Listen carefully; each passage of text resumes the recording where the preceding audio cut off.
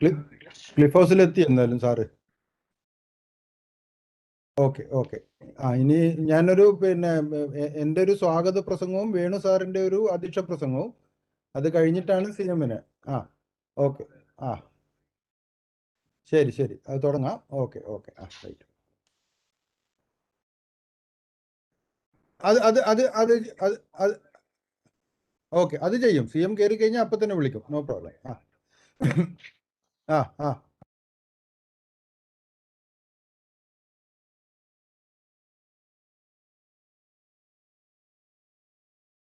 Jairam sir, good morning. Rattan sir, good morning.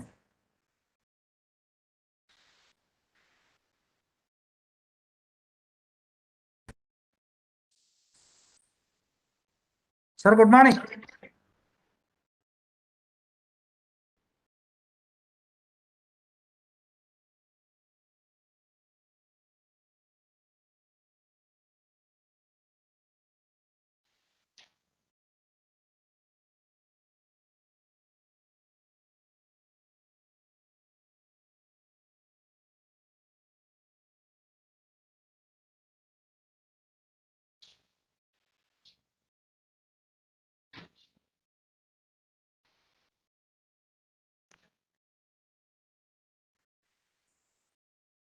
Sir.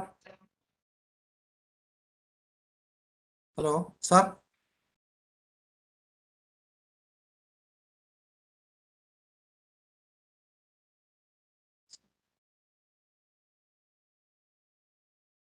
സുനിലെ, ഞാൻ പറയുന്നത് കേൾക്കാമോ? കേൾക്കുന്നുണ്ട് സാറേ. ഓക്കെ. ദത്ത് സാറിന് മ്യൂട്ടുള്ള ഓപ്ഷൻ ആയിരിക്കും.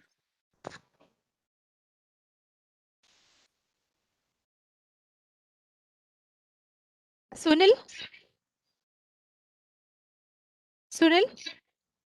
മാഡം പറഞ്ഞോളൂ. കേൾക്കാമോ ഞാൻ പറയുന്നത്? കേൾക്കാം മാഡം. ചെക്ക് ചെയ്യാൻ വേണ്ടിട്ടാ. ഓക്കെ.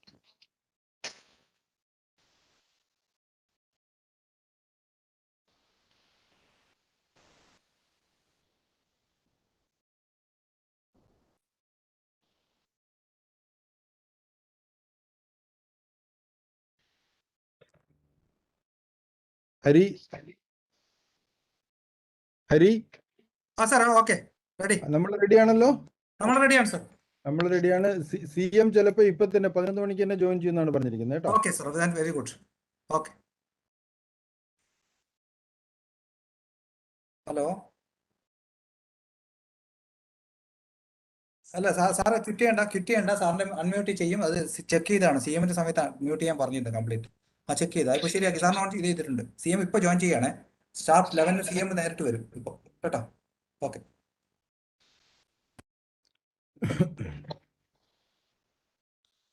പ്രദീപ് ഓക്കെ ആണേ? ഒന്ന് സ്ലൈഡ് ചേഞ്ച് ചെയ്ത് നോക്കിയാൽ മതി just. Good morning, Mr. Sudhir. I am Unyal. Good morning, sir. Good morning. How are you? Now, I'm very fine. Thank you very much for inviting me. So nice Yeah, of I'm you. glad that you could join. Yeah. Thank you for accepting our invitation too. Yeah. Very kind. Thank you so much. So I was just asking Mr. Harinarayan to help me in that presentation. I have about 8-9 slides. So I thought Okay. slides we'll put there. That's no problem. So about 10 to 15 minutes I'll take. Is it okay? Is that? Oh yeah. No problem. That's wonderful. Thank you so much. Sudhir. Sir. Venu has joined? Yeah, Professor Dr. Venu is online, I guess. Yeah. Online, okay.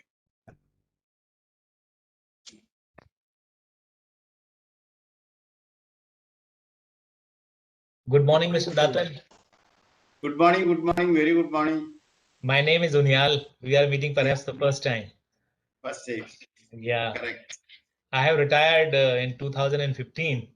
Oh. I belong to the Forest Service and then I stay in Dehradun now. So it is, because of Mr. Sudhir and Mr. Hari, I am around. So nice of them.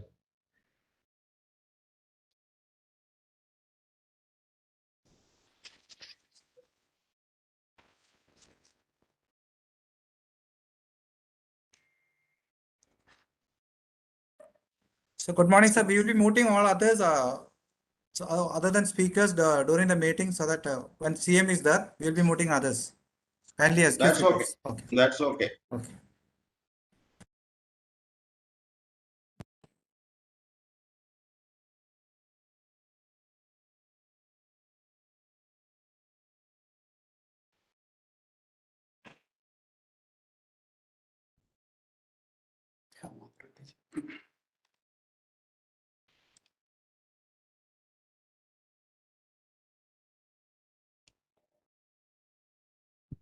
Sir, നമുക്ക് കിട്ടിയ message CM 11 മണിക്ക് തന്നെ join ചെയ്യുന്നുള്ളതാണ്. Okay. അപ്പൊ നമുക്ക് wait ചെയ്യാം sir. We will wait. Ah.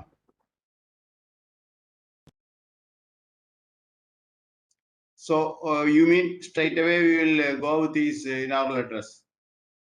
അതെ, അദ്ദേഹത്തിന് അത് കഴിഞ്ഞിട്ട് വേറൊരു 1-2 മീറ്റിംഗുകൾ അറ്റൻഡ് ചെയ്യാനുണ്ടെന്ന് പറഞ്ഞു. അപ്പൊ നമുക്ക് ഈ പ്രോഗ്രാം കഴിഞ്ഞ ഉടനെ തന്നെ പുള്ളി അത് കഴിഞ്ഞിട്ട് നമുക്ക് മറ്റു പരിപാടികളിലോട്ട് നടക്കാം sir. That's good. Let him come. We will wait.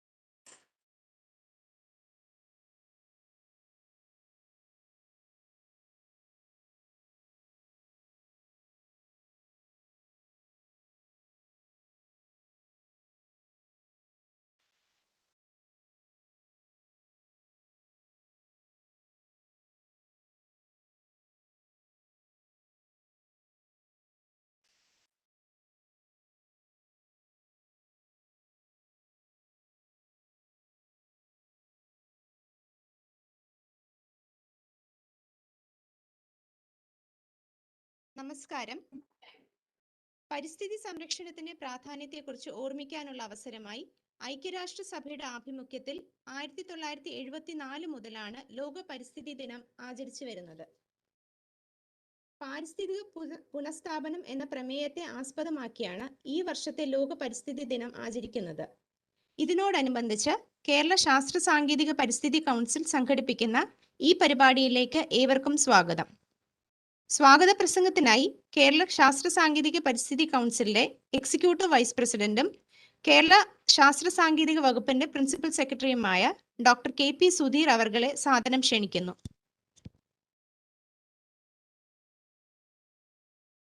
എല്ലാവർക്കും നമസ്കാരം.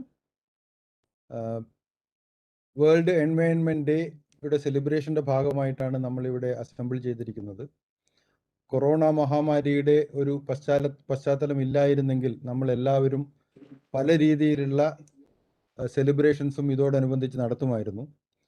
വേൾഡ് എൻവയൺമെന്റ് ഡേ എല്ലാ വർഷവും ഒരു സ്പെസിഫിക് തീമിനെ ബേസ് ചെയ്തിട്ടാണ് നമ്മൾ സെലിബ്രേറ്റ് ചെയ്യുന്നത്. ഇപ്പോൾ ഈ വർഷത്തെ തീം എന്ന് പറയുന്നത് യുണൈറ്റഡ് നേഷൻസിന്റെ ഡെക്കേഡ് ഓഫ് എക്കോ റീസ്റ്റോറേഷൻ എന്നുള്ളതാണ്. ഭൂമിയിലെ ജീവജാലങ്ങളുടെ ജൈവ വൈവിധ്യപരമായ പരസ്പര ബന്ധമാണ് പരിസ്ഥിതി ആവാസ വ്യവസ്ഥകൾ. ഒരു പരിസ്ഥിതി ആവാസ വ്യവസ്ഥ എന്നാൽ ഒരു പ്രത്യേക സ്ഥലത്ത് എല്ലാ ജീവജാലങ്ങളും അവയ്ക്കിടയിലുള്ള ഇടപെടലുകളും അവയുടെ നിലനിൽപ്പിന് ആവശ്യമായ ചുറ്റുപാടുകളും ഉൾപ്പെടുന്നു. മണ്ണിൽ ഒരു ധാന്യം മുളക്കുന്നത് മുതൽ ഭൂമി മുഴുവനുള്ള എല്ലാ മേഖലയിലും അവ നിലനിൽക്കുന്നു. ഇത്തരം പരിസ്ഥിതി വ്യവസ്ഥകൾ നമുക്ക് ജീവന്റെ നിലനിൽപ്പിനായുള്ള അമൂല്യമായ ആധാരമാണ്. അവയിൽ സ്ഥിരതയുള്ള കാലാവസ്ഥയും ശ്വസിക്കാൻ കഴിയുന്ന ശുദ്ധവായുവും ഉൾപ്പെടുന്നു. കുടിവെള്ളം, ഭക്ഷണം, മറ്റു വസ്തുക്കൾ എന്നിങ്ങനെ പലതുമുണ്ട്. പ്രകൃതി ദുരന്തങ്ങളിൽ നിന്നും രോഗങ്ങളിൽ നിന്നും സംരക്ഷണത്തിനും നമ്മുടെ ശാരീരികവും മാനസികവുമായ ആരോഗ്യത്തിനും പരിസ്ഥിതി വ്യവസ്ഥകൾ പ്രധാനമാണ്. അവ ലക്ഷക്കണക്കിന് വന്യജീവികളുടെ ആവാസ കേന്ദ്രമാണ്. ചിന്തിക്കുന്ന പലർക്കും അവർ അത്ഭുതത്തിൻ്റെയും ആത്മീയതയുടെയും ഉറവിടമാണ്. ലോകമെമ്പാടും ഈ ആവാസ വ്യവസ്ഥകൾ വലിയ ഭീഷണികളെ നേരിടുന്നു. വനങ്ങൾ വെട്ടിമാറ്റുന്നു, നദികളും തടാകങ്ങളും തീരങ്ങളും സമുദ്രങ്ങളും മലിനമാകുന്നു, തണ്ണീർത്തടങ്ങളും ചതുപ്പുകളും വറ്റിക്കുന്നു, അമിതമായി മത്സ്യങ്ങളെ പിടിക്കുന്നു, പർവ്വതങ്ങളിലെ പാറകൾ പൊട്ടിക്കുന്നു, കീടനാശിനി അമിതോപയോഗം കൊണ്ട് മണ്ണ് നശിപ്പിക്കുന്നു, കൃഷിസ്ഥലങ്ങളും പുൽമേടുകളും അമിതമായി ചൂഷണം ചെയ്യപ്പെടുന്നു എന്നിവ. നമ്മുടെ ജീവിത രീതികൾ മാറുകയും നമ്മുടെ ആവാസ വ്യവസ്ഥയെ സംരക്ഷിക്കുകയും പുനഃസ്ഥാപിക്കുകയും ചെയ്തില്ലെങ്കിൽ നമ്മൾ ഇഷ്ടപ്പെടുന്ന പ്രകൃതി ദൃശ്യങ്ങൾ നശിപ്പിക്കുക മാത്രമല്ല, നമ്മുടെ സ്വന്തം ജീവിതത്തിന്റെ അടിത്തറയെ ദുർബലപ്പെടുത്തുകയും സ്വന്തം മക്കൾക്കും ഭാവി തലമുറകൾക്കും നശിച്ച ജീവിക്കാൻ കൊള്ളാത്ത ഒരു ഭൂമിക്ക് അവകാശം നൽകുകയും ചെയ്യും. അവരുടെ പിഴയും ശാപവും നമുക്ക് കിട്ടുകയും ചെയ്യും. അതുകൊണ്ട് friends, on the world environment day, let us take a pledge to protect our planet by conserving all the natural resources and restoring the ecosystem. ഞാൻ എൻ്റെ കർത്തവ്യത്തിലേക്ക് കടക്കട്ടെ.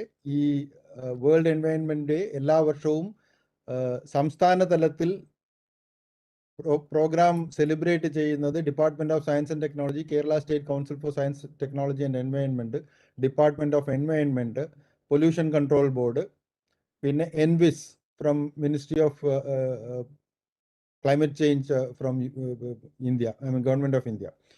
ഇതേ വർഷവും കഴിഞ്ഞ വർഷവും നമ്മൾ കൊറോണയുടെ പശ്ചാത്തലത്തിൽ നമുക്ക് ഓൺലൈൻ മാത്രമേ ഈ ഒരു പ്രോഗ്രാം നടത്താൻ പറ്റിയിട്ടുള്ളൂ. അതേപോലെ തന്നെ ഈ വർഷവും നമ്മൾ ഓൺലൈനായിട്ട് സ്റ്റേറ്റ് ലെവൽ പ്രോഗ്രാം ഇന്ന് ബഹുമാനപ്പെട്ട മുഖ്യമന്ത്രി ഇനോഗ്രേറ്റ് ചെയ്യാമെന്ന് അദ്ദേഹം സമ്മതിച്ചിട്ടുണ്ട്. അദ്ദേഹത്തിന് ഞാൻ ഈ തിരക്ക് പിടിച്ച സമയങ്ങളിലും അദ്ദേഹം വളരെ സന്തോഷത്തോടു കൂടി സമ്മതം തന്നതിന് അദ്ദേഹത്തിന് ഞാൻ ഹാർദവമായി സ്വാഗതം അരുളുന്നു. അതേപോലെ ഡോക്ടർ വേണു, ഈ additional chief secretary of environment department Kerala, ഞാൻ അദ്ദേഹത്തിനെ അപ്രോച്ച് ചെയ്തപ്പോൾ വളരെ സന്തോഷപൂർവ്വം നമുക്ക് ഒന്നിച്ച് ഇത് സെലിബ്രേറ്റ് ചെയ്യാം എന്ന് പറഞ്ഞൊരു വ്യക്തിയാണ്. അദ്ദേഹത്തിനെയും ഈ പ്രസിഡൻഷ്യൽ അഡ്രസ് ചെയ്യാൻ വേണ്ടി സമ്മതിച്ചതിൽ ഞാൻ അദ്ദേഹത്തെ ഈ ഹാർദവമായി ഈ ഫംഗ്ഷനിലേക്ക് സ്വാഗതം ചെയ്യുന്നു. Professor Shri V K Unniyal, former principal chief conservation of forest Kerala, അദ്ദേഹം റിട്ടയർ ചെയ്ത് ഇപ്പം വിശ്രമ ജീവിതത്തിലാണെന്നാണ് ഞാൻ മനസ്സിലാക്കുന്നത്.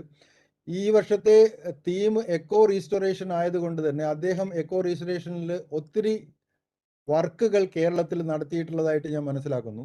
അതുകൊണ്ട് തന്നെ അദ്ദേഹത്തിനെ നമ്മൾ ഈ ഇന്നത്തെ ഒരു കീ നോട്ട് അഡ്രസ്സിന് വേണ്ടി ഇൻവൈറ്റ് ചെയ്തു. അദ്ദേഹം വളരെ സന്തോഷത്തോടുകൂടി സ്വീകരിക്കുകയും ചെയ്തു. Thank you sir, thank you for accepting our invitation and I welcome you to the function. Professor T Jayaraman നമുക്കെല്ലാം സുപരിചിതനാണ്, former member of the state planning board.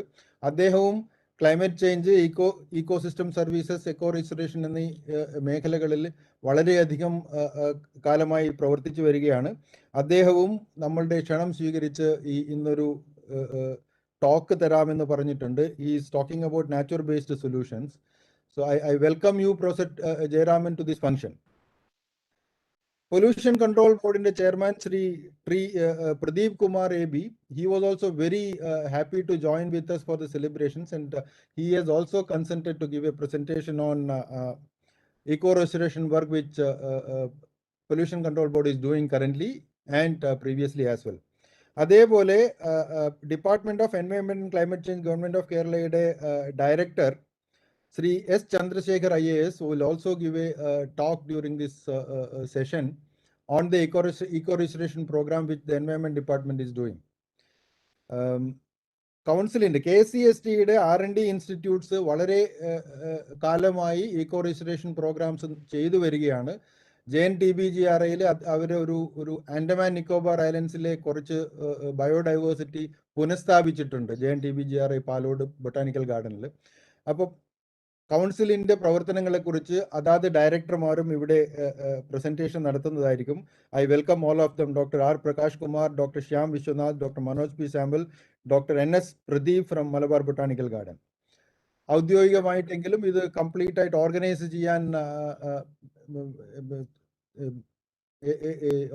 ചെയ്യാൻ വേണ്ടി എല്ലാവിധ മുൻകൈയും എടുത്ത് ഡോക്ടർ ഹരിനാരായണനെയും ഞാൻ ഈ ഫംഗ്ഷനിലേക്ക് സ്വാഗതം ചെയ്യുന്നു. ഞാൻ ദീർഘിപ്പിക്കുന്നില്ല. എല്ലാവർക്കും വേൾഡ് എൻവയോൺമെന്റ് ഗ്രീറ്റിംഗ്സോട് കൂടി ഞാൻ നിർത്തുന്നു. നന്ദി, നമസ്കാരം. നന്ദി സർ. അധ്യക്ഷ പ്രസംഗം നൽകുന്നതിനായി കേരള പരിസ്ഥിതി വകുപ്പിന്റെ additional chief secretary doctor V. Venu IAS അവർകളെ സ്വാഗതം ചെയ്യുന്നു. Thank you Cherian. ബഹുമാനപ്പെട്ട മുഖ്യമന്ത്രി ഏത് സമയവും ഏത് നിമിഷവും നമ്മുടെ കൂടെ എത്തും എന്ന് പ്രതീക്ഷിക്കുകയാണ്. ഇന്നത്തെ പരിപാടിയുടെ മുഖ്യ സംഘാടകനായ ബഹുമാനപ്പെട്ട പ്രിൻസിപ്പൽ സെക്രട്ടറിയും സയൻസ് ആൻഡ് ടെക്നോളജിയുടെ അധിപനുമായ പ്രൊഫസർ സുധീർ, മറ്റുള്ള വിശിഷ്ട പ്രാസംഗികരെ, ഇന്ന് പങ്കെടുക്കുന്ന എല്ലാ വിശിഷ്ട വ്യക്തിത്വങ്ങളെയും നമസ്കാരം. ഈ ലോക പരിസ്ഥിതി ദിനത്തിൻ്റെ ആചരണം എങ്ങനെ വേണം എന്നുള്ളതിനെ കുറിച്ചൊരു ചർച്ച ഞാനും പ്രൊഫസർ സുധീറും തമ്മിൽ നടത്തിയപ്പോൾ മുന്നോട്ട് വെച്ച ഒരു കാര്യമാണ് വിവിധ വകുപ്പുകളുടെ വെവ്വേറെയുള്ള പരിപാടികളെക്കാൾ എപ്പോഴും നല്ലത് അർത്ഥവത്തായ പ്രസക്തമായ ഈ വിഷയവുമായി ബന്ധപ്പെടുന്ന എല്ലാവർക്കും സംബന്ധിക്കുവാനും ചർച്ച ചെയ്യുവാനും പങ്കെടുക്കുവാനും പറ്റുന്ന തരത്തിലുള്ള ഒരു പരിപാടി സംയുക്തമായി സംഘടിപ്പിക്കുന്നതായിരിക്കും നല്ലത് എന്ന ഒരു എഗ്രിമെന്റിലേക്ക് ഞങ്ങൾ എത്തിച്ചേരുകയാണ് ഉണ്ടായത്.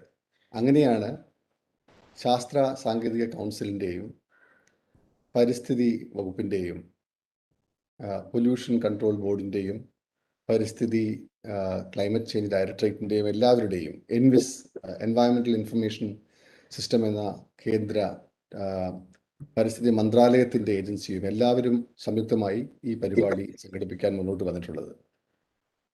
ഇവിടെ ആമുഖമായി പ്രൊഫസർ സുധീർ പറഞ്ഞതുപോലെ ആവാസ വ്യവസ്ഥയുടെ പുനഃസ്ഥാപനം എന്ന സന്ദേശം ആണ് ഇന്ന് ലോക പരിസ്ഥിതി ദിനത്തിൽ യുണൈറ്റഡ് നേഷൻസ് ലോകത്തിൻ്റെ മുൻപാകെ സമർപ്പിക്കുന്നതും. ഇന്ന് നമ്മളടക്കം ആയിരക്കണക്കിന് ഇതുപോലെയുള്ള കൂട്ടായ്മകളിൽ ഈ പ്രസക്തമായ വിഷയത്തെക്കുറിച്ചിട്ടുള്ള ധാരാളം ഗഹനമായ ചർച്ചകളും ആശയ സംവാദങ്ങളും ഇന്ന് നടക്കുന്നത്. ഇത് മറ്റൊരു രീതിയിൽ കൂടി പ്രസക്തമാണ്. നമ്മുടെ ലോക രാഷ്ട്രസഭയുടെ ഇതിൻ്റെ സംഘാടകരുടെ ആഗോളതലത്തിലുള്ള സംഘാടകരുടെ UN എൻവയോൺമെന്റ് ഡേയും മറ്റും ആശയം ഇന്ന് ഈ ആവാസ വ്യവസ്ഥയുടെ പുനഃസ്ഥാപനത്തെ മുൻനിർത്തിയുള്ള ഒരു ദശാബ്ദത്തെ വർക്കിൻ്റെ ആരംഭമാണിത്. പ്രവൃത്തികളുടെ ആരംഭമായി കൂടെ ഇന്നത്തെ ദിനത്തിന് പ്രസക്തിയുണ്ട് എന്നാണ് അവരുടെ സന്ദേശങ്ങളിലൂടെ അവരറിയിക്കുന്നത്. അതിനൊരു പ്രത്യേകത കൂടിയുണ്ട്. നമുക്കറിയാം, നമ്മുടെ ഈ പരിസ്ഥിതിയുമായി ബന്ധപ്പെട്ട വിഷയങ്ങൾ ഗൗരവമായി കൈകാര്യം ചെയ്ത് തുടങ്ങിയിട്ട് ഇപ്പോൾ 3-4 ദശാബ്ദമെങ്കിലും ആയി എന്ന് നമുക്ക് പറയേണ്ടി വരും.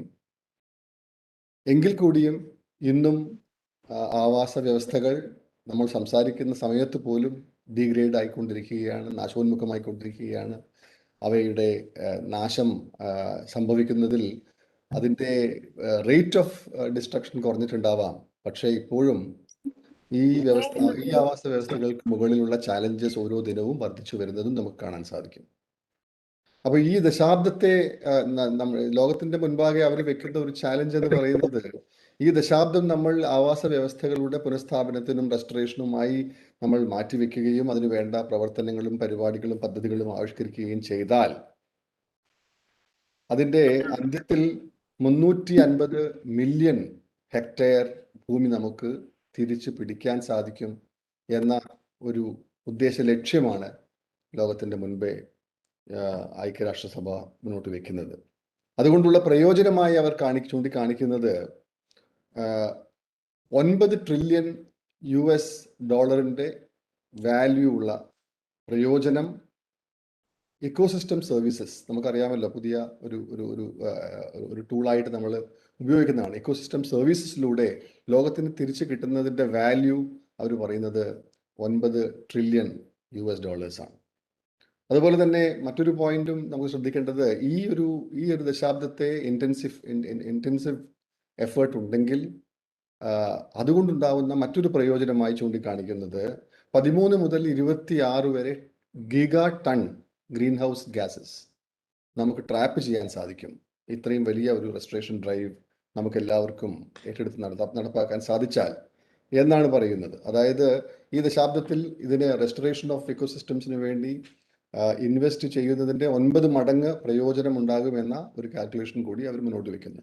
ഇത്രയും ഒരു ആഗോള തലത്തിൽ ഒരു ഗ്ലോബൽ സ്കെയിലിൽ ഉണ്ടാക്കാവുന്ന ഒരു ഇമ്പാക്റ്റിനെ കുറിച്ചാണ് ഇവിടം വരെ നമുക്ക് എത്തണമെന്ന ലക്ഷ്യത്തോടു കൂടി മുന്നേറാൻ വേണ്ടിയിട്ടുള്ള നമ്മൾ എല്ലാവർക്കും, പരിസ്ഥിതിയുമായി ബന്ധപ്പെടുന്ന എല്ലാവർക്കും ആവേശം പകരുവാൻ ഉദ്ദേശിക്കുന്ന ചില ചൂണ്ടുപലകകളാണ് ഇവിടെ യുണൈറ്റഡ് നേഷൻസ് മുന്നോട്ട് വെച്ചിട്ടുള്ളത്, ഞാനിവിടെ സൂചിപ്പിച്ചത്.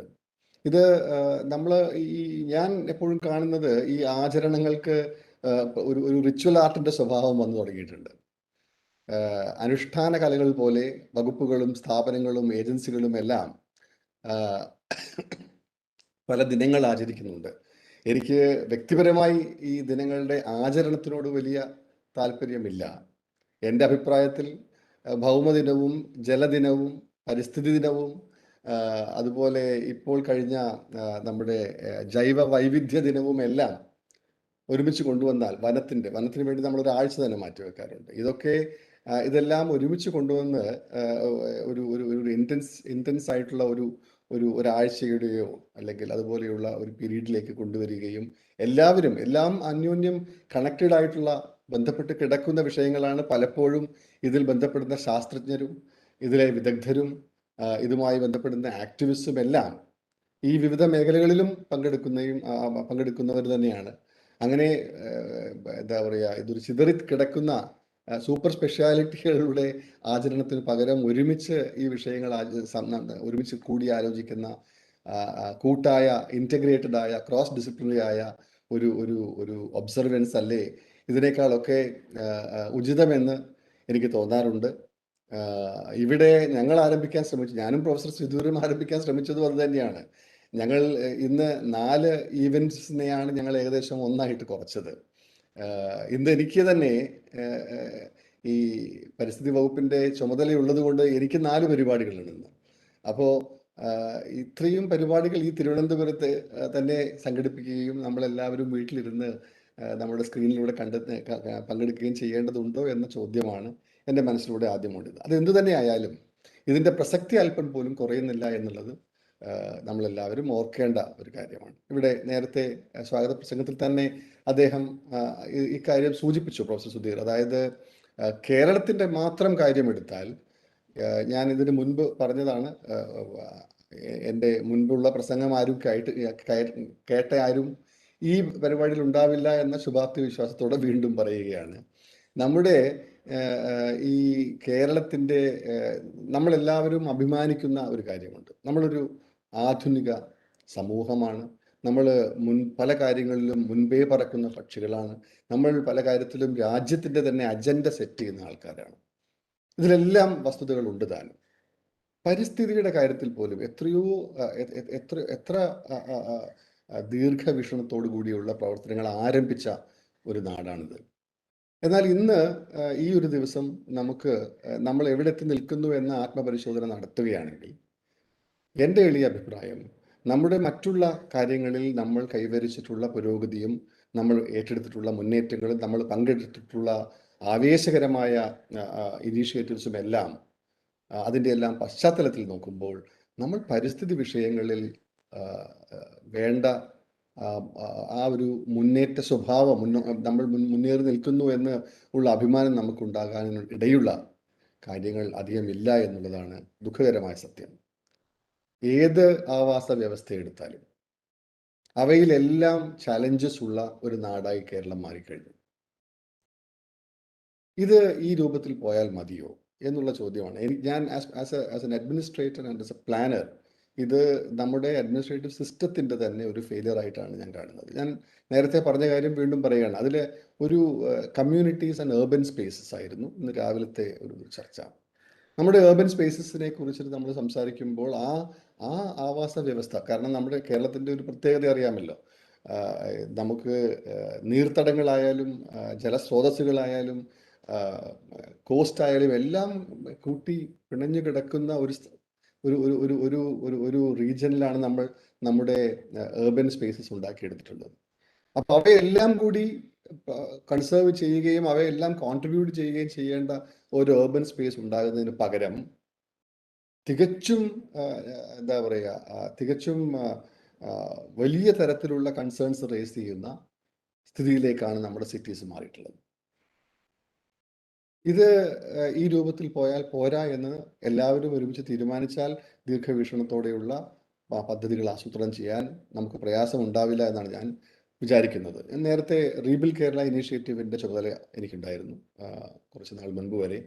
അന്ന് ഞങ്ങൾ മുന്നോട്ട് വെച്ചിരുന്ന ഒരു കാര്യമായിരുന്നു, അതായത് ഡിസാസ്റ്റേഴ്സിൻ്റെ ഒക്കെ വെളിച്ചത്തിൽ ഇക്കാര്യത്തിലൊക്കെ ഗൗരവമായ ചർച്ചകൾ ഉണ്ടാകേണ്ടതുണ്ട് എന്നുള്ളത് നമ്മൾ തിരിച്ചറിയുകയും വകുപ്പുകളും ഏജൻസികളും ഒരുമിച്ചിരുന്നു കൊണ്ട് ഇതിനുള്ള പരിഹാരങ്ങൾ കാണുകയും ചെയ്യണം എന്ന് മാത്രമാണ് ഈ തരുണത്തിൽ എനിക്ക് പറയാനുള്ളത്. ബഹുമാനപ്പെട്ട മുഖ്യമന്ത്രി ഇവിടെ എത്തിക്കഴിഞ്ഞിരിക്കുന്നു. സർ, പരിസ്ഥിതി വകുപ്പിൻ്റെയും ശാസ്ത്ര സാങ്കേതിക വകുപ്പിൻ്റെയും എല്ലാവരുടെയും കൂട്ടായ ഒരു പരിപാടിയാണ് നടത്തുന്നത്. എല്ലാവരുടെയും പേരിൽ ഞാൻ അങ്ങേക്ക് സ്വാഗതം ആശംസിക്കുന്നു. ഔദ്യോഗികമായി സ്വാഗതം പറയാൻ വേണ്ടിയിട്ട് ശ്രീ പ്രൊഫസർ സുധീറിനെ ക്ഷണിച്ചുകൊണ്ട് എൻ്റെ വാക്കുകൾ അവസാനിപ്പിക്കുന്നു. നമസ്കാരം. അല്ല, നമ്മൾ പരിപാടി ആരംഭിച്ചുകൊണ്ട് സ്വാഗതം ഒഴിവാക്കാം, അതാ നല്ലത്. നിങ്ങൾക്ക് തുടങ്ങാം. ശരി സർ. ഓക്കെ, അങ്ങനെ ആവാം സർ. ഓ, ഞാൻ സംസാരിച്ചാൽ മതിയോ? അതെ സർ, അതെ സർ, അതെ സർ.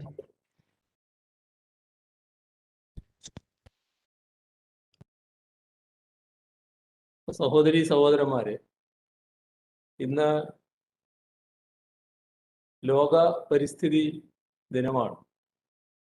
പരിസ്ഥിതി സംബന്ധമായ വിഷയങ്ങളെക്കുറിച്ച് പൊതുസമൂഹത്തിൽ അവബോധം വളർത്തുന്നതിനും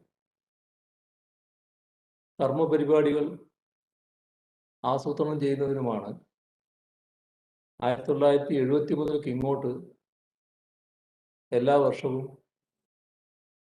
ജൂൺ 5 ലോക പരിസ്ഥിതി ദിനമായി ആചരിക്കുന്നത്.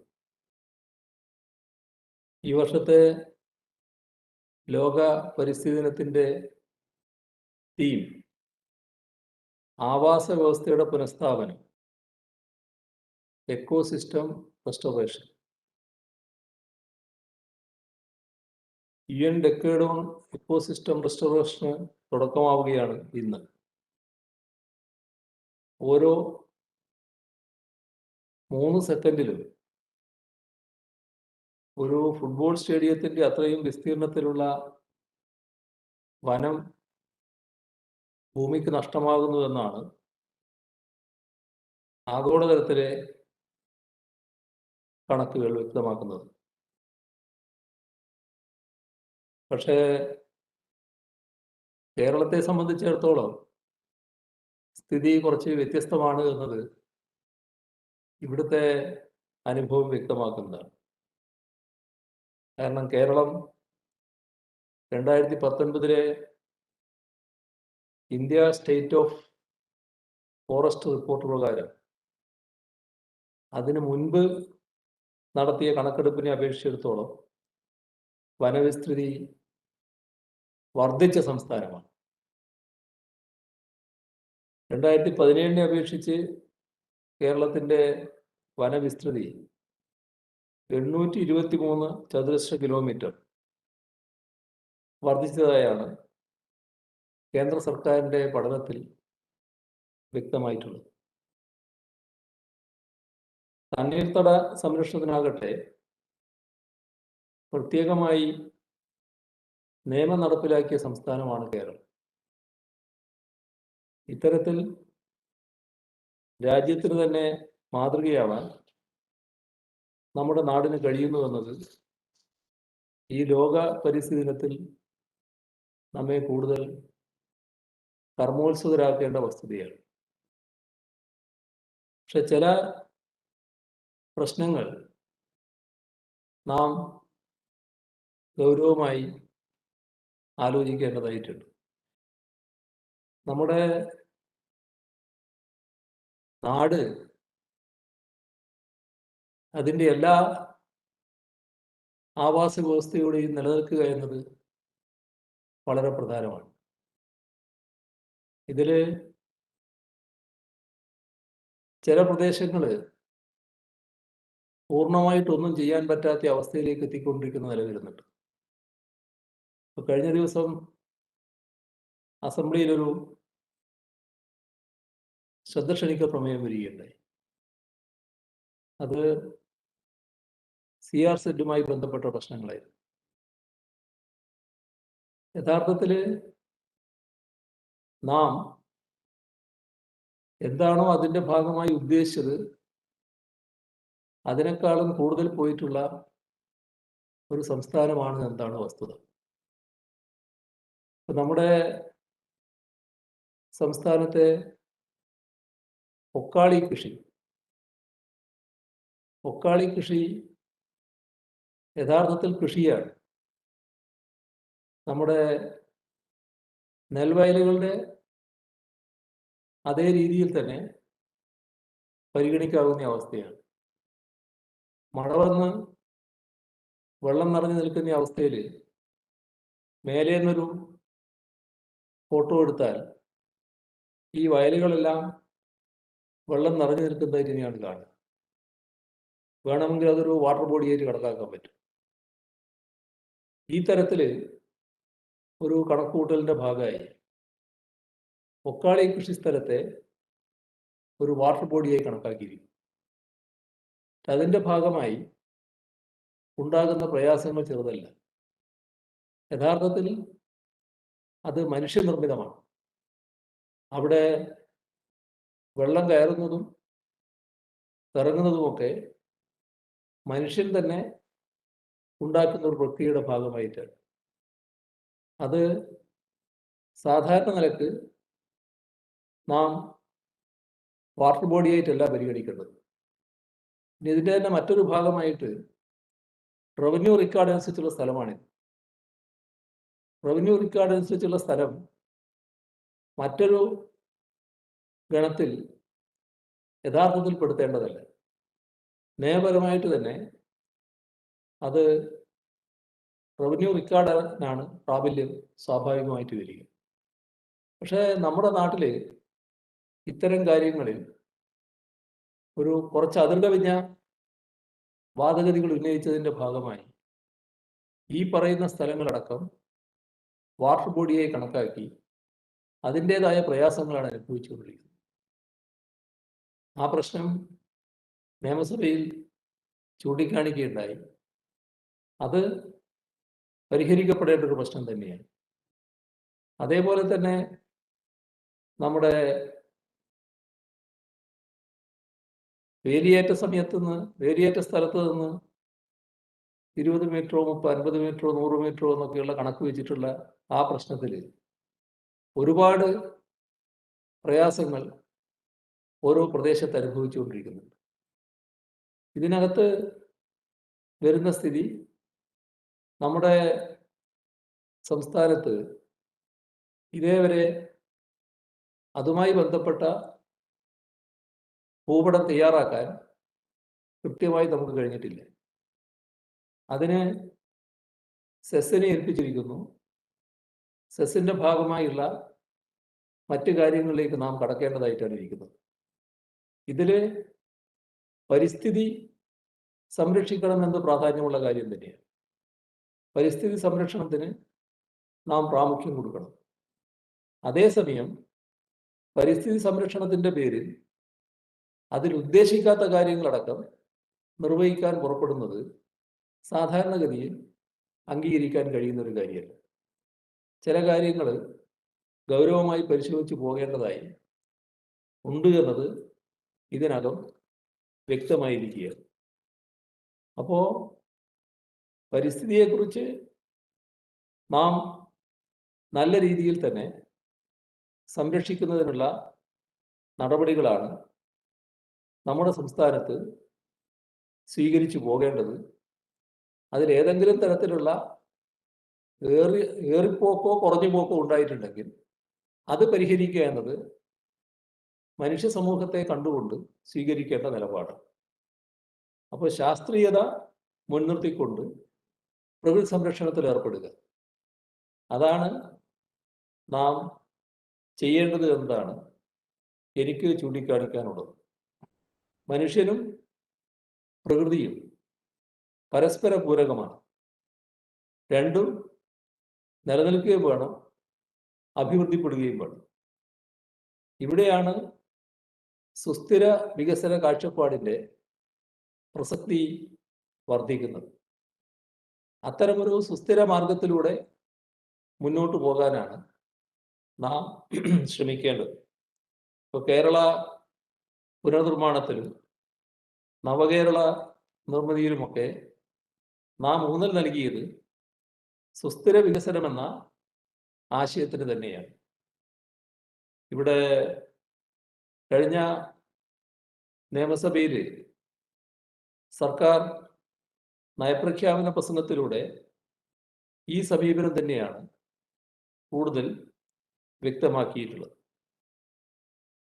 കാലാവസ്ഥാ വ്യതിയാനത്തോട് പ്രതികരിക്കുന്നതിന് കേരളത്തെ ശക്തിപ്പെടുത്താനായി state action plan on climate change പരിഷ്കരിക്കേണ്ടതായിട്ടുണ്ട്. ക്ലൈമറ്റ് റെസിലിയന്റ് കാർഷിക രീതികൾ കേരളത്തിൽ നടപ്പാക്കാൻ പദ്ധതിയിട്ടിരിക്കുകയാണ്. കേരളത്തെ സംബന്ധിച്ചിടത്തോളം മാലിന്യം ഒരു പരിസ്ഥിതി പ്രശ്നമായി ഉയർന്നു വരികയാണ്. മാലിന്യ സംസ്കരണത്തിന് ശാസ്ത്രീയ മാർഗങ്ങൾ അവലംബിക്കുക എന്നത് ഏറ്റവും പ്രധാനമാണ്. ഞാൻ ദീർഘമായി സംസാരിക്കാൻ പറ്റാത്തൊരവസ്ഥയുണ്ട്. എനിക്ക് ഈ യോഗത്തിൽ വൈകിയാണ് എത്തിയത്, അതെൻ്റെ ഒരു വീഴ്ച തന്നെയാണ്. പക്ഷെ എനിക്ക് വേറൊരു ഒഴിച്ചുകൂടാത്ത വ്യക്തിപരമായ ഒരു ആവശ്യമുണ്ടായിരുന്നു. തൊട്ടു പിന്നാലെ മറ്റൊരു യോഗം 11 മണിക്ക് തുടങ്ങേണ്ടതാണ്. ഈ മീറ്റിംഗ് കൊണ്ട് 11:30 മാറ്റി വെച്ചിട്ടുണ്ട്.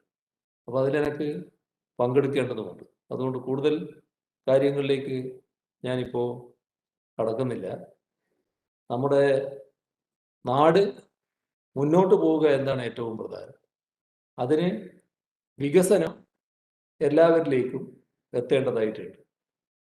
വികസനത്തിന് ഒരുപാട് ഘടകങ്ങൾ ഒന്നിച്ചു നീങ്ങണം. കേവലമായ വ്യാവസായിക വളർച്ച മാത്രമല്ല, കാർഷിക രംഗം, നമ്മുടെ സമൂഹത്തിൻ്റെ മൊത്തം സാഹചര്യം, ഈ പറഞ്ഞ മാലിന്യ സംസ്കരണം, ഇതെല്ലാം കൂടിയുള്ള ഒരു വികസനമാണ് നാം ഉദ്ദേശിക്കുന്നത്. കേരളത്തിലെ വൈദ്യുതി മേഖലയിൽ അടുത്ത 5 വർഷം കൊണ്ട് പാരമ്പര്യേതര ഊർജത്തിൽ, അതും സോളാർ വൈദ്യുതിയുടെ കാര്യത്തിൽ മാത്രം 3 മടങ്ങ് വളർച്ചയാണ് നാം ലക്ഷ്യമിടുന്നത്. ഇതിലും നേരത്തെ നമ്മൾ ഇതിന് പ്രാധാന്യം കൊടുത്തതാണെങ്കിലും വേണ്ടത്ര ഉദ്ദേശ രീതിയിൽ മുന്നോട്ട് പോകാൻ കഴിഞ്ഞിട്ടില്ല എന്നതാണ് വസ്തുത. അത് നമ്മുടെ ഒരു കുറവായി നാം കാണേണ്ടതുണ്ട്. കുറെ കൂടി ശക്തമായി ആ രംഗം മുന്നോട്ട് പോകേണ്ടതായിട്ടുണ്ട്. അതുപോലെ പൊതുഗതാഗത സംവിധാനത്തിൽ ഹരിത ഇന്ധനത്തിലേക്ക് പരിവർത്തിപ്പിക്കൽ ഏറ്റവും പ്രധാന ഘടകമാണ്. അതിനും ആവശ്യമായ നടപടികൾ നാം സ്വീകരിക്കേണ്ടതായിട്ടുണ്ട്. നമ്മുടെ പല ഗവേഷണ വികസന കേന്ദ്രങ്ങളും ആവാസ വ്യവസ്ഥയെക്കുറിച്ചും അന്യം നിന്നു പോകുന്ന ചില പ്രധാന സസ്യങ്ങളെക്കുറിച്ചും മറ്റും ധാരാളം ഗവേഷണങ്ങൾ നടത്തി വരുന്നുണ്ട്.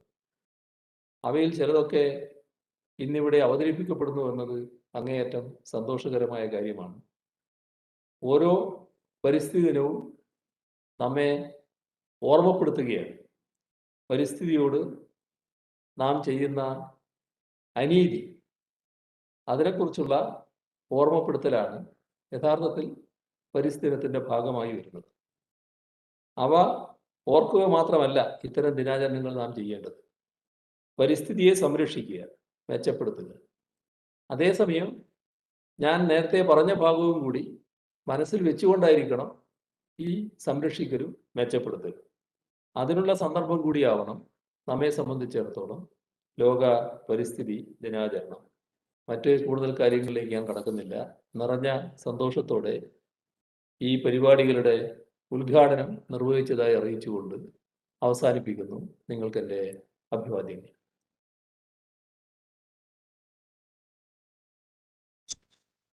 ഇന്നത്തെ ഈ പരിപാടി ഉദ്ഘാടനം ചെയ്തതിനും സദസ്സിനെ അഭിസംബോധന ചെയ്ത് സംസാരിച്ചതിനും ബഹുമാനപ്പെട്ട കേരള മുഖ്യമന്ത്രി ശ്രീ പിണറായി വിജയൻ അവർക്ക് ബഹുമാനപൂർവ്വം നന്ദി അർപ്പിക്കുന്നു.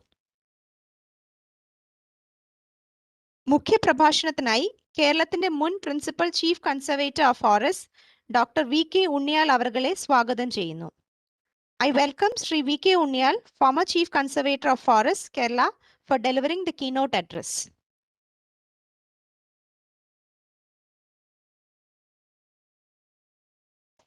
Thank you very much, Honorable Kerala Chief Minister Shri Pinarayi Vijayan, respected Dr. Venu, respected Shri Sudhir, Shri Harinarayanan. I'm extremely grateful to all of you for having invited me here for this small talk. May I have my slides, please? Is it possible to have slides, sir? I have put in some slides there. I've been asked, so I was thinking of sharing my experience of Attapadi with you. Yes, thank you so much, sir. Can I walk on? Or?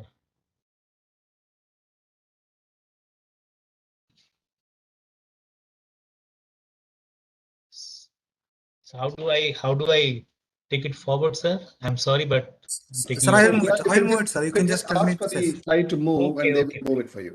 Yeah, I'll you move can it, sir. please. Yeah, Okay. you can please go to the next slide. Thank you so much.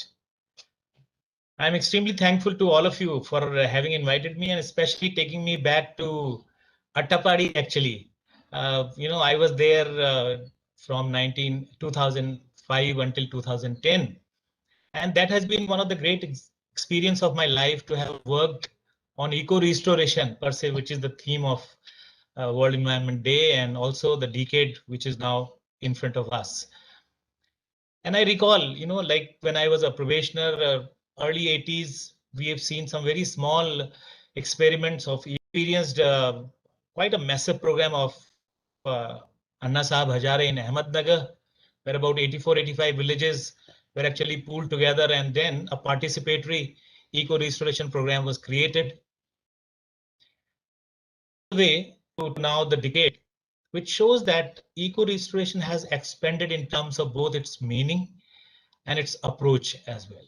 Because as we all know now, with progressive decline of natural systems and increasing demands of human growth and human development, there is strong need now to actually identify degraded areas, identify small patches of natural systems, identify small lagoons, stream banks, village slopes, and there are so many areas in the country which actually require some kind of restoration. And if what we learned in Attapadi and what we learned, what I learned personally across 35-40 years of my career, I will share with you. Next, please. Next slide, please.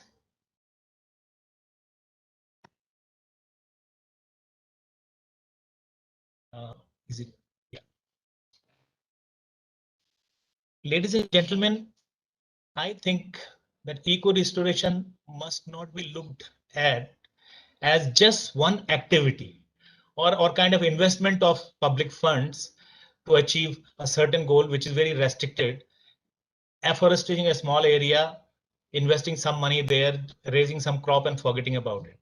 I think eco-restoration is much more holistic approach to understand the land, the degraded land actually, trying to restore its ecology, and also working with the local communities who are part of that ecology. So we have to realize that eco-restoration will always have two dimensions, the ecological dimension and the socio-economic or the cultural dimension. It would also require integration of scientific and technical knowledge. Now I recall, and I'll go back a little later to the slide on Attapadi, AHUTS, that there is great amount of knowledge and technology available today with the professionals across the country, across the globe, and now the world has become smaller with respect to, communicating with each other, transferring technologies, learning, sharing, and all those things. All these technologies would ultimately be required to be placed at a local level where you have local knowledge and local skill. The villagers, the local communities, the rural population, largely impoverished, disempowered kind of communities like tribals and marginalized societies. But they have their knowledge, they have their skill, they have hands, they have that energy of labor.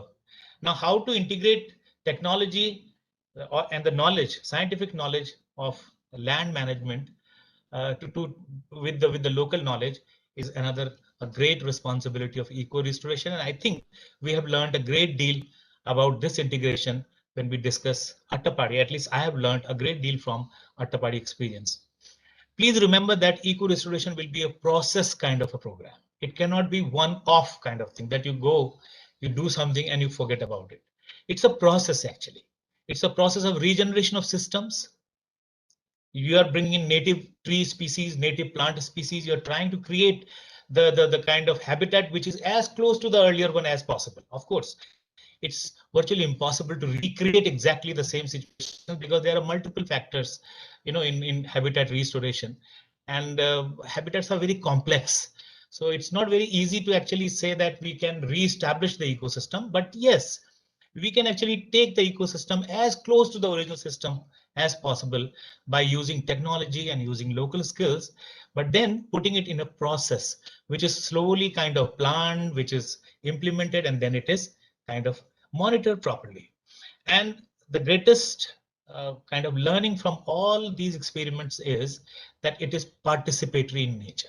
Now, participatory, when we say participatory, we know that Kerala is, of course, one of the leading states, and as a matter of fact, there are great examples of participation in Kerala. But then we have to understand that it is democratic in its true sense. It is transparent. So Caesar's wife and everyone who hold a position of, responsibility have to not only be Caesar's wife, they have to be seen to be Caesar's wife, and it has to be compassionate because, people are dealing with very, very poor people. And when you look into, these kind of principles, when you take them to Attapadi, you will find that both the contexts are very clearly explained here. We have seen that ecologically, the land of Attapadi once, like 60, 70, 80% of forest at the time of independence comes down to just about 20% in about 30, 40 years. Complete change of demography. So what happens? The markets move in a tribal society, which is kind of free, which is using the resources all across the forest at virtually their own terms and condition. But then it gets changed. The new technology of, let us say, plains agriculture, agroforestry, horticulture moves into the valleys. The tribals are pushed up in the mountains where you have the forest department and reserve forest also kind of restricting access. And therefore, there is poverty, there is social disempowerment. And of course, now we had to integrate both of them. And that was what the project tried. This was a Japanese project, of course. It was funded by the Japanese government, JBIC. And the approach was to look into the landscape as a watershed. Now, that is very, very important to understand. Most of the kind of eco-restoration projects follow watershed because it is basically the flow of water and ability of planners and implementers to kind of regulate that water in a manner so that it can be used for multiple purposes. It can be used for forest regeneration. It can be used for agriculture development. It can be used for horticultural management. It can be used for, people's use and all that. It is the water. And therefore, watershed becomes one of the most important kind of unit or scientific unit upon which you place all your sociological and kind of community related actions together. So what happened in Ahertz? Next slide, please. A special vehicle, the government of Kerala under Ministry of Rural Development created a kind of a special vehicle known as Ahertz, Attapadi Hills Area Development Society. And this society had enough administrative and financial powers to kind of take decisions which are important, and lots of decentralization had taken place in this process. Ahertz employed technically competent professionals on forestry, soil conservation, hydrology, agronomy, engineering, and social sciences. These professionals selected group of young boys and girls from all over Attapadi Valley. Most of them were tribals with just 10th class education, and they were trained in various kind of subjects. A group of boys and girls were trained in forestry, forest management, small activities in the forestry sector. Some were trained in soil conservation. Some were trained in civil engineering, procurement of material, like how to invite tenders or quotations or kind of things, then how to measure works, how to write books and things like that. And these volunteers from the villages became the link between what we call the People's Institution. Entire Attapadi had about 93 micro watersheds, and these micro watersheds were clubbed into 5 large units. And the people living in these units constituted what we call users agencies. Anyone within the micro watershed would become member of that user agency. The user agency would be responsible largely for agriculture work, water development, and works related to the valley, large works. Then forest department had lands under their control. So Ahertz and forest department entered into an agreement, and forest department transferred those lands to Ahertz for management, where with the help of about 50 odd village communities, large area of forest was managed. Lots of afforestation activities took place, soil conservation works took place, and so on and so forth. After about 2-3 years of the project's implementation, it was realized that tribals also require a strong voice of their own.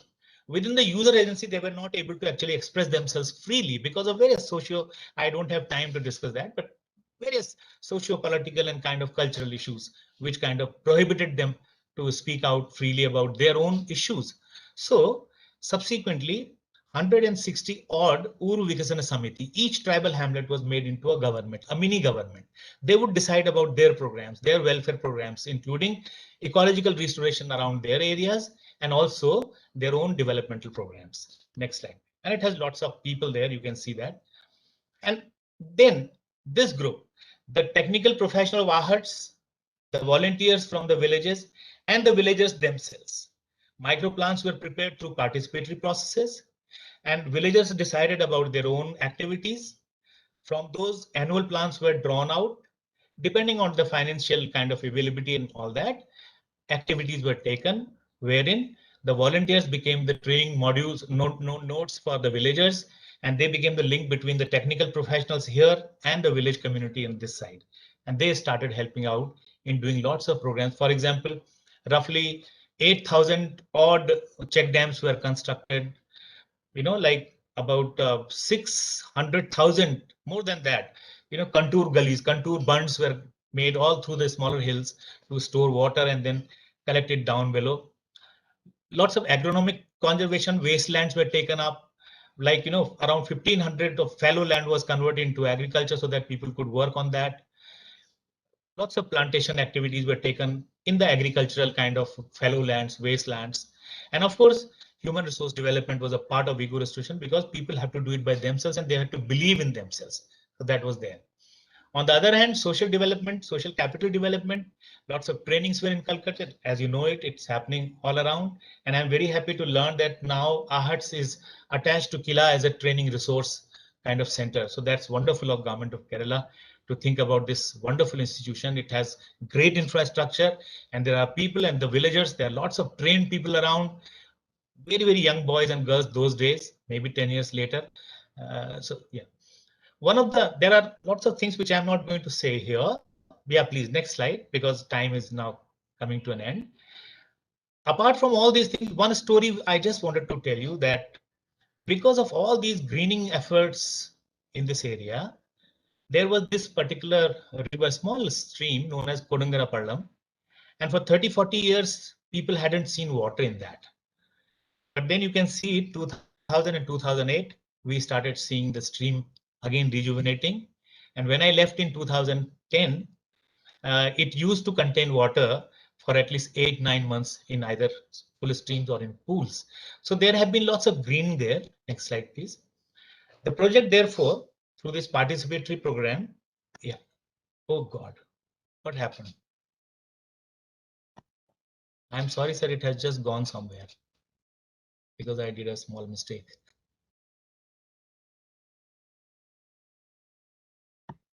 Sorry, sir. I think there is some. Should I change the Yes, sir. slide, sir? So I can perhaps use this. Yeah, yeah, this is right, sir. Am I visible now? Yes, please. Yes, yes. So because of this entire greening and water conservation program, soil conservation program, massive movement all around to green the area for about 8-9 years, we find that the forest seedlings were surviving because people were planting themselves. Then about 13-14% enhancement. We have done the satellite imagery kind of measurement of the forest there, and by 2010 there were information that it's about 13-14% enhancement in the forest cover. Then waters, in the wells, the water had come up. You know that ecologically, Attapadi had kind of become greener. There were more water all around. Next slide, please. But more than that, there was sociological or kind of social impacts. Next slide, please. Yeah, because it kind of mobilized the communities. It mobilized people to understand that public investment through them is very much possible. It also made it very clear that government officials or the kind of program implementers or the project implementers, they become facilitators. They don't control the project. They control it only to the extent that the directions as per the government or the donor agencies are within the framework. But the entire investment of kind of resources was largely left to the people. So it made people understand what is the value of money.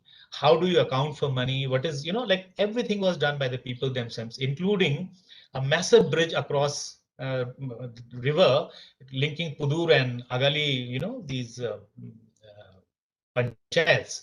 And almost 3.5 crore investment done by the people themselves. They only subcontracted everything and they asked people to do things. And therefore, it was a massive, massive social kind of program. So friends, the last slide, please. I'll just go to one more slide and that's it. Yeah. But Attapadi actually shown us that people-centered development need to be driven by people themselves. And government agencies like you and I have to become facilitators.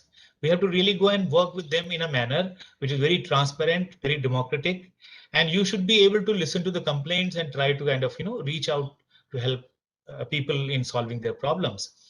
Eco-restoration holistically would be complete only if we can understand these two components, ecological as well as the, socio-economical, and if we can integrate them together in a very transparent and participatory manner, I think we have got this whole decade before us.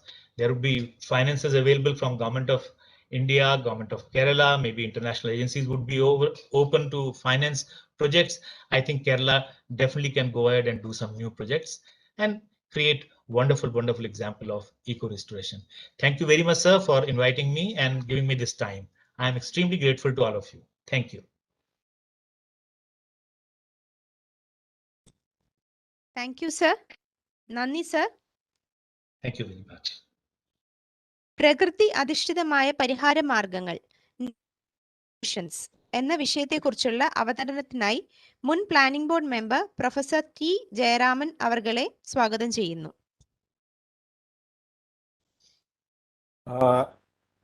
Thank you very much. Am I audible? Yes, sir.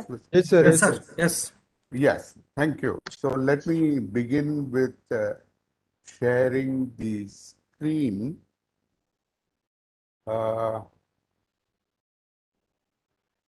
Yes.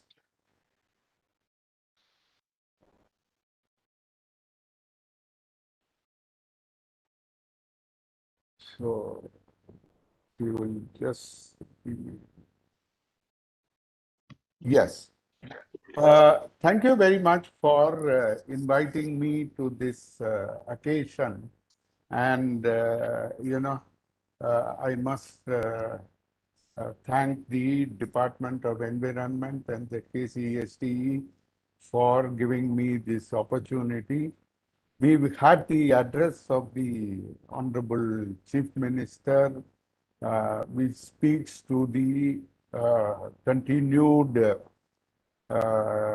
interest and commitment at the highest level of the state government to the questions of the environment in the state.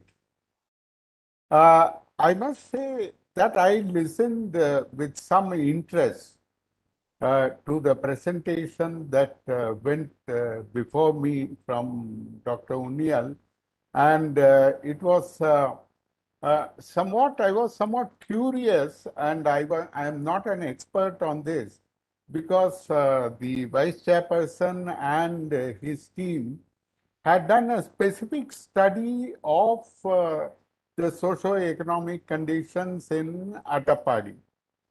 And it would be interesting to compare whether the somewhat positive and optimistic outlook that Dr. Unnial had sort of concluded at the end, whether that quite matched with what was the results of the survey that was undertaken briefly by the planning board in Attapadi.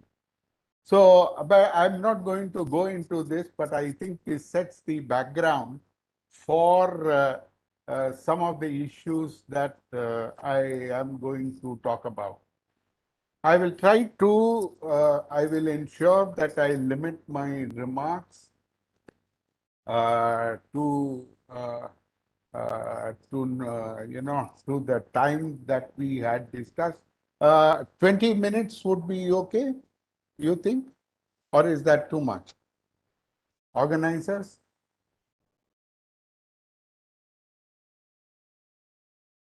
Organizers? Okay. Sir, 10 to 15 minutes will be okay, sir. Okay, thank you. So let me speed that up a bit. Okay. So when we talk on Environment Day, one is of course drawn by these, attracted by these large changes that have come to dominate our vision of the environment. Environment began with much more local concerns, and that has a history that goes back more than a century. But certainly in the contemporary era, and especially when we celebrate World Environment Day, I think certain global challenges are very clearly before us. Most of them are well known in some sense. You have global warming of anthropogenic origin, that is sometimes incorrectly called climate change, though it leads to climate change. The question of biodiversity, conservation and enhancement of biodiversity, this whole idea of planetary boundaries, that, various basic cycles within the geocycles at the planetary level should not be disturbed. And of course, there is also the local dimension, which never quite goes away, which is preserving the local conditions as well of a healthy life. Okay. So, however, in the rush of enthusiasm that we have seen over the last several decades building up on these issues, sometimes it is necessary to step back and ask, where are the people in this story? And so we live in a world where hunger and malnutrition still stock the land. India is in fact a country which figures very prominently on that list of locations where hunger and malnutrition prevail. In Kerala, we have pulled ahead, which is a matter, I think, for some satisfaction. But when there is the question of eradicating poverty, we would like eventually to move to a society that has only moderate levels of inequality and not the gross and, if I may say so, at times obscene levels of inequality that we see around the world, and in a world where, to use Sen kind of language, where the freedoms and opportunities for self-realization are considerably enhanced. Now, I would argue that the challenge really before us, which we have still to grasp entirely, is how to bring the two together. A huge part of the world, especially when it comes to administration, civil society, etc., seems to think that with the sustainable development goals, we have done what is necessary. I would argue that it is very clearly insufficient. Eradication of extreme poverty in a decade is a very poor and limited goal for a nation with our history and civilizational ethos. There is something I think people want a vision that is much more substantial. So our short-term visions are not what we need, I think. And I think World Environment Day is a good day to think about what is this new vision that we must have beyond the limited technical view that is called sustainable development. I would argue that, one is very difficult to sketch this vision out in any complete sense, and certainly is not something that I'm going to attempt. But there are three essential ingredients, I believe, of this vision. One is scientific and technological optimism. The second, I think, learning to cope with uncertainty. And the third is the focus on human flourishing. So let me say a little more on these issues briefly. So, you see, but people miss the point that, in the difficulties that we have seen overwhelm us over the last year and a half, that the COVID vaccine was developed within 1 year. There are diseases for which, after several decades, we still have not developed the vaccines. But COVID vaccine is something which was done within 1 year.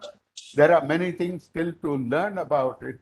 But certainly, I believe this is one of the triumphs of science of the modern era. So I think it's very important to face the environmental challenge or question with scientific and technological optimism. Unprecedented capacities in science and technology can be summoned, but regrettably, I believe that very little still is being done to really draw proper, rigorous science and technology into the picture. And both the nation as a whole and our state, I think, have much to do in this regard. Another aspect of scientific and technological optimism is that it requires a commitment of state and society to science and modernity. We as a society tend, for a variety of reasons I will not go into here, to dwell in the past. The constant nostalgia for a society of our forefathers, reproduced in the way we teach our children when we teach even their mother tongue. So, with this attitude, I don't think we foster a society with the kind of optimism that is required to face the world today. So I think in Kerala also, I would argue, we have much more to do in this regard. The other dimension, and I think this is very important, is the need to focus on scientific data and to produce focused data. Too often, we find discussions of the environment are vague, impressionistic, or based on a few scattered figures supplemented by hearsay and speculation.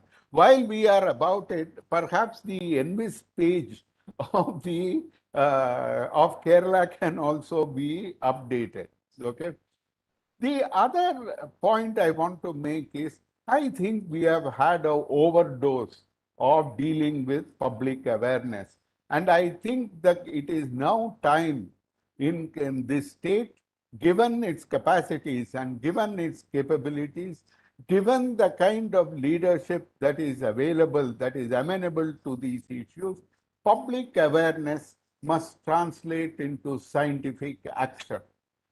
You can do a lot, I think, in this regard. This has been my constant plaint, and I really think this is part of the agenda of the future.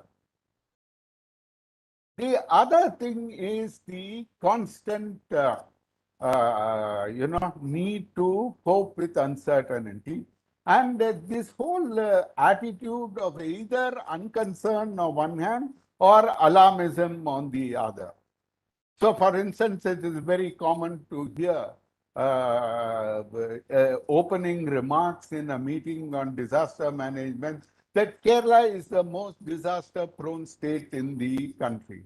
I simply think that is not true. If you take Assam and Bihar, given their socio-economic state and the nature of the terrain and their geography, there has been, they are very vulnerable states in a manner that there has very little comparison in Kerala. Of course, I would, this is not consolation to the individual Malayali who suffers wherever he is located within the state. But nevertheless, I think this is an important issue. Okay. The other thing is, too often, when speaking about the environment, we are prone to a moral attitude, and there has to be doom and gloom. Otherwise, it seems the environmentalist case cannot be made. I was recently at a session organized by the Kerala Sastra Sahitya Parishad, an organization that I value in many ways, for which I have great regard. Unfortunately, when I pointed out that forest cover was increasing, there was almost a rant that followed by a second discussant who wanted to contest it in every detail. Now, it is true that the forest cover has increased. And it is nevertheless also true that the nature of distribution of forest cover between different forest types is not uniform. I mean, so we have to take both of that into account. And some of it is simple science. If there is carbon fertilization and carbon concentration increase, then vegetative cover will increase. The question is, how can we leverage this to our favor? So I think the moral attitude to environmental science must be kept at arm's length. It is important, but shouldn't overwhelm our science. The third problem is precautionary principle is not an answer to every problem, especially when the future is clouded with uncertainty and when we need to learn as we go along, especially in issues like adaptation, etc. Unfortunately, the attitude, and this has been a problem on issues like genetic engineering, which I think the state must come back to in a big way in the era of global warming. In these, if you want 100% guarantee that no negative effect will come, that simply violates the law of evolution. So there is no way you will get that guarantee.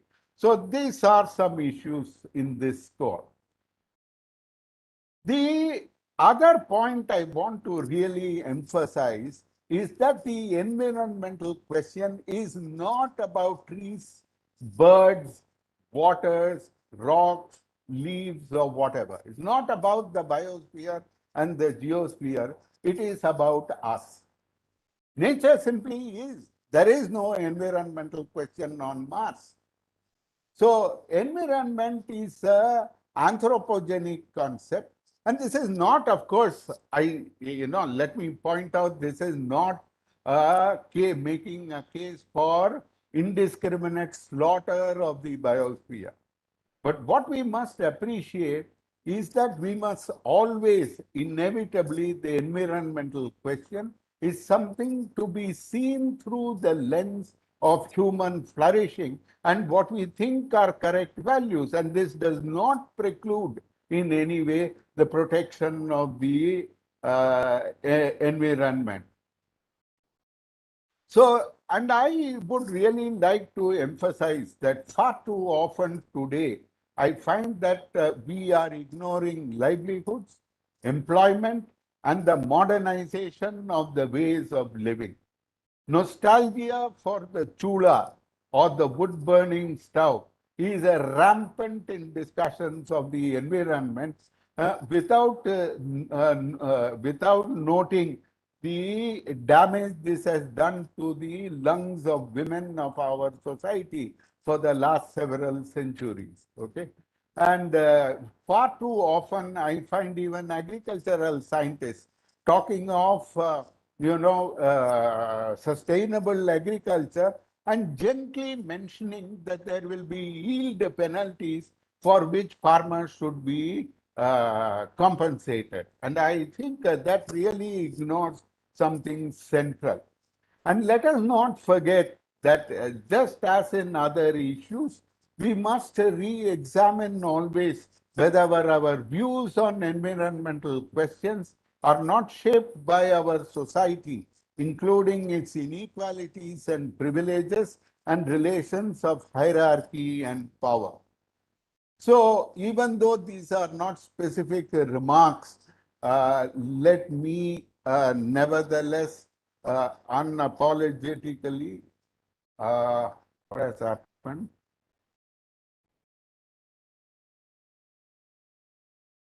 Hello, can you hear me? Yes, sir. Yes, sir. Yes, I was having some, I am having some issues. Okay.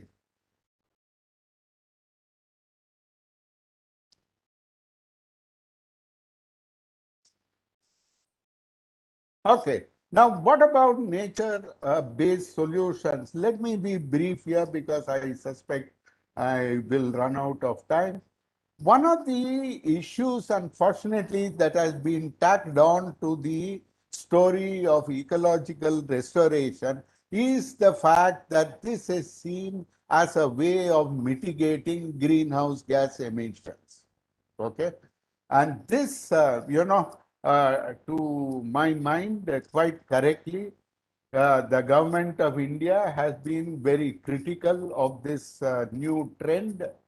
So the point is, are natural resources of the biosphere the solution or the victims of global warming?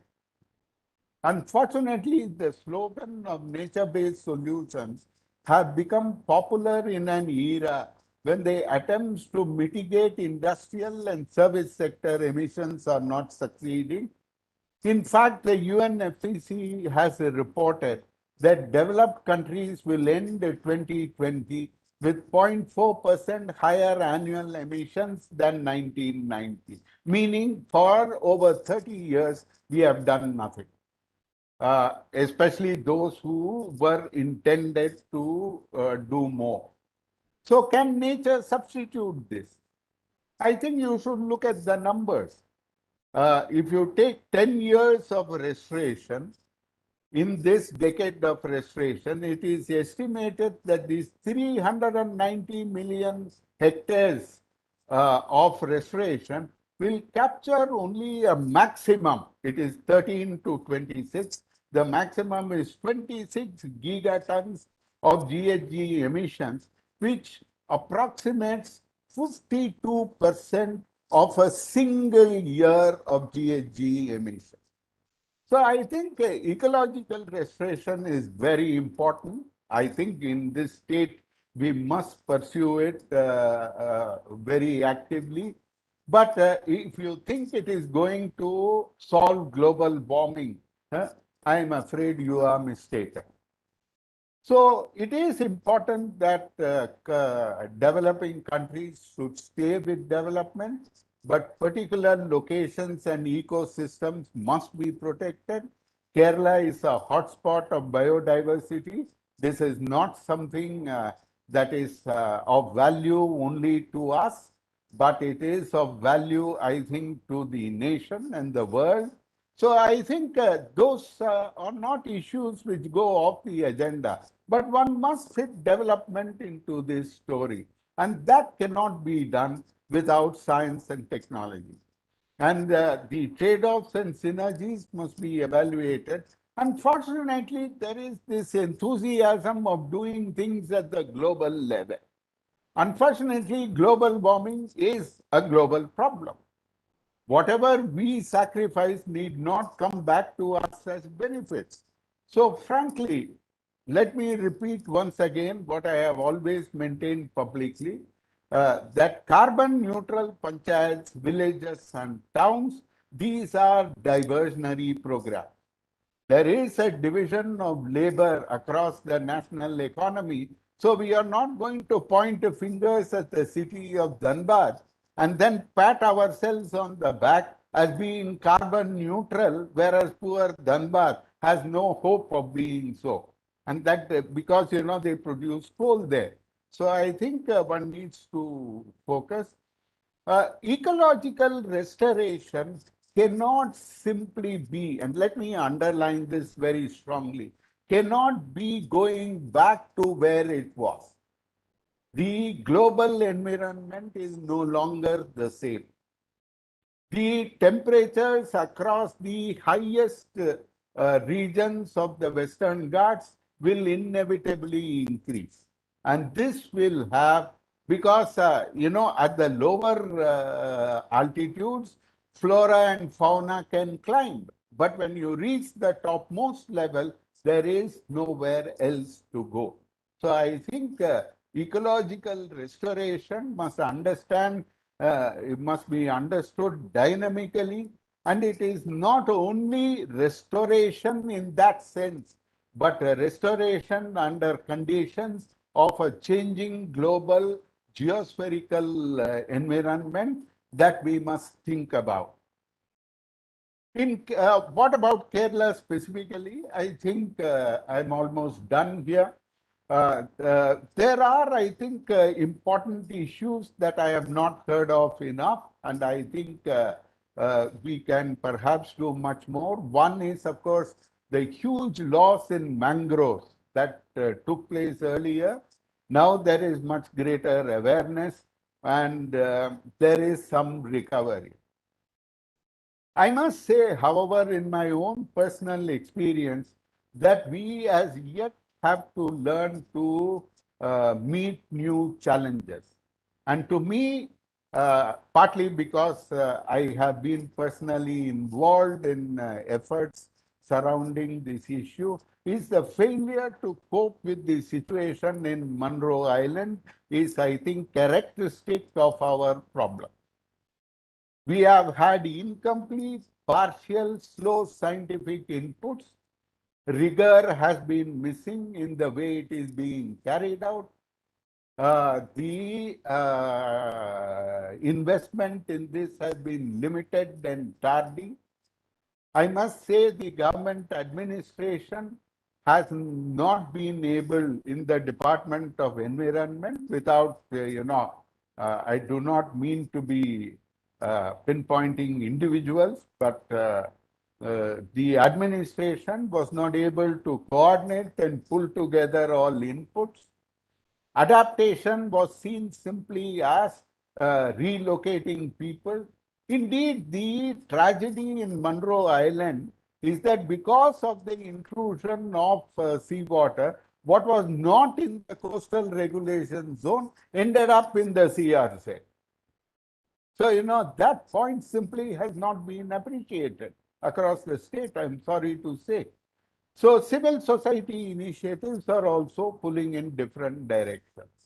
So, I would say that, these tell us that we are yet to, get down to the brass tacks of what is really required on our path. And there are numerous sectoral issues of this kind. Coastal erosion is a very important one, but yet I think we have invested very little in the study of coastal processes on the scale that is necessary. So I think this is a fruitful area, scientifically speaking. I think we need to invest in this. There are a lot of challenges that young people can, meet, to which they can be exposed and which will inspire and enthuse them. But without that, I think despite our great levels of awareness and despite our political commitment, despite our socially accepted need for ecologically sound living, we will not be able to get there without the science. With these few words, let me thank you once again for the opportunity to speak, and I stop here. Thank you.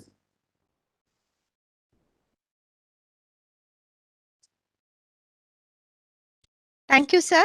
Nandi, sir. Next, we have the presentations on eco-restoration programs done by various agencies in Kerala. അടുത്തതായി കേരളത്തിലെ വിവിധ സ്ഥാപനങ്ങളുടെ പാരിസ്ഥിതിക പുനഃസ്ഥാപന പദ്ധതികളെക്കുറിച്ചുള്ള അവതരണങ്ങളാണ്. ഇതിനായി ആദ്യം Kerala state pollution control board chairman engineer Pradeep Kumar അവർകളെ സ്വാഗതം ചെയ്യുന്നു. നമസ്കാരം. വാസ്തവത്തില് റെസ്റ്റോറേഷൻ പ്രോഗ്രാമിനെ കുറിച്ചുള്ള പ്രസന്റേഷൻ ഉപരി, കാരണം restoration programme pollution control board നടത്തുന്നത് is actually implementation of the laws. അതുകൊണ്ട് റെസ്റ്റോറേഷൻ ആകുമെന്ന് പറയാനും കഴിയില്ല. അതുകൊണ്ട് റെസ്റ്റോറേഷൻ പ്രോഗ്രാമിനെ കുറിച്ചുള്ള പ്രസന്റേഷന് പകരം ഞാൻ I have A very brief talk. നമ്മളൊരു സിറ്റിസൺ എന്നുള്ള രീതിയിൽ എന്ത് ചെയ്യാൻ നമുക്ക് പറ്റും എന്നുള്ള ആശയത്തിലേക്ക് എത്തിക്കാനായിട്ട് ഒരു ചെറിയ ശ്രമമാണ്. കാരണം ഒരുപാട് പ്രസന്റേഷൻസ് ഈ കാര്യങ്ങളിൽ ഇപ്പൊ കഴിഞ്ഞ ഇന്നലെയും നാളെയും ഇന്നുമായിട്ട് ഒരുപാട് വെബിനാറുകളുണ്ട്, ഒരുപാട് പ്രസന്റേഷൻസ് ഉണ്ട്. Datas are available on Google at your finger tip. എവിടെ എന്തുമാത്രം ഹാനി പരിസ്ഥിതിക്ക് ഉണ്ടായി എന്നുള്ളതിനെ കുറിച്ചല്ല, പക്ഷെ നമ്മുടെ ഒരു പ്രാക്ടിക്കൽ കാര്യങ്ങളിലേക്ക് പോകുമ്പോഴാണ് ഇതിൽ as an individual what we can do എന്നുള്ള ഒരു കാര്യത്തിലോട്ട് വരുന്നത്. ഞാൻ പറയാൻ കാരണം 1972 നമുക്ക് അറിയാവുന്ന മാതിരി വേൾഡ് എൻവയറൺമെന്റ് സെലിബ്രേഷൻസ് സ്റ്റാർട്ട് ചെയ്യാനായിട്ട് സ്റ്റോക്ക്ഹോമിൽ വെച്ച കോൺഫറൻസ് തീരുമാനിക്കുകയും 74 തൊട്ട് ഓൺലി വൺ എർത്ത് എന്ന തീമിൽ തുടങ്ങിയതാണ്. നമ്മൾ മനസ്സിലാക്കണം, ഓൺലി വൺ എർത്ത് എന്ന തീമിൽ തുടങ്ങിയിട്ട് ഇന്നിപ്പം ഏകദേശം 50 വർഷം ആവാൻ പോകുമ്പം നമ്മൾ ഇക്കോസിസ്റ്റത്തിന്റെ റെസ്റ്റോറേഷനെ കുറിച്ചാണ് ചിന്തിക്കുന്നത്. അതും ഒരു 9 വർഷത്തെ പരിപാടി ഇട്ടിട്ടാണ് ഈ ഇക്കോസിസ്റ്റം റെസ്റ്റോറേഷൻ നമ്മൾ ചിന്തിക്കുന്നത്. ചിന്തിക്കുമ്പോൾ തന്നെ നമ്മൾ ഈ റെസ്റ്റോറേഷനൊപ്പം തന്നെ we will make all the damages that is possible to the environment. നമ്മളത് എന്തൊക്കെ പറഞ്ഞു കഴിഞ്ഞാലും എൻവയൺമെന്റൽ ഡാമേജ് കുറയ്ക്കാനായിട്ട് നമ്മൾ തന്നെ ശ്രമം ചെയ്താൽ മാത്രമേ പറ്റുള്ളൂ. അതിന് നമുക്ക് ആദ്യം അറിയേണ്ട കാര്യം, ആദ്യം നമ്മൾ പറയേണ്ട കാര്യം, ഞാൻ ഓർക്കുന്ന ഒരു കാര്യമാണ്. 1985 ഞാൻ പൊല്യൂഷൻ കൺട്രോൾ ബോർഡുമായിട്ട് ബന്ധപ്പെട്ട അന്ന് ആദ്യമായിട്ട് ജോലിക്ക് പ്രവേശിക്കുന്ന ഒരു അസിസ്റ്റന്റ് എഞ്ചിനീയർ ആയിട്ട്. അന്ന് നമുക്ക് ഇംപ്ലിമെന്റ് ചെയ്യാൻ ഉണ്ടായിരുന്ന നിയമം വാട്ടർ ആക്ട് മാത്രമാണ്. വാട്ടർ ആക്ടും അതിനെ ബേസ് ചെയ്ത് വന്ന റൂൾസും മാത്രം. എയർ ആക്ട് വന്നിരുന്നു, 81 ആക്ട് ചെയ്തെങ്കിലും അതിന്റെ ഇംപ്ലിമെന്റേഷൻ തുടങ്ങിയില്ല. കാരണം എയർ റൂൾസ് വന്നപ്പോൾ താമസിച്ചു എന്ന് മാത്രമല്ല, എയർ റൂൾസ് വന്നപ്പോൾ പോലും നമ്മൾ അന്ന് 3 എയർ പൊല്യൂഷൻ കൺട്രോൾ ഏരിയാസ് ആയിട്ട് സ്റ്റേറ്റിലെ ട്രിവാൻഡ്രം, കൊച്ചി, കോഴിക്കോട്, എന്നിട്ടാണ് അവിടുത്തെ ഇംപ്ലിമെന്റേഷൻ നമ്മൾ ആലോചിച്ചതും തുടങ്ങിയത്. അതിനു മുമ്പ് ഈ പറഞ്ഞ മാതിരി വാട്ടർ പൊല്യൂഷൻ ആക്ട് വന്നപ്പം നമ്മൾ ഇൻഡസ്ട്രിയൽ പൊല്യൂഷൻ കുറയ്ക്കാനായിട്ട്, അല്ലെങ്കിൽ ഇൻഡസ്ട്രിയിൽ നിന്ന് വരുന്ന വേസ്റ്റ് വാട്ടർ ട്രീറ്റ് ചെയ്തിട്ട് വിടുന്ന ഒരു കാര്യം, ആ കൺസെപ്റ്റ് മാത്രമാണ് ചിന്തിച്ചു പോരുന്നത്. ആലോചിച്ച് നോക്കണം, വർഷങ്ങൾ ഇപ്പുറം വന്നപ്പോൾ നമ്മുടെ നിയമങ്ങൾ ഒരുപാട് കൂടി. ഒരു ചെറിയ കാര്യം എനിക്ക് പറയാനുള്ളത്, ഈ നിയമങ്ങൾ കൂടിയതനുസരിച്ചുള്ള ഒരു ഇൻഫ്രാസ്ട്രക്ചർ ഫെസിലിറ്റി ഞാൻ വർക്ക് ചെയ്യുന്ന പൊല്യൂഷൻ കൺട്രോൾ ബോർഡിന് ഉണ്ടായിട്ടുണ്ടോ എന്ന് ചോദിച്ചാൽ വലിയ കഷ്ടമാണ്. കാരണം വാട്ടർ ആക്ടും എയർ ആക്ടും കഴിഞ്ഞ ഒരു environmental protection act, umbrella act ആയിട്ട് വന്നു. അതിനുശേഷം നമ്മൾ ഇതുമാതിരി നടക്കുന്ന പല വേൾഡ് എൻവയറമെന്റ് ഡേകളിൽ കൂടെയുള്ള അവയർനെസ് വഴിയാണ് മറ്റ് പല വേസ്റ്റുകളെ കുറിച്ച് നമുക്ക് ബോധവൽക്കരണം വരികയും പുതിയ പുതിയ നിയമങ്ങൾ വരികയും ചെയ്തു. Biomedical waste, municipal solid waste, plastic, sound, hazardous waste, hazardous കെമിക്കൽസിന്റെ ട്രാൻസ്പോർട്ട്, നോയ്സ്, ഇല്ലാത്ത ഇപ്പൊ ഏറ്റവും അവസാനം വന്ന് നടക്കുന്ന കൺസ്ട്രക്ഷൻ ആൻഡ് ഡിമോളിഷൻ വേസ്റ്റ്, ഇതെല്ലാം നിയമങ്ങൾ വരുന്നു. ഇതിന്റെ ഇംപ്ലിമെന്റേഷൻ പാർട്ടിൽ നമ്മൾ as an implementing authority strength എത്രയാണെന്ന് ചോദിച്ചു കഴിഞ്ഞാൽ എനിക്ക് പറഞ്ഞു കഴിഞ്ഞാൽ അതൊരു എക്സാജറേഷൻ അല്ല. 1985 ഞാൻ ജോയിൻ ചെയ്തപ്പോൾ പൊല്യൂഷൻ കൺട്രോൾ ബോർഡിൽ എത്ര പെർമനന്റ് സ്റ്റാഫ്, എഞ്ചിനീയേഴ്സും സയന്റിസ്റ്റുകളും അല്ലെങ്കിൽ അനലിസ്റ്റുകളും ഉണ്ടായിരുന്നോ അതിന്റെ മുകളിലോട്ട് പോയിട്ടില്ല. ഈ വർഷങ്ങൾ ഇത്രയും കഴിഞ്ഞു. ഇന്നിപ്പം NGTയുടെ കേസുകളുണ്ട്. അതുമാതിരി തന്നെ ഇപ്പൊ എൻവയറമെന്റൽ ഓഡിറ്റ് AG's ഓഫീസ് തുടങ്ങിയിട്ടുണ്ട്. ഇത് ഞാൻ വെറുതെ പറഞ്ഞു എന്നേ ഉള്ളൂ, മറ്റൊരു കാര്യത്തിനുമല്ല. പക്ഷെ ഇപ്പം സർക്കാരിന്റെ സഹായത്തോടു കൂടി ബോർഡിനെ സ്ട്രെങ്തൻ ചെയ്യാനുള്ള മെഷേഴ്സ് തുടങ്ങിയിട്ടുണ്ട്. വളരെ മുന്നോട്ട് പോയിട്ടുണ്ട്. വളരെയധികം പോസ്റ്റുകളിൽ പുതിയ പുതിയ ആൾക്കാർ ക്രിയേറ്റ് ചെയ്ത് വരുമ്പോൾ ബോർഡിന് ഒരുപാട് കോൺട്രിബ്യൂട്ട് ചെയ്യാനായിട്ട് ഇതിനകത്ത് കഴിയും. ഇക്കോസിസ്റ്റം റെസ്റ്റോറേഷൻ മാത്രമല്ല, ഇതിന്റെ ഇംപ്ലിമെന്റേഷനിൽ എങ്ങനെ ഡാമേജ് കുറയ്ക്കാമെന്നുള്ള രീതിയിൽ നമ്മൾ മനസ്സിലാക്കേണ്ട ഒരു കാര്യം, we are shifting from natural environment to manmade environment. ഈ മാൻമെയ്ഡ് എൻവയൺമെന്റിലേക്ക് നമ്മൾ പോകുമ്പോഴാണ് നമ്മൾ നാച്ചുറൽ എൻവയൺമെന്റിന് ഡാമേജ് വരുത്തുന്നത്. ഈ മാൻമെയ്ഡ് എൻവയൺമെന്റ് നമുക്ക് ഇല്ലാണ്ടാക്കാൻ പറ്റുമോ എന്ന് ചോദിച്ചു കഴിഞ്ഞാൽ, naturally as long as human species exist this damage will continue. ഈ അടുത്ത കാലത്ത് ഒരു വീഡിയോ, വാസ്തവത്തിൽ ഇന്നത്തെ ഈ പ്രസന്റേഷൻ അത് കാണിക്കണം എന്ന് എനിക്ക് ആഗ്രഹം ഉണ്ടായിരുന്നു, പക്ഷേ ഐ കുഡന്റ് ട്രേസ് ഇറ്റ്. ഏതോ വാട്സാപ്പിലോ ഫേസ്ബുക്കിലോ വന്ന ഒരു വീഡിയോ.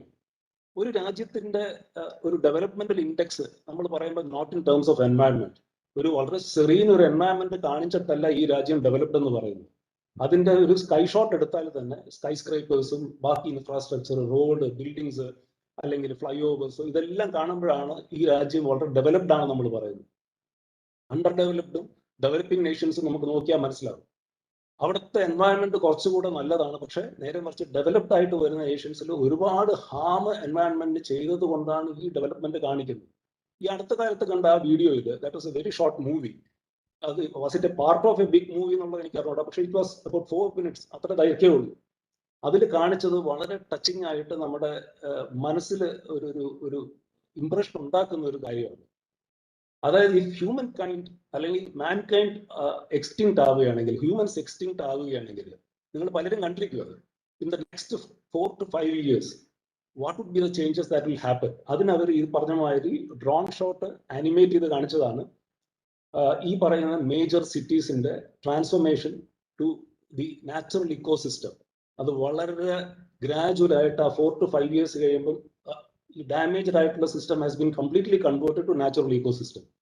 അത് നമ്മുടെ നമ്മൾ മനസ്സിലാക്കേണ്ട ഒരു കാര്യമാണ്. കാരണം നമ്മൾ മനുഷ്യരുള്ളിടത്തോളം കാലം we will continue to damage the environment. ഇപ്പൊ ഈ കൊറോണ വന്നു, നമ്മളെല്ലാം വലിയ വിഷമത്തിലാണ്. ഒരുപാട് നാശനഷ്ടങ്ങൾ, നമുക്ക് ഒരുപാട് ദുഃഖം ഉണ്ടാക്കുന്നു. നമ്മുടെ ലൈഫ് സ്റ്റൈലിൽ തന്നെ മാറ്റം വന്നു. We are not free to move about. ഒരുപാട് പ്രയാസങ്ങളുണ്ട്, ദുഃഖം ഒരുപാടുണ്ട് നമുക്ക്. There is always an uncertainty while moving forward. അപ്പൊ നമ്മൾ മനസ്സിലാക്കേണ്ട ഒരു കാര്യം, ഇതിനകത്ത് എൻവയറമെന്റലിസ്റ്റുകൾ പറയുന്ന ഒരു കാര്യമുണ്ട്.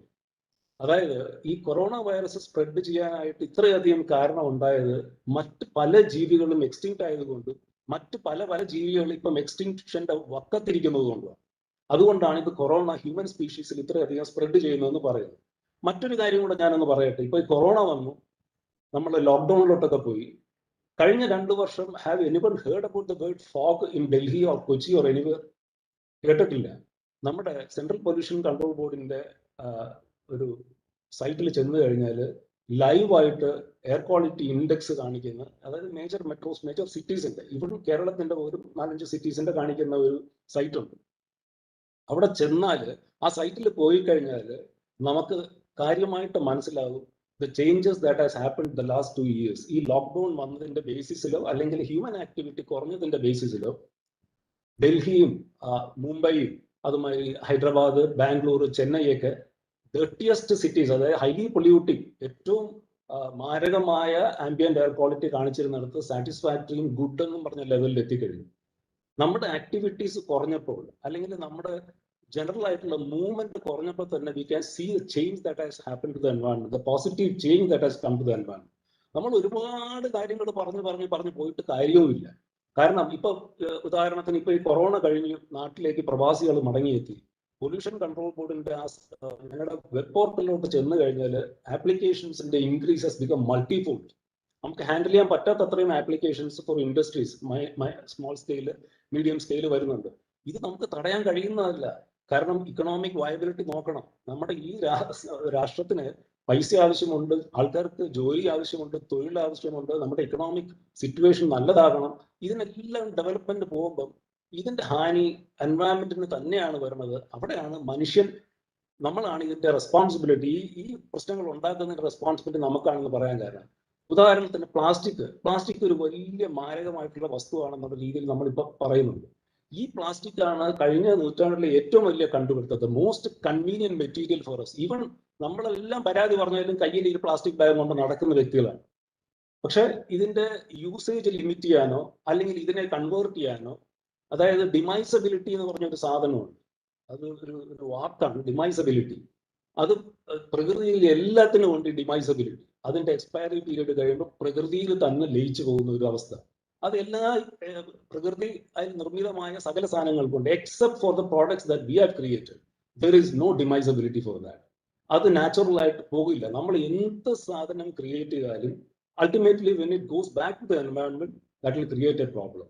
നമ്മൾ ഈ വേസ്റ്റ് ടു എനർജി പ്ലാന്റ് വരെ നമ്മൾ ചിന്തിക്കുമ്പോഴും even that will create mild kind of pollution. നമ്മൾ അതല്ലാതെ നമുക്ക് ഡിനൈ ചെയ്യാനോ റിഫ്യൂസ് ചെയ്യാനോ പറ്റില്ല. ഇപ്പൊ അടുത്ത കാലത്ത് ഈ ഓഫീസിൽ, ഞങ്ങളുടെ ഓഫീസിൽ ഒരു സ്ഥാപനത്തിന്റെ അവരുടെ കംപ്ലീറ്റ് സോളാർ സെല്ലും ഡാമേജ് ആണ്. They want to dispose it. Solar cell നമ്മൾ വലിയൊരു കാര്യമായിട്ട് കൊണ്ടുവന്ന കാര്യങ്ങളാണ്. ഇതുമാതിരി പല പല കാര്യങ്ങൾ, ഏത് കാര്യം കൊണ്ടുവന്നാലും അതിലുകൊണ്ട് കാഡ്മിയവും ലെഡും അതിന്റെ ഡിസ്പോസലും ഒരു വലിയ തലവേദനയായിട്ട് മാറും, ഏത് സാധനമാണെങ്കിലും. അപ്പൊ നമ്മൾ എക്സ്പാൻഷനെ കുറിച്ച് പറയും. ഇനിയിപ്പം ഈ പറയുന്ന industries, mini small scale industries എല്ലാം വരും. ഇതിനെല്ലാം സൈറ്റിംഗ് ക്രൈറ്റീരിയ ഉണ്ട്. ഈ സൈറ്റിംഗ് ക്രൈറ്റീരിയ എല്ലാം നോക്കി നമ്മൾ സാങ്ഷൻ കൊടുക്കും. പക്ഷെ മനസ്സിലാക്കേണ്ടത്, എന്തൊക്കെ സാങ്ഷൻ കൊടുത്താലും കുറെ മൈൽഡ് ആയിട്ടുള്ള pollution will happen here and there. അത് നമുക്ക് കുറയ്ക്കാൻ പറ്റുന്ന കാര്യമല്ല. അല്ലെങ്കിൽ ഞാൻ ഈ പറയാൻ പോകുന്ന കാര്യത്തിലോട്ട് നമ്മൾ വരണം. ഒന്ന്, നമ്മൾ ഈ പറഞ്ഞ ഞാൻ നേരത്തെ പറഞ്ഞ മാതിരി പ്ലാസ്റ്റിക്കിന്റെ കാര്യം പറഞ്ഞു, ഇനി സോളാർ പാനലിന്റെ കാര്യം പറയുന്നു. നമ്മൾ സസ്റ്റൈനബിൾ ആയിട്ടുള്ള ഡെവലപ്മെന്റിന്റെ കാര്യം ചിന്തിക്കാൻ തുടങ്ങിയിട്ട് കാര്യങ്ങൾ കുറേയായി. എന്തിനാണ് ഈ സസ്റ്റൈനബിൾ ഡെവലപ്മെന്റ് പറഞ്ഞത്? So that the future generation അവർ സേഫ് ആയിരിക്കണം. നമ്മുടെ ഇപ്പോഴത്തെ ഡെവലപ്മെന്റ് കൊണ്ട് they should have a safe environment ecosystem എന്നുള്ള കാര്യം നമ്മൾ അന്ന് തൊട്ടേ കാഴ്ചപ്പാടും നമ്മൾ ആ രീതിയിലാണ് പോകുന്നത്, വർക്കൗട്ട് ചെയ്യുന്നതും എല്ലാം. കേരളത്തിൽ ഈ അർബൻ ലാൻഡ്സ്കേപ്പിൽ ഉദാഹരണമായിട്ട് ഞാൻ പറയുകയാണ്, നമ്മുടെ പോപ്പുലേഷൻ ഡെൻസിറ്റി വളരെ കൂടുതലാണ്. നിങ്ങൾക്ക് എല്ലാം അറിയാവുന്ന പോലെ മറ്റ് സ്റ്റേറ്റിലെ പോലത്തെ ഒരു ലാൻഡ്സ്കേപ്പ് അല്ല കേരളത്തിൽ. ഉദാഹരണത്തിന് ഇവിടെ നിന്ന് നമ്മൾ മധുരയ്ക്ക് പോവുകയാണെങ്കിൽ, ഞാൻ ഈ ട്രിവാൻഡ്രത്ത് നിന്ന് മധുരയിൽ ഇടയ്ക്കിടയ്ക്ക് യാത്ര ചെയ്യുമായിരുന്നു എൻ്റെ പ്രീവിയസ് ജോബിലിരിക്കുമ്പോൾ. നമ്മൾ നാഗർകോവിൽ വിട്ട് കഴിഞ്ഞാൽ നമുക്കറിയാം ഇഷ്ടം മാതിരി വേക്കൻറ്റ് ലാൻഡാണ്. അവിടെ യാതൊരു പ്രോബ്ലവും ഇല്ല എന്തെങ്കിലും ഇൻഡസ്ട്രീസ് വരുന്നതിനോ അല്ലെങ്കിൽ എക്സ്പാൻഷനോ. പക്ഷെ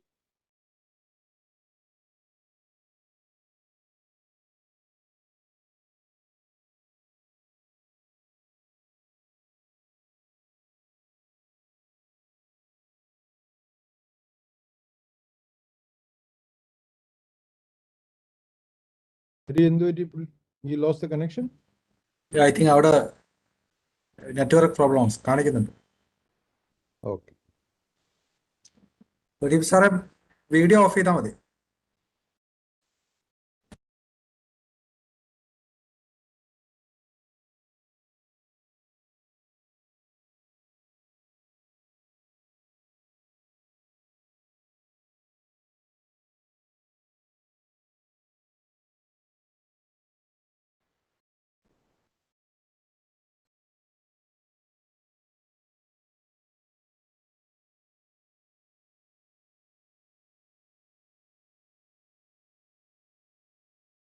I think he lost the connection.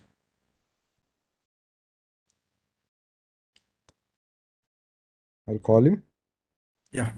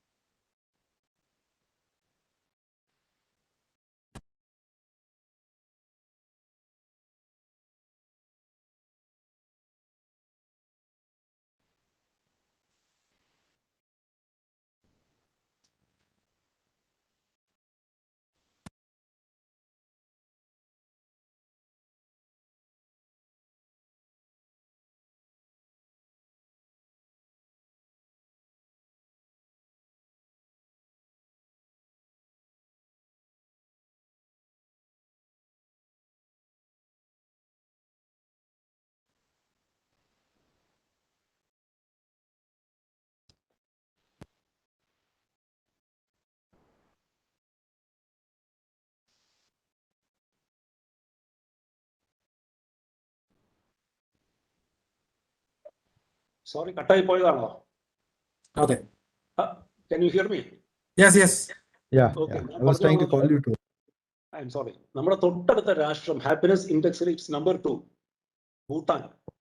ഒരു ഓപ്പർച്യൂണിറ്റി കിട്ടിയാൽ everybody should visit that land. അവിടെ ഇൻഡസ്ട്രീസ് ഉണ്ട് ആവശ്യത്തിന്. അവിടെ ടെമ്പിൾസ്, റിലീജിയസ് ടെമ്പിൾസ് എല്ലാം ബുദ്ധിസ്റ്റ് ടെമ്പിൾസ് ആണ്. സൈലൻസ് സോൺ ആണ് എല്ലായിടത്തും. അതുമാതിരി വെഹിക്കുലർ ട്രാഫിക് മൂവ് ചെയ്യുമ്പോൾ ഹോൺ അടിക്കില്ല അവർ. അവർ ചെയ്യുന്ന പലതും നമ്മൾ കണ്ടുപഠിക്കണം. അവിടെ റെൻഡറിങ് ഹൗസോ അല്ലെങ്കിൽ സ്ലോട്ടർ ഹൗസോ ഇല്ല. Meat is being imported from India. അവരവിടെ ജീവികളെ കൊല്ലുന്നില്ല. ഇൻഡസ്ട്രീസ് ഒന്നും റിവർ വക്കിൽ, പ്രത്യേകിച്ച് even service stations of vehicles പോലും ദേ ആർ നോട്ട് പെർമിറ്റിംഗ്. എല്ലാ ഓഫീസും, all government officers employees right from the top boss to the bottom most person, അവസാനത്തെ ഹാഫ് ആൻ അവർ കമ്പൈൻഡ് ആയിട്ട് they do a cleaning work of the environment, അതായത് അവരുടെ premises. ഇതെല്ലാ ദിവസവും അവർ follow ചെയ്യുന്ന, അവരുടെ ഫ്ലാഗ് താത്തിയതിനു ശേഷം അവർ ചെയ്യുന്ന ഒരു കാര്യമാണ്. ഞാൻ പറയുന്നത് നമ്മളിപ്പോൾ ഈ പ്രസന്റേഷൻസും ഇതെല്ലാം നടക്കും. എന്നിട്ട് ഇതെല്ലാം എല്ലാ വർഷവും നമ്മൾ സംസാരിക്കുകയും ഇതിനെക്കുറിച്ച് ഒരുപാട് പറയുകയും ചെയ്യും, അവയർനെസ് ക്രിയേറ്റ് ചെയ്യുകയും ചെയ്യും, പുതിയ പുതിയ നിയമങ്ങളും വരും. Ultimately we fail to implement these laws also.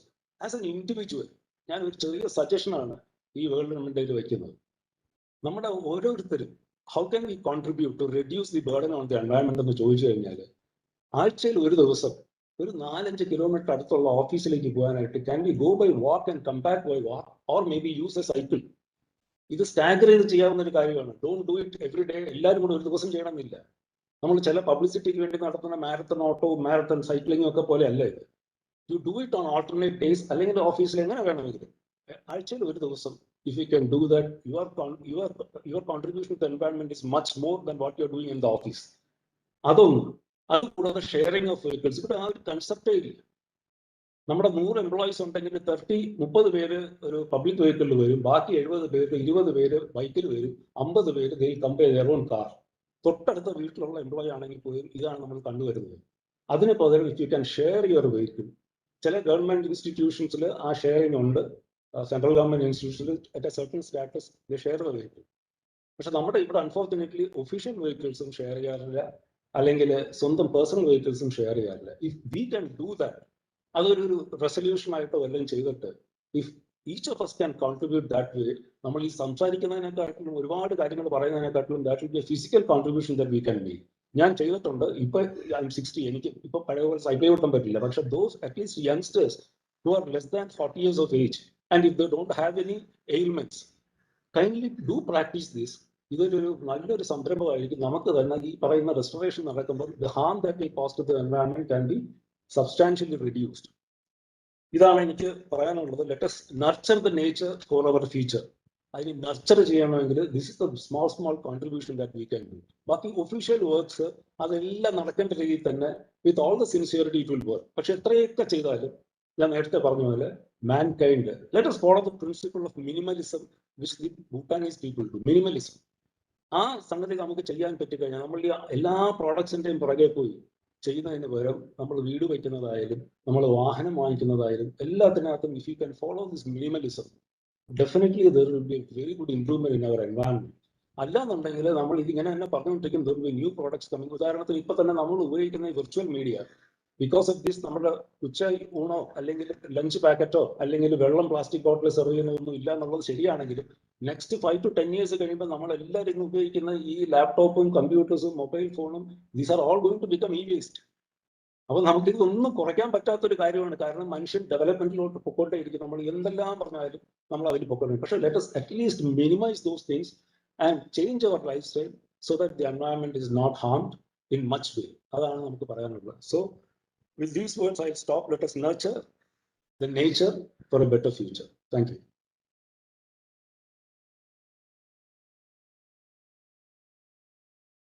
നന്ദി സർ. പാരിസ്ഥിതിക പുനഃസ്ഥാപന പദ്ധതികളെക്കുറിച്ചുള്ള അടുത്ത അവതരണത്തിനായി directorate of environment and climate change director Shri S Chandrasekhar IAS അവരെ സ്വാഗതം ചെയ്യുന്നു.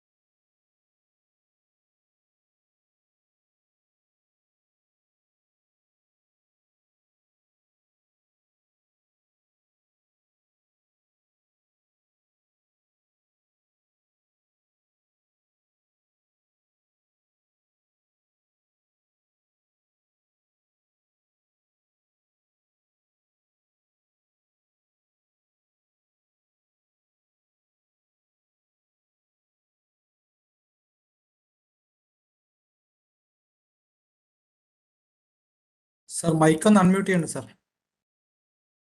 Mic sir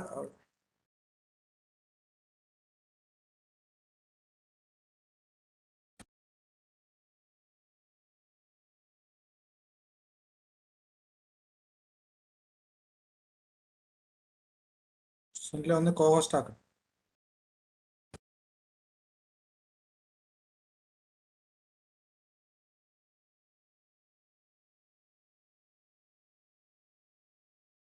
already co host ആണ്. ഇപ്പൊ കേൾക്കണുണ്ടോ? Okay, good afternoon all. ഈ എക്കോ റെസ്റ്റോറേഷൻ ഇനിഷ്യേറ്റീവായിട്ട് കുറെ നമ്മൾ അനുഭവങ്ങൾ നമ്മുടെ വകുപ്പിന് കിട്ടിയിട്ടുണ്ട്.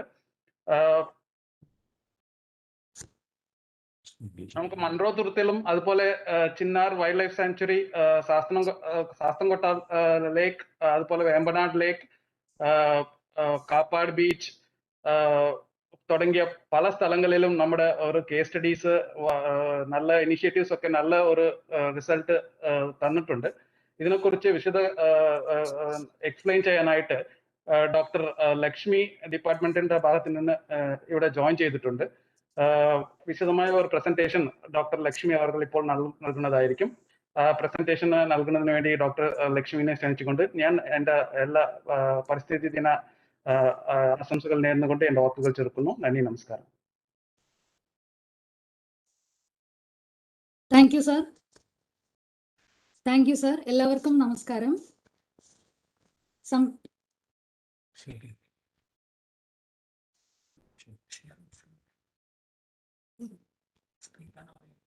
സ്ക്രീൻ കാണാമെന്ന് വിചാരിക്കുന്നു. സർ പ്രസന്റേഷൻ കാണുന്നുണ്ടോ?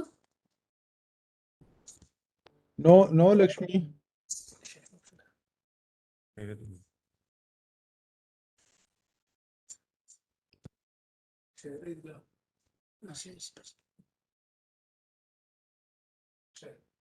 അറിയണം. Sir sir okay, it's come.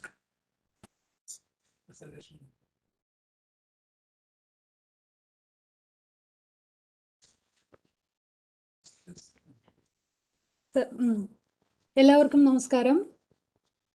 സംസ്ഥാന തലത്തിൽ പരിസ്ഥിതി പുനരുജ്ജീവനത്തിനായി പരിസ്ഥിതി വകുപ്പ് നടപ്പിലാക്കി വരുന്ന പ്രധാന പദ്ധതികളെ കുറിച്ചുള്ള ഒരു അവതരണമാണിത്. പരിസ്ഥിതി സംരക്ഷണം, കാലാവസ്ഥാ വ്യതിയാനം എന്നിവയ്ക്ക് പ്രാമുഖ്യം നൽകുന്നതിനും സംസ്ഥാന തലത്തിൽ കർമ്മപരിപാടികൾ ആവിഷ്കരിച്ച് ബന്ധപ്പെട്ട വകുപ്പുകളും ഏജൻസികളുമായി ചേർന്ന് അവ ഫലപ്രദമായി നടപ്പിലാക്കുന്നതിനും പരിസ്ഥിതി സംരക്ഷണവുമായി ബന്ധപ്പെട്ട നയങ്ങൾ രൂപീകരിക്കുന്നതിനുമായാണ് 2006 സംസ്ഥാനത്ത് പരിസ്ഥിതി വകുപ്പ് രൂപീകരിക്കപ്പെട്ടത്. വകുപ്പിന് കീഴിലായി പരിസ്ഥിതി കാലാവസ്ഥാ വ്യതിയാന ഡയറക്ടറേറ്റ് 2010 രൂപീകരിക്കപ്പെട്ടു. കൂടാതെ സ്റ്റാറ്റ്യൂട്ടറി അതോറിറ്റികളായ കേരള തീരദേശ പരിപാലന അതോറിറ്റി, സംസ്ഥാന തണ്ണീർത്തട അതോറിറ്റി, സംസ്ഥാന പരിസ്ഥിതി ആഘാത നിർണയ അതോറിറ്റി എന്നിവയും ഡയറക്ടറേറ്റിനോടൊപ്പം ചേർന്ന് പ്രവർത്തിച്ചു വരുന്നു. ഈ വർഷത്തെ ലോക പരിസ്ഥിതി ദിനാചരണത്തിന്റെ മുഖ്യ പ്രമേയമായി തിരഞ്ഞെടുക്കപ്പെട്ടിരിക്കുന്നത് ആവാസ വ്യവസ്ഥ പുനഃസ്ഥാപനം എന്നുള്ളതാണല്ലോ. സ്വാഭാവിക കാരണങ്ങളാലും മാനുഷിക ഇടപെടൽ മൂലവും ശോഷണം സംഭവിച്ച സംസ്ഥാനത്തെ വിവിധ പ്രദേശങ്ങളിലെ പരിസ്ഥിതി പുനഃസ്ഥാപനത്തിനുള്ള പദ്ധതികൾ ഡയറക്ടറേറ്റ് മറ്റ് ഏജൻസികളുമായും അതോറിറ്റികളുമായും ചേർന്ന് നടപ്പിലാക്കി വരുന്നു.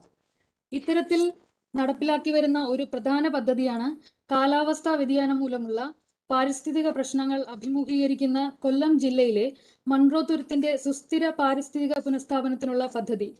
പ്രാദേശിക ഭരണ സംവിധാനത്തിന്റെ മാത്രം വൈദഗ്ധ്യവും പങ്കാളിത്തത്തിലും മൺട്രോ തുരുത്ത് നേരിടുന്ന പ്രശ്നങ്ങൾ പരിഹരിക്കുന്നതിന് പരിമിതികളുള്ള സാഹചര്യത്തിൽ തുരുത്തിലെ പ്രശ്നങ്ങളെക്കുറിച്ചും പരിഹാര മാർഗങ്ങളെക്കുറിച്ചും ചർച്ച ചെയ്യുന്നതിന് ബഹുമാനപ്പെട്ട മുഖ്യമന്ത്രിയുടെ നേതൃത്വത്തിൽ 2018 ഫെബ്രുവരി 18-19 തീയതികളിൽ വിവിധ മേഖലകളിൽ നിന്നുള്ള വിദഗ്ധർ, ജനപ്രതിനിധികൾ, ഉദ്യോഗസ്ഥർ, പ്രദേശവാസികൾ എന്നിവരെ പങ്കെടുപ്പിച്ചുകൊണ്ട് ഒരു ദ്വിദിന ശില്പശാല നടത്തുകയുണ്ടായി. പ്രസ്തുത ശില്പശാലയിൽ ഉരുത്തിരിഞ്ഞ ആശയങ്ങൾക്കനുസരിച്ച് 2019 മുതലുള്ള സംസ്ഥാന ബജറ്റിൽ ഉൾപ്പെടുത്തി മൺട്രോ തുരുത്തിന്റെ സമഗ്ര ആവാസ വ്യവസ്ഥ പുനരുജ്ജീവനത്തിനായുള്ള പദ്ധതി പരിസ്ഥിതി കാലാവസ്ഥാ വ്യതിയാന ഡയറക്ടറേറ്റ്, അന്തർദേശീയ കായൽ കൃഷി ഗവേഷണ പരിശീലന കേന്ദ്രം, മൺട്രോ തുരുത്ത് ഗ്രാമപഞ്ചായത്ത് എന്നിവരുടെ സഹകരണത്തോടെ നടപ്പിലാക്കി വരുന്നു. കാലാവസ്ഥാ വ്യതിയാനത്തിന്റെ പരിണത ഫലമായി മൺട്രോത്തുരുത്തിൽ ഉണ്ടായിക്കൊണ്ടിരിക്കുന്ന പരിസ്ഥിതി മാറ്റങ്ങളും വേലിയേറ്റ പ്രളയവും ഭൂനിരപ്പിലുണ്ടാകുന്ന മാറ്റങ്ങളും അതുവഴി ജീവനോപാധികൾക്കുണ്ടായിക്കൊണ്ടിരിക്കുന്ന തകർച്ചയും വിലയിരുത്തി പ്രതിരോധിക്കുന്നതിനും പരിസ്ഥിതി ആവാസ വ്യവസ്ഥയുടെ പുനഃസ്ഥാപനത്തിനും ജനതയുടെ സാമൂഹിക സാമ്പത്തിക ഉന്നമനവും ലക്ഷ്യമാക്കിക്കൊണ്ടുള്ള ഒരു കാലാവസ്ഥ അനുരോധന മാതൃകാ കൃഷി രീതിയാണ് ഈ പദ്ധതിയുടെ ഭാഗമായി നടപ്പിലാക്കുന്നത്. കായലോര ചതുപ്പുകളിൽ കണ്ടൽ അതിർവേലി നിർമ്മിച്ച് കായൽ തിരകളിൽ നിന്നും സംരക്ഷണം ഒരുക്കി സസ്യാവരണത്തോടെ നെൽകൃഷിയും മത്സ്യകൃഷിയും സംയോജിപ്പിച്ചുകൊണ്ടുള്ള സംയോജിത കൃഷി നടപ്പിലാക്കി വരുന്നു. കൂടാതെ തുറസായ ജലാശയങ്ങളിലെ കൂട് കരിമീൻ കൃഷിയും ഈ പദ്ധതിയുടെ ഭാഗമായി നടത്തുന്നുണ്ട്. തുരുത്തിൽ നാശോന്മുഖമായിക്കൊണ്ടിരിക്കുന്ന തെങ്ങ് കൃഷി പുനരുജ്ജീവിപ്പിക്കുന്നതിനുള്ള പ്രവർത്തനങ്ങൾ, താറാവ് വളർത്തൽ യൂണിറ്റുകൾ, ശാസ്ത്രീയവും ആരോഗ്യകരവുമായ ശുചീകരണ സംവിധാനങ്ങളുടെ നിർമ്മാണം എന്നിങ്ങനെ തുരുത്തിലെ സമഗ്ര ആവാസ വ്യവസ്ഥ പുനരുജ്ജീവനത്തിന് ഉതകുന്നതും ജനങ്ങളുടെ സാമൂഹിക ജീവിത നിലവാരം മെച്ചപ്പെടുത്തുന്നതിനും ഉതകുന്ന വിവിധ പദ്ധതികൾ സംസ്ഥാന തണ്ണീർത്തട അതോറിറ്റിയും ഡയറക്ടറേറ്റും ചേർന്ന് നടപ്പിലാക്കി വരുന്നു. വകുപ്പിന്റെ എടുത്തു പറയത്തക്ക മറ്റൊരു പ്രധാന പദ്ധതിയാണ് കേരളത്തിലെ ഏറ്റവും വലിയ ശുദ്ധജല തടാകവും റാംസാർ പട്ടികയിൽ ഉൾപ്പെട്ടിട്ടുള്ളതുമായ ശാസ്താംകോട്ട തടാകത്തിന്റെ പുനരുജ്ജീവനത്തിനായി സംസ്ഥാന തണ്ണീർത്തട അതോറിറ്റി നടപ്പിലാക്കി വരുന്ന പദ്ധതി. തടാകത്തിന്റെ സംരക്ഷണത്തിനായി ആവിഷ്കരിച്ച കർമ്മ പരിപാടിയുടെ ഭാഗമായി തടാകത്തിലെ അധിനിവേശ കളകളും പായലും മറ്റു മാലിന്യങ്ങളും പൊതുജന പങ്കാളിത്തത്തോടെ നീക്കം ചെയ്തുകൊണ്ടാണ് പദ്ധതി ആരംഭിച്ചത്. തടാകത്തിലേക്കുള്ള മണ്ണൊലിപ്പ് കുറയ്ക്കുന്നതിനായി സമീപ നീർത്തടങ്ങളുടെ സംരക്ഷണത്തിനുള്ള സമഗ്ര കർമ്മ പദ്ധതി സംസ്ഥാന മണ്ണ് സംരക്ഷണ വകുപ്പുമായി സഹകരിച്ച് 2020 മുതൽ നടപ്പിലാക്കി വരുന്നു. ഈ പ്രവർത്തനങ്ങളിലൂടെ തടാകത്തിലെ ജലഗുണനിലവാരം ഉറപ്പുവരുത്തുന്നതിനും ജൈവ വൈവിധ്യം സംരക്ഷിക്കുന്നതിനും സാധിക്കുന്നതാണ്.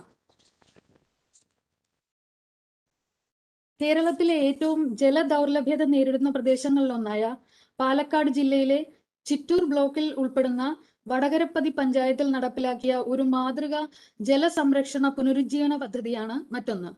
മഴ ലഭ്യത കുറവുള്ളതിനാലും അമിത ചൂഷണവും മൂലം ഭൂഗർഭ ജലവിധാനം വളരെ താഴ്ന്ന നിലയിലുള്ള പ്രദേശമാണ് വടകരപ്പതി. കൂടാതെ പ്രാദേശിക ഭൗമ പ്രത്യേകതകൾ മൂലം പ്രസ്തുത പ്രദേശത്ത് മഴവെള്ളം ശേഖരിച്ച് നിലനിർത്തുന്നതിൽ പരിമിതികളും ഏറെയുണ്ട്. ഈ സാഹചര്യത്തിൽ ദേശീയ ഭൗമശാസ്ത്ര ഗവേഷണ കേന്ദ്രത്തിന്റെ വിദഗ്ധ പഠനത്തിനു ശേഷം പെരിയകുളം എന്ന സ്ഥലത്ത് ഒരു അടിയണ സബ്സർഫസ് ഡൈക്ക് നിർമ്മിച്ച് മഴവെള്ള റീചാർജിലൂടെ ഭൂഗർഭ ജലവിധാനം ഉയർത്തുന്നതിനുള്ള പദ്ധതിയാണ് ഡയറക്ടറേറ്റ് നടപ്പിലാക്കിയത്. പദ്ധതി നടപ്പിലാക്കുന്നതിന് മുൻപും അതിനുശേഷവുമുള്ള ദൃശ്യങ്ങളിൽ നിന്ന് പദ്ധതി പ്രദേശത്ത് ഉണ്ടായിട്ടുള്ള മാറ്റങ്ങൾ നമുക്ക് മനസ്സിലാക്കാനാവുന്നതാണ്. ഇടുക്കി ജില്ലയിലെ ചിന്നാർ വന്യജീവി സങ്കേതത്തിൽ ഉൾപ്പെടുന്ന തദ്ദേശ ജനവിഭാഗങ്ങളുടെ സുസ്ഥിര ജീവനോപാധി ഉറപ്പുവരുത്തുന്നതിനും ജൈവ വൈവിധ്യ സംരക്ഷണത്തിനും ഉതകുന്ന പദ്ധതിയാണ് അടുത്തത്. ചിന്നാർ വനമേഖലയിലെ പരമ്പരാഗത ആദിവാസികളുടെ സാമ്പത്തികവും ആവാസ വ്യവസ്ഥാപരവുമായ ഉന്നമനത്തിനായുള്ള വിവിധ പ്രവർത്തനങ്ങളാണ് ഈ പദ്ധതിയുടെ ഭാഗമായി സംസ്ഥാന വനം വകുപ്പിന് കീഴിലുള്ള ആനമുടി ഫോറസ്റ്റ് ഡെവലപ്മെന്റ് ഏജൻസി മുഖേന നടപ്പിലാക്കി വരുന്നത്.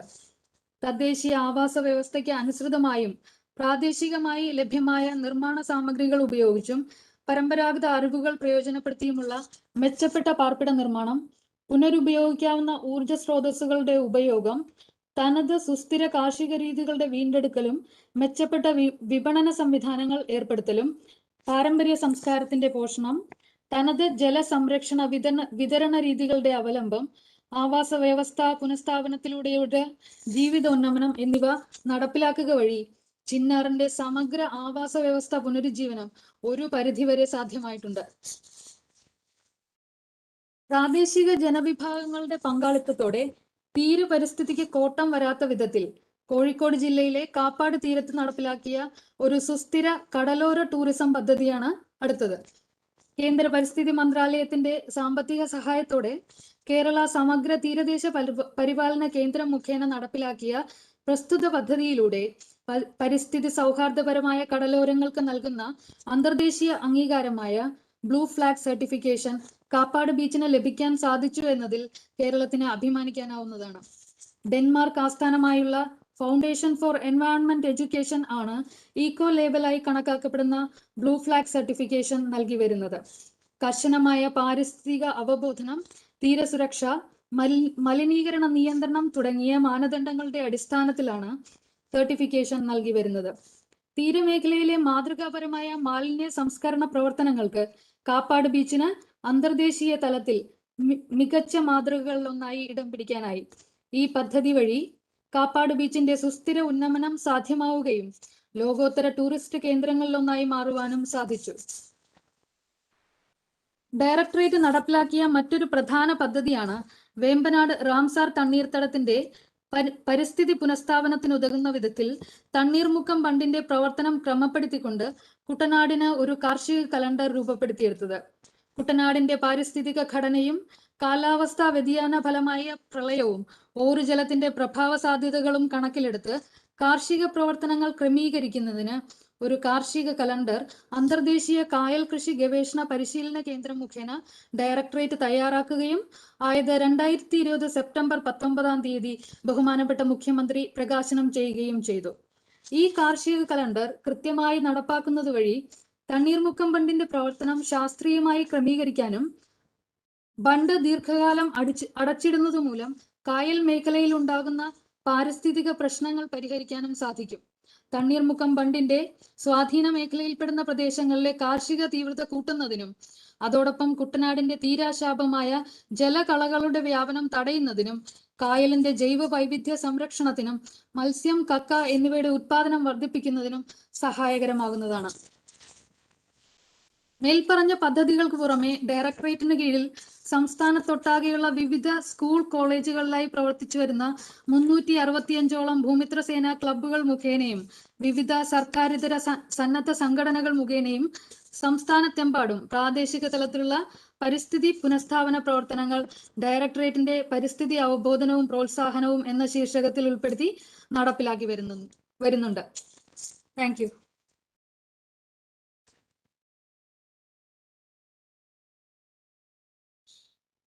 നന്ദി. Thank you Lakshmi. അടുത്തതായി Jawaharlal Nehru tropical botanical garden and research ഇൻസ്റ്റിറ്റ്യൂട്ടിന്റെ ഇക്കോ റെസ്റ്റോറേഷൻ പ്രോഗ്രാംസിനെ അവതരിപ്പിക്കുന്നതിനായി JNTPJRI director doctor R Prakash Kumar അവർകളെ സ്വാഗതം ചെയ്യുന്നു.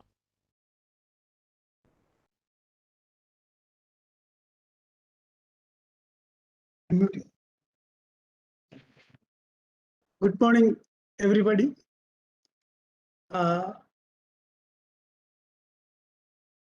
ജനറേഷൻ റെസ്റ്റോറേഷൻ എന്ന ഹാഷ്ടാഗിലൂടെ നടപ്പിലാക്കുന്ന ഇക്കോസിസ്റ്റം റെസ്റ്റോറേഷൻ പ്രോഗ്രാമിന്റെ പ്രധാന പ്രസക്തി ഓരോ സ്ഥാപനങ്ങളും ഓരോ വ്യക്തികളും ആ തീം അഡ്രസ്സ് ചെയ്യുന്നതിന് എന്തെല്ലാം ചെയ്യുന്നു എന്നുള്ളതാണ് പ്രധാനമായിട്ട് ഉദ്ദേശിക്കുന്നത്. Jawaharlal Nehru tropical botanical garden and research institute നമുക്കുണ്ടായിട്ടുള്ള ചില എക്സ്പീരിയൻസുകൾ ഇക്കോസിസ്റ്റം റെസ്റ്റോറേഷൻ റീഇൻട്രൊഡക്ഷനിലും നമുക്കുണ്ടായിരിക്കുന്ന ചില എക്സ്പീരിയൻസുകളാണ് ഇവിടെ ഷെയർ ചെയ്യുന്നത്. ബൊട്ടാനിക്കൽ ഗാർഡൻ ഏകദേശം 5000-ഓളം പല വിവിധ തരത്തിലുള്ള സ്പീഷീസ് അക്രോസ് ദി വേൾഡ് ഒരു കളക്ഷൻ ഉണ്ട്.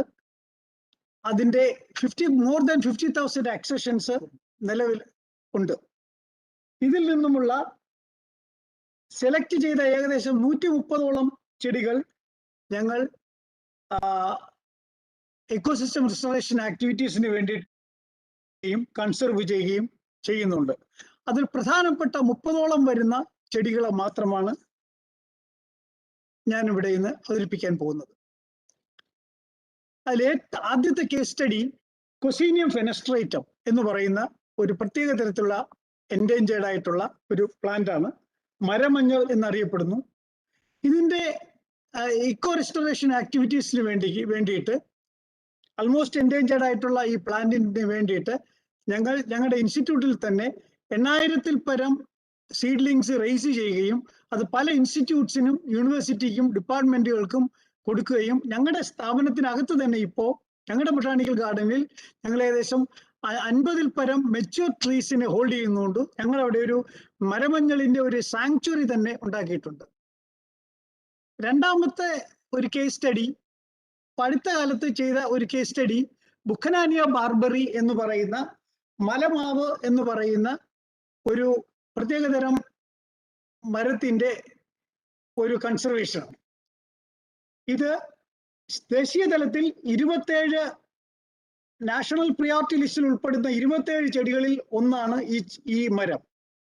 ഇത് ഏകദേശം this has been actually rediscovered after a period of 97 years by the scientists of JNTBGRA. നമുക്കിപ്പോൾ Mohamed bin Zayed species conservation ഫണ്ടിലൂടെ 2019 ഈ മരം റീലൊക്കേറ്റ് ചെയ്യുകയും ഇതിന്റെ സാപ്ലിങ്സ് മാറിപ്പോയി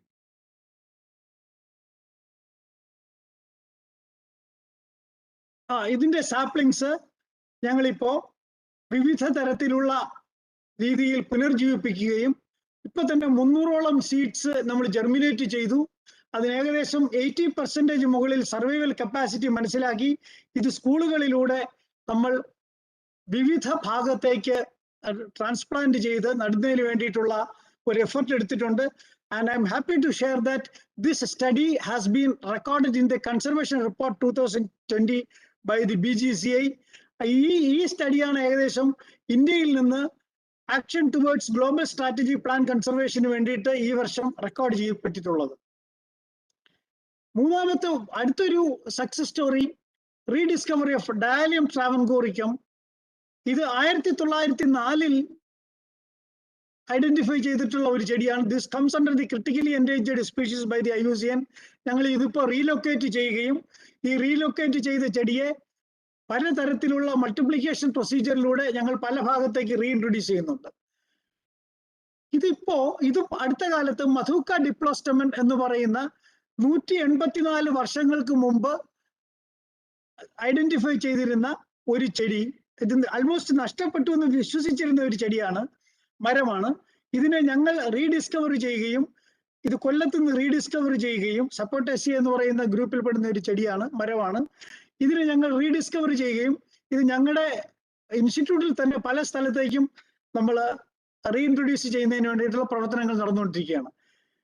ബൊട്ടാണിക്കൽ ഗാർഡൻ ദേശീയ തലത്തിൽ തന്നെ ജേൺപ്ലാസം കൺസർവേഷന് വേണ്ടിയിട്ട് ഒരു ഫീൽഡ് ജേൺ ബാങ്ക് തുടങ്ങിയിട്ടുണ്ടായിരുന്നു. ഈ field gene bank Andaman Nicobar plants കളക്ഷന്റെ ഏകദേശം 135 സ്പീഷീസ് ഞങ്ങൾ ഇവിടെ കൊണ്ടുവന്ന് അത് എൻഡമിക് ടാക്സ വരുന്നുണ്ട്, എൻഡേഞ്ചേർഡ് ടാക്സ വരുന്നുണ്ട്, എക്സ്ട്രാ ഇന്ത്യൻ ടാക്സ വരുന്നുണ്ട്, എക്സ്റ്റിൻറ്റ് സ്പീഷീസ് വരുന്നുണ്ട്, മെയിൻലാൻഡിൽ കാണപ്പെടാത്ത പല ചെടികൾ വരുന്നുണ്ട്. ഇതെല്ലാം ഞങ്ങൾ ഇവിടെ കൊണ്ടുവന്ന് 135 സ്പീഷീസ് കൺസർവ് ചെയ്യുകയും 2004 സുനാമി വന്നു കഴിഞ്ഞപ്പോൾ ആൻഡമാൻ നിക്കോബാർ തീരങ്ങളിൽ ഈ ചെടികളെല്ലാം നഷ്ടപ്പെടുകയും ഞങ്ങൾ ചെയ്തതിന്റെ പ്രസക്തി ഉൾക്കൊണ്ടുകൊണ്ട് ഞങ്ങൾ ആൻഡമാൻ നിക്കോബാർ ഐലൻഡുമായിട്ട് ഒരു MOU സൈൻ ചെയ്യുകയും ഞങ്ങൾ ഇപ്പോൾ ഇവിടെ നിന്ന് പല ടിമ്പർ സ്പീഷീസും വൈൽഡ് എഡിബിൾ ഫ്രൂട്ട് പ്ലാന്റ്സും ട്രൈബൽ മെഡിസിനൽ പ്ലാന്റ്സും റക്ടൻസ് ബാംബൂസ് ഇതിന്റെ എല്ലാം പ്രൊപ്പഗേറ്റ് ചെയ്തിട്ട് ഇതിന്റെ ചെടി തൈകൾ ആൻഡമാനിലേക്ക് തന്നെ സപ്ലൈ ചെയ്യുന്നുണ്ടായിരുന്നു. അതിൽ പ്രധാനപ്പെട്ടത് wild mango collected from the Andaman Nicobar Islands, which has been successfully reintroduced in our mainland. Field gene bank ഇതെല്ലാം പല വർഗത്തിൽപ്പെടുന്ന ചെടികളാണ്. ഇതിങ്ങനെ മാറുന്നത് പല വർഗത്തിൽപ്പെടുന്ന ചെടികളുണ്ട്. അതെല്ലാം നമ്മുടെ ഭാഗത്ത് നിന്ന് നമ്മളിവിടെ സക്സസ്ഫുൾ ആയിട്ട് റീഇൻട്രൊഡ്യൂസ് ചെയ്യുകയും അത് ഞങ്ങളുടെ ഗാർഡനിൽ സക്സസ്ഫുൾ ആയിട്ട് റീഇൻട്രൊഡ്യൂസ് ചെയ്തതിന് ശേഷം അത് ഞങ്ങൾ മറ്റു പല സ്ഥലത്തേക്കും സപ്ലൈ ചെയ്യുന്നുണ്ട്. പോകുന്നില്ല, 1 second.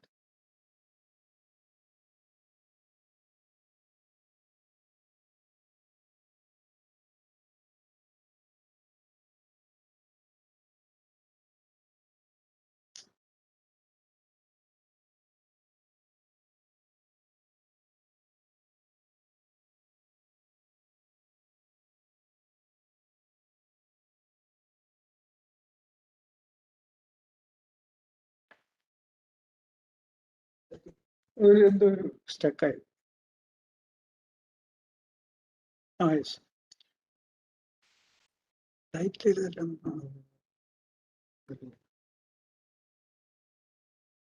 ഓക്കെ,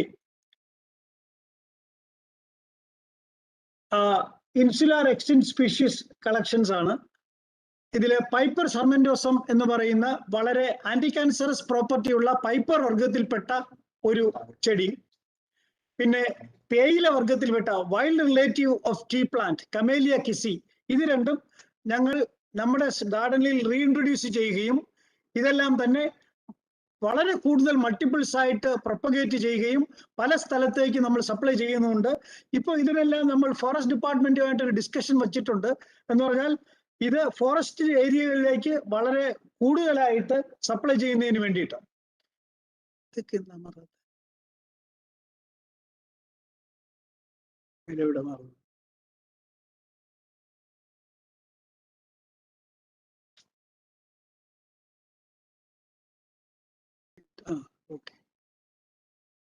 ഇതും ആൻഡമാൻ നിക്കോബാർ കളക്ഷൻസിൽ നിന്ന് ഞങ്ങൾ ഞങ്ങളുടെ ഫീൽഡ് ബാങ്കിൽ എസ്റ്റാബ്ലിഷ് ചെയ്യുകയും എന്നിട്ട് അവിടെ നിന്നും മറ്റു പല സ്ഥലത്തേക്കും നമ്മൾ സാപ്ലിങ്സ് ഉണ്ടാക്കിയിട്ട് സപ്ലൈ ചെയ്യുന്നുണ്ട്. അതിൽ ഏറ്റവും രസകരമായിട്ടുള്ള ഒരു ചെടി ഇപ്പോൾ ഞങ്ങൾ ഐഡന്റിഫൈ ചെയ്തിട്ടുള്ളത് എഡ്ലിൻജെറ ഫെൽസി എന്ന് പറയുന്ന ഒരു ചെടി, ഹണി ബി റിപ്പല്ലന്റ് പ്ലാന്റ് ആണ്. ഇതിന്റെ ഫർദർ സ്റ്റഡീസും കൂടി ലബോറട്ടറി സ്റ്റഡീസും കൂടി ചെയ്തപ്പോൾ മനസ്സിലാക്കാൻ കഴിഞ്ഞത് ഇത് ഹണി ബി റിപ്പല്ലന്റ് മാത്രമല്ല മസ്കിറ്റോ റിപ്പല്ലന്റ് പ്ലാന്റും കൂടെയാണ്. അതിന്റെ പ്രോഡക്റ്റ് കോമ്പൗണ്ട് എല്ലാം ഞങ്ങൾ ഐസൊലേറ്റ് ചെയ്തിട്ടുണ്ട്. ഇതിന്റെ പേറ്റന്റിങ് പ്രൊസീജിയേഴ്സുമായിട്ട് ഞങ്ങൾ മുമ്പോട്ട് പോയിക്കൊണ്ടിരിക്കുകയാണ്. പിന്നെ കലാമസ് ആൻഡമാനിക്കൻസ് എന്ന് പറയുന്ന ഈ പ്ലാന്റ് ആക്ച്വലി 140 ഫീറ്റ് ലെങ്തിൽ ഞങ്ങളുടെ അവിടെ തന്നെ വളർന്നിട്ടുണ്ട്. മിറിസ്റ്റിക്ക ആൻഡമാനിക്ക ഇതും വളരെ മെഡിസിനൽ പ്രോപ്പർട്ടി ഉള്ള പ്ലാന്റ് ആണ്.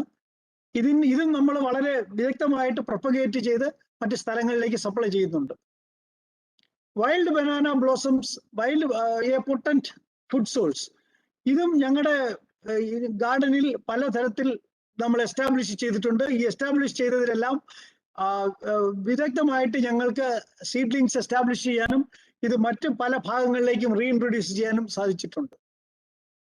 ഇനി ഓർക്കിഡ് വർഗത്തിൽപ്പെട്ട ചെടികളെ ഞങ്ങൾ വർഷങ്ങളായിട്ട് പലതരത്തിലുള്ള RET കാറ്റഗറിയിൽപ്പെട്ടതും വെസ്റ്റേൺ ഗട്ട്സിലെ എൻഡമിക് ആയിട്ടുള്ളതുമായിട്ടുള്ള പലതരത്തിലുള്ള ഓർക്കിഡുകളെ നമ്മൾ 2004 തൊട്ടേ മൾട്ടിപ്ലൈ ചെയ്ത് ടിഷ്യൂ കൾച്ചറിലൂടെയും മറ്റും മൾട്ടിപ്ലൈ ചെയ്തിട്ട് നമ്മളിത് സംസ്ഥാനത്തിന്റെ പല ഭാഗത്ത് നമ്മളിത് റീഇൻട്രൊഡ്യൂസ് ചെയ്തിട്ടുണ്ട്.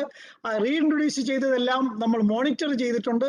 ആ മോണിറ്റർ ചെയ്തതെല്ലാം വളരെ സക്സസ്ഫുൾ ആയിട്ട് അതിന്റെ റീഇൻട്രൊഡക്ഷൻ കപ്പാസിറ്റി കാണാനും പറ്റുന്നുണ്ട്. For example Smithsonia 152 plants Peppara wild life സാങ്ച്വറിയിൽ നമ്മൾ നട്ടിട്ടുണ്ടായിരുന്നു. 14 വർഷത്തിന് ശേഷം വി കുഡ് റീലൊക്കേറ്റ് 32 പ്ലാന്റ്സ്. അതുപോലെ പാപ്പിലോമോറിയം ഡ്രൂറി, ഇതെല്ലാം എൻഡേഞ്ചേർഡ് ആണെന്ന് നമ്മൾ കരുതിയിരുന്ന ചെടികളാണ് ഞങ്ങളുടെ അവിടെ റീഇൻട്രൊഡ്യൂസ് ചെയ്യുകയും ഞങ്ങൾ ഇതിന് അപ്രോപ്രിയേറ്റ് ആയിട്ടുള്ള സ്ഥലങ്ങളിലേക്ക് റീഇൻട്രൊഡ്യൂസ് ചെയ്യുകയും ചെയ്തിട്ടുണ്ട്. അതാണ് ഈ കാണുന്നതെല്ലാം തന്നെ. ഇതിപ്പോ റീസെന്റ് ആയിട്ട് ഞങ്ങള്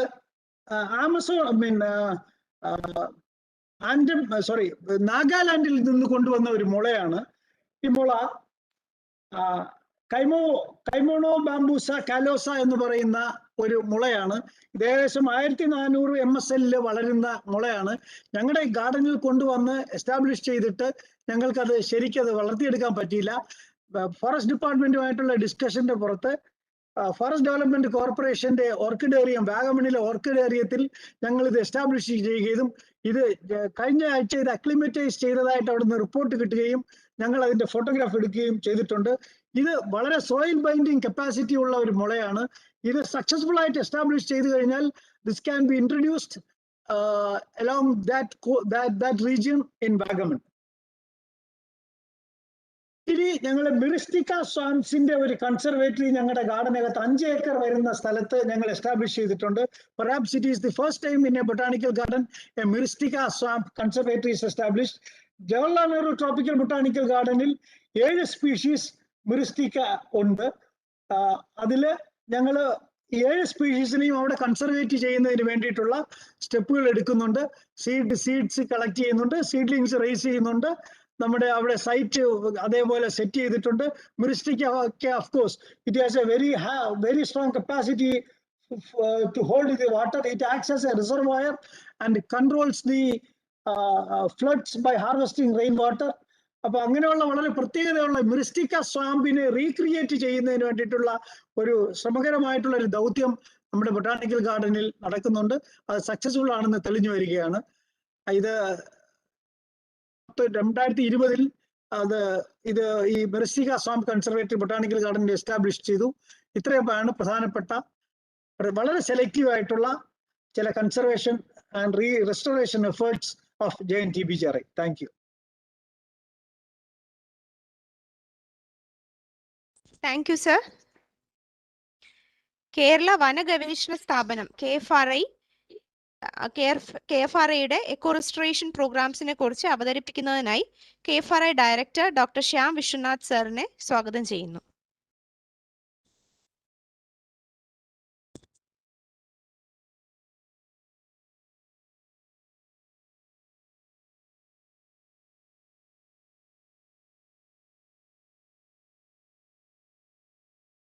മൈക്ക് അൺമ്യൂട്ട് ചെയ്യണം.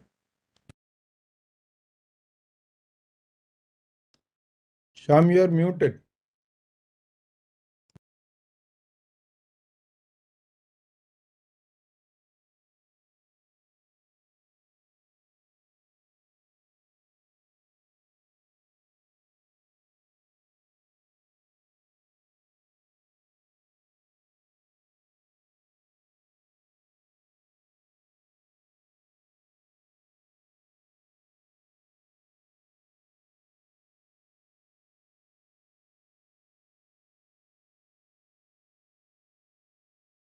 ശ്യാം സാറെ മൈക്ക് ഒന്ന് അൺമ്യൂട്ട് ചെയ്യണേ.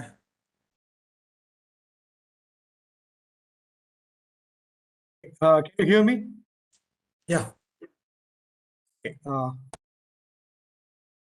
So in this presentation, I'll be focusing about the ecosystem restoration research and activities that we have done at KFRI over the past 1 decade.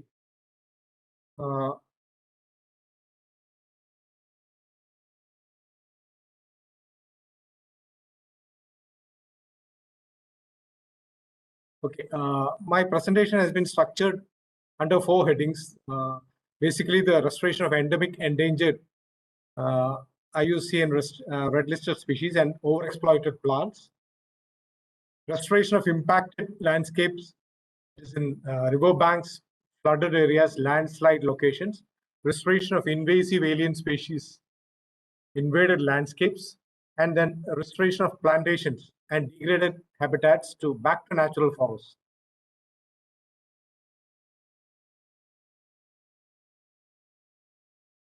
Yeah. Okay, next.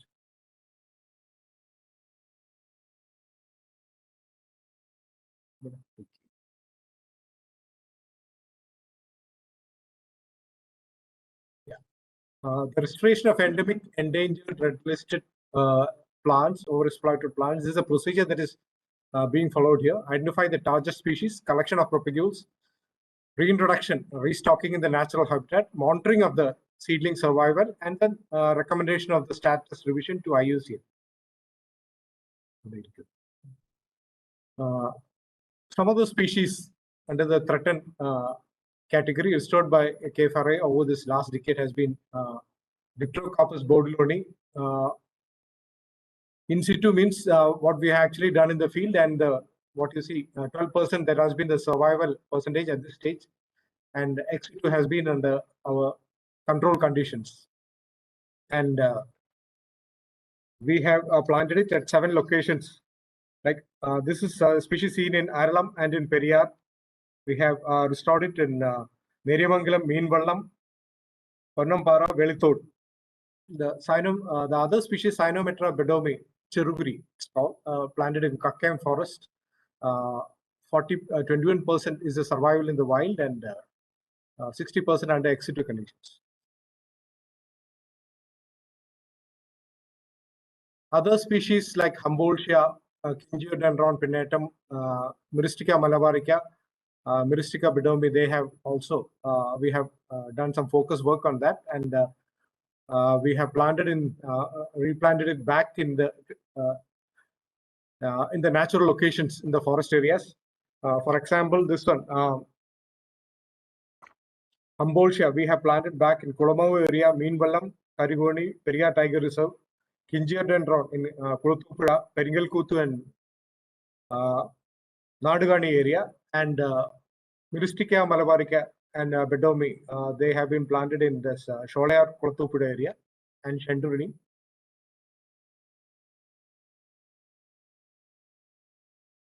Then some of the species like Gymnocrantha, these are basically, as the previous speaker was mentioning, my colleague, Dr. Prakash, I mean, these are basically Myristica swamp forests. And there also we have done this restoration work focusing on this Kuluthupuzha area, these three species.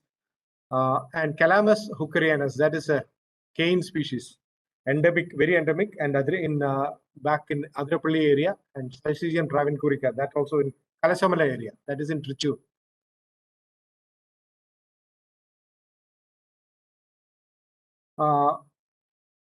Two important species that we have done, Disosolon malabaricum, known as Vellagil, white cedar, having high medicinal value and is highly endangered. Nearly 40,000 plants have been, we have raised it and planted in Vanachal with 40% survival rate.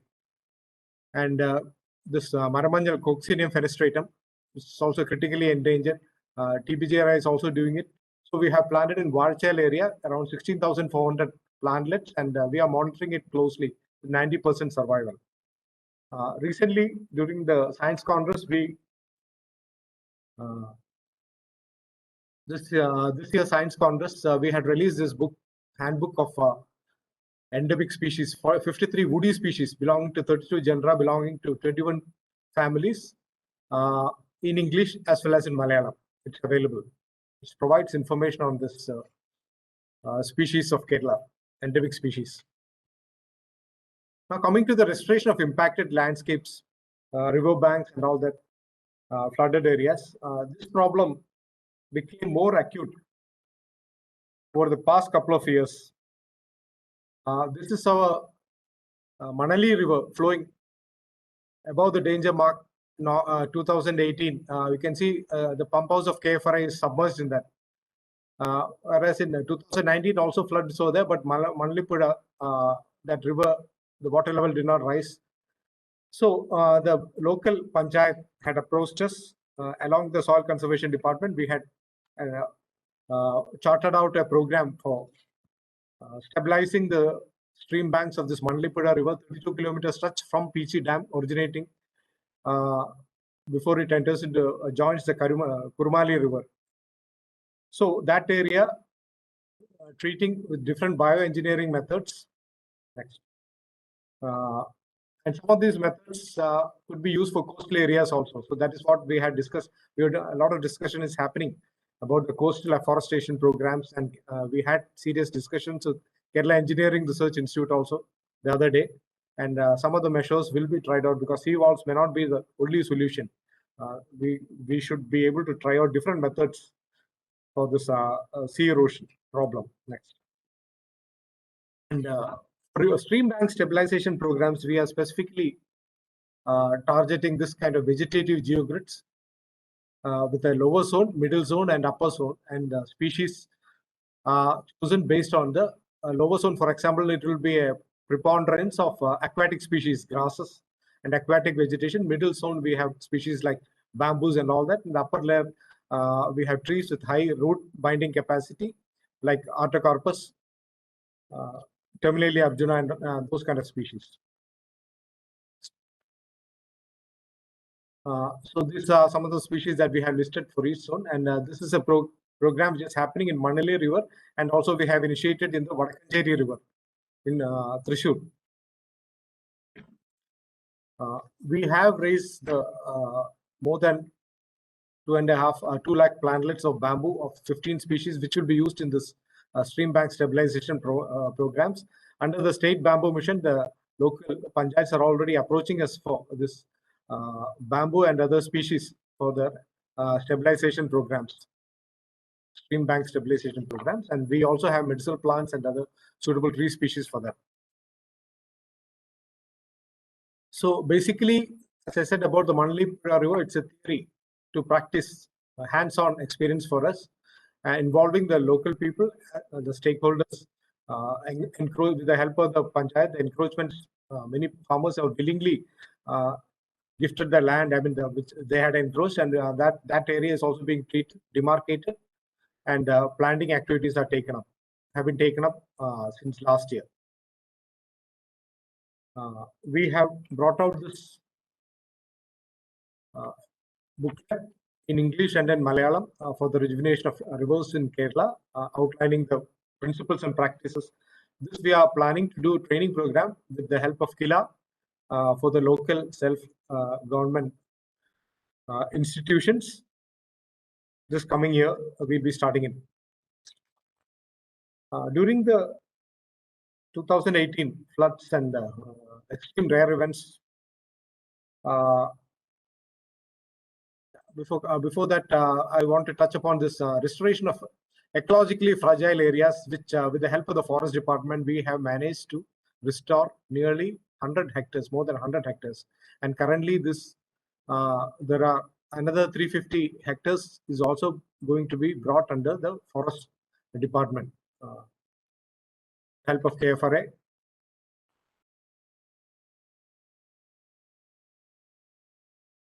Of course, we have also a successful example of this eco-restoration model using multi-tier forestry in our own campus. You can see on the left side, in 1989, people who have come to KFRA would have seen that on the Pichi Road, left side, as soon as you enter the campus, it was a barren hillock. So with concentrated efforts, we have managed to restore it back to near forest vegetation, moist deciduous forest vegetation. So that is in an area of 2.17 hectares. So that's a live example which we show to people. KFRA has also been involved in this eco-restoration of landslide locations. In Trichur itself, in 2018, around 32 landslide areas where landslide had happened and were documented, and a report was submitted to the district collector. And now we are also in the different phases of restoration with various other organizations, and we have planned out a procedure, a planning phase and an implementation phase. We are doing this for not only in Trichur, we have identified areas in Idukki also under an UNDP program.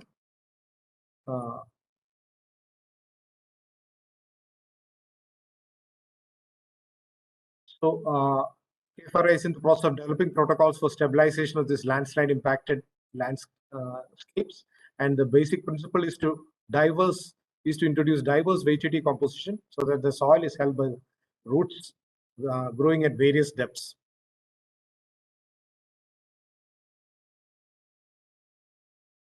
Another important area we are going to touch upon, and we are where the government of Kerala is also very keenly watching us. The forest department, we have started a program next 2 years under the Rebuilding Kerala initiative. Eco-restoration of the degraded mangrove sites. Right now, I think today's presentation also, the additional secretary has touched upon this topic, that our mangrove areas have really shrunk in size, less than 9 square kilometers, and we need to double that area at least. And also look into the socio-economic aspects, the carbon sequestration potential, and we'll work out institutional arrangements for conservation with the stakeholders. And that is a conservation plan that we are proposing in the next 2 years.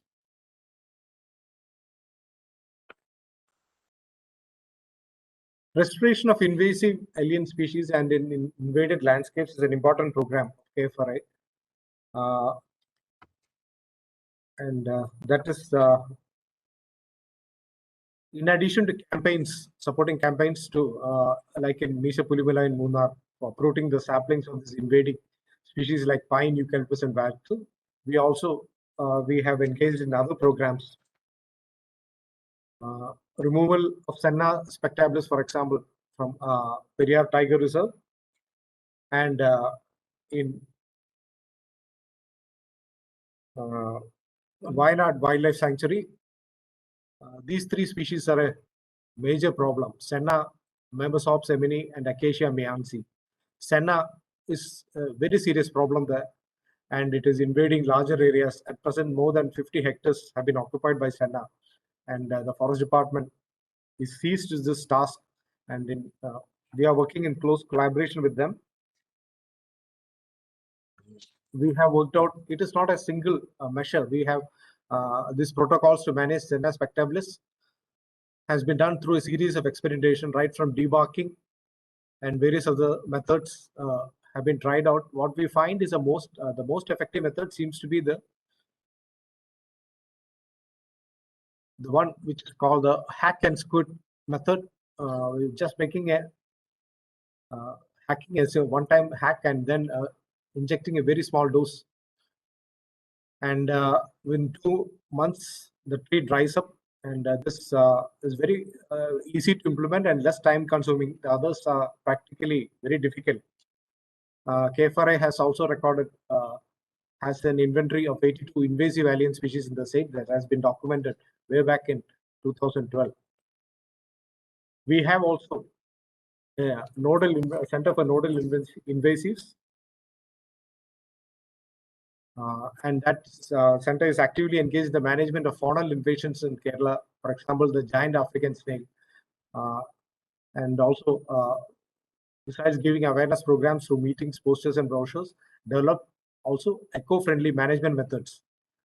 And the outbreak of populations have been detected and mapped. And possibly this is one serious thing that Kerala will have to tackle in the next 1 decade. Besides this, another important thing that has which has brought to our notice is the recently has been this red-eared slider turtle that has been brought in Kerala through pet trade and has started to invade wild habitats. Actually, KFRA has established a rescue and collection facility so that, and we are educating the people, the pet owners, and they are encouraged to deposit these specimens in this in the KFRA rescue area. Aquatic invasion. Recently, you might have seen the newspapers about this pink bloom, which has actually this Kabamba furcata, red Kabamba, grows in stagnant to slow water, flowing fresh water. It's a native. This is a species which is invasive, native to Central and South America, and it is actually widespread in the aquarium industry. They use it as to beautify the aquariums, but now it has escaped and it is polluting our water bodies, and it is that is causing serious problems, and people should be aware of this. It may look very attractive, but this is really an invasive that needs to be taken care of. The Nodal Center for Biological Invasions, located in KFRA, is seized with the problems of this kind. It has also the mandate to create awareness among decision makers and public, and bring out policy directives as well as newsletters at regular intervals.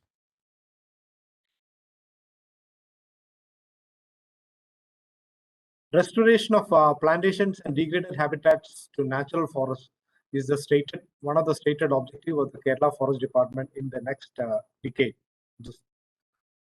So many of these teak plantations in site called T3, 4, and 5, to the tune of nearly 55,000 hectares. The Forest Department is seriously embarking on a program to restore it back to natural forests, giving emphasis to the hydrological functions of forest area as well as the biodiversity. KFRA has been involved with the Forest Department in this, and very recently, and 2020, the CCF, the Forest Department, Anjan Kumar, they have brought out this report, and basically action and a protocol for bringing it. It is not a one-time stroke. It cannot be, plantations cannot be removed overnight and then restored. It's a series of steps, and which require very careful planning, documenting the present biodiversity and what are the vegetation in the adjoining areas, and such kind of data needed. And that's a very scientific. It has to be done in a very scientific manner, and the report gives the prescriptions for that, and also training modules for the forest field level functionaries. So plantations are being converted back to natural forests. Not only teak plantations, other senna, wattle plantations, eucalyptus plantations, wherever they are, they'll slowly be brought back to natural forests, and the forest department is actively doing that. KFRI is supporting them in every aspect of this endeavor. So, thank you. This is in brief what activities that KFRI has been doing, currently doing, and then planning to do in future, the next decade. Thank you. Thank you, sir. അടുത്തതായി centre for water resources development and മാനേജ്മെന്റിന്റെ eco restoration പ്രോഗ്രാംസിനെ കുറിച്ച് സംസാരിക്കുന്നതിനായി CWDRDM executive ഡയറക്ടറിനെ ക്ഷണിച്ചുകൊള്ളുന്നു.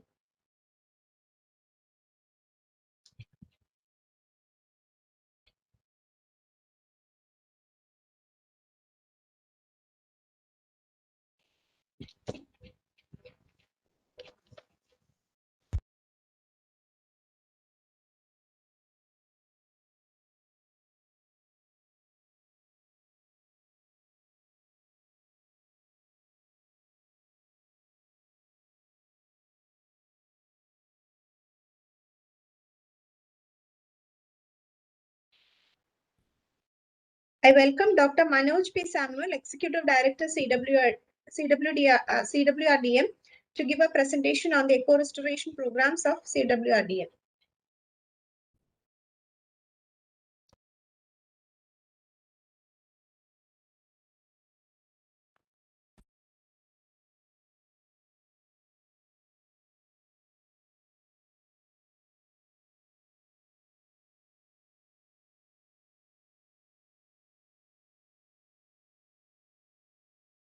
സാറിന്റെ അവിടെ band width കുറവാണെന്ന് കാണിക്കുന്നു.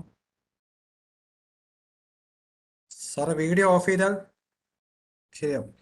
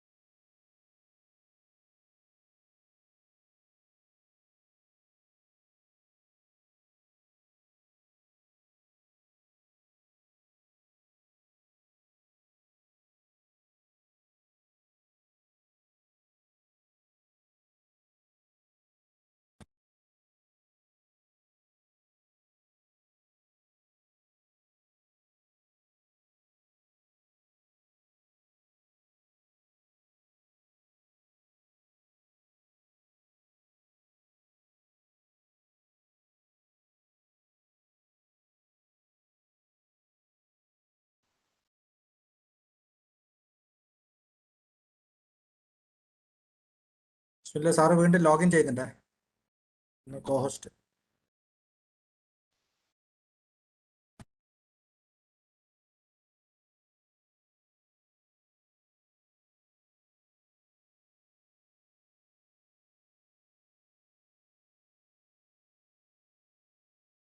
കേൾക്കുന്നുണ്ടോ പറയുന്നത്?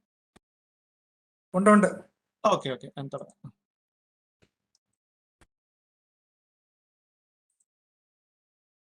സ്ലൈഡ് അവിടെ നിന്ന് ലോഡ് ചെയ്യാൻ പറ്റുമോ?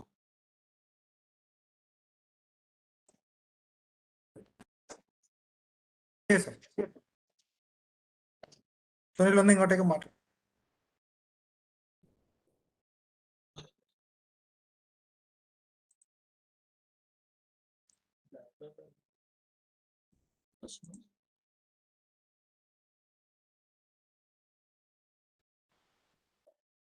ലോഡ് ചെയ്യാൻ പറ്റുമോ ഡോക്ടർ ഹരി? ചെയ്യാം സാർ, ഞാൻ ഒരു മിനിറ്റ്.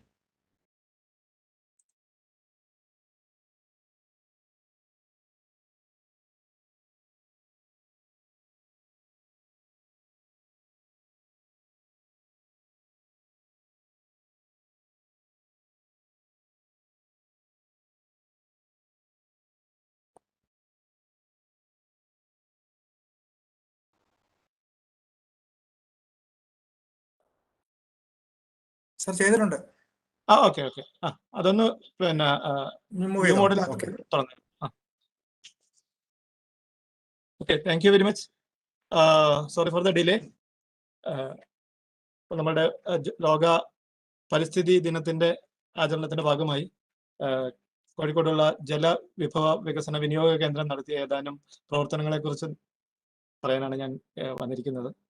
നമുക്കറിയാം, ഈ വർഷത്തെ പരിസ്ഥിതി ദിനത്തിന്റെ പ്രധാന ആശയം ആവാസ വ്യവസ്ഥയുടെ പുനരുസ്ഥാപനം എന്നുള്ളതാണ്, റീസ്റ്റോറിംഗ് ഇക്കോസിസ്റ്റം. അത് അടുത്ത ഒരു ദശകത്തേക്ക് ഈ ഒരു ആശയത്തിലാണ് നമ്മുടെ പ്രവർത്തനങ്ങൾ നമ്മൾ ഏകോപിപ്പിക്കാൻ പോകുന്നത്.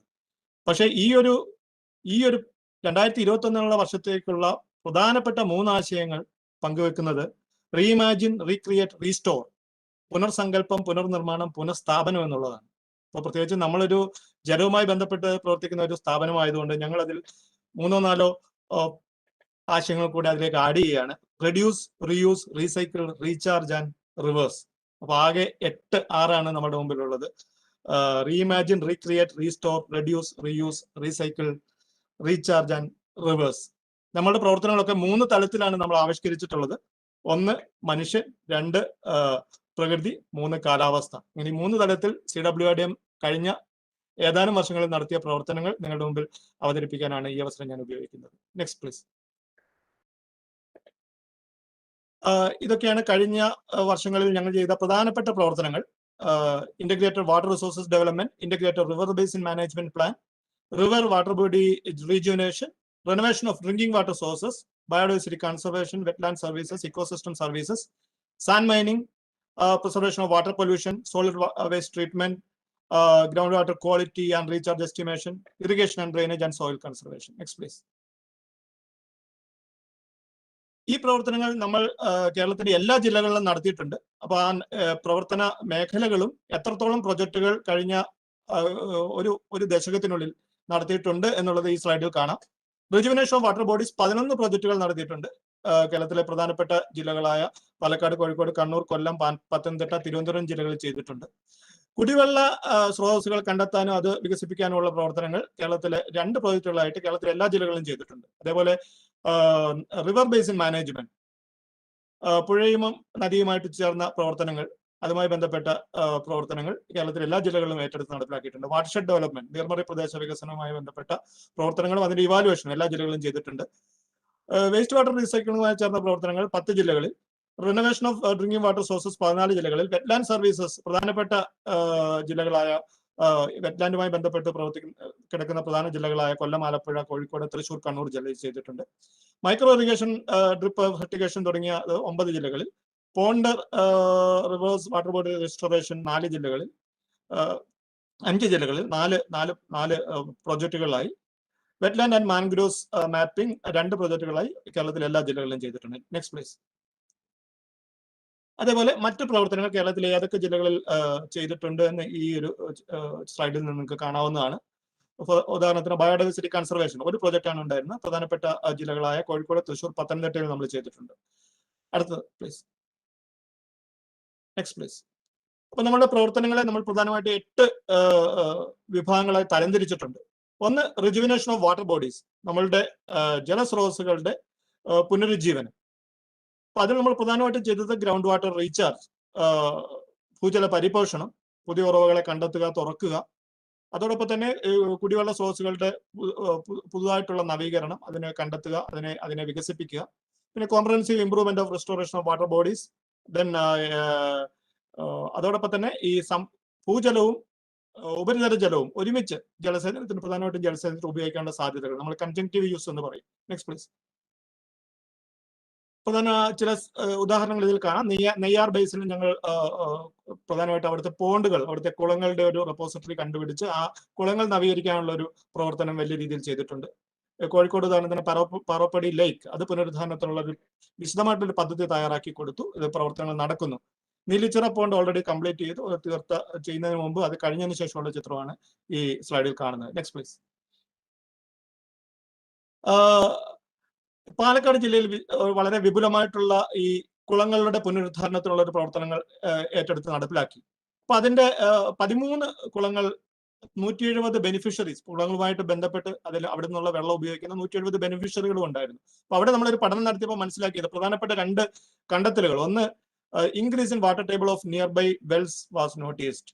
95% ആൾക്കാരും പറഞ്ഞത് അടുത്ത പ്രദേശങ്ങളിലൊക്കെ ഭൂജലനിരപ്പ് കൂടി ഈ കുളങ്ങൾ നവീകരിച്ചതിന്റെ ഫലം എന്നോണം.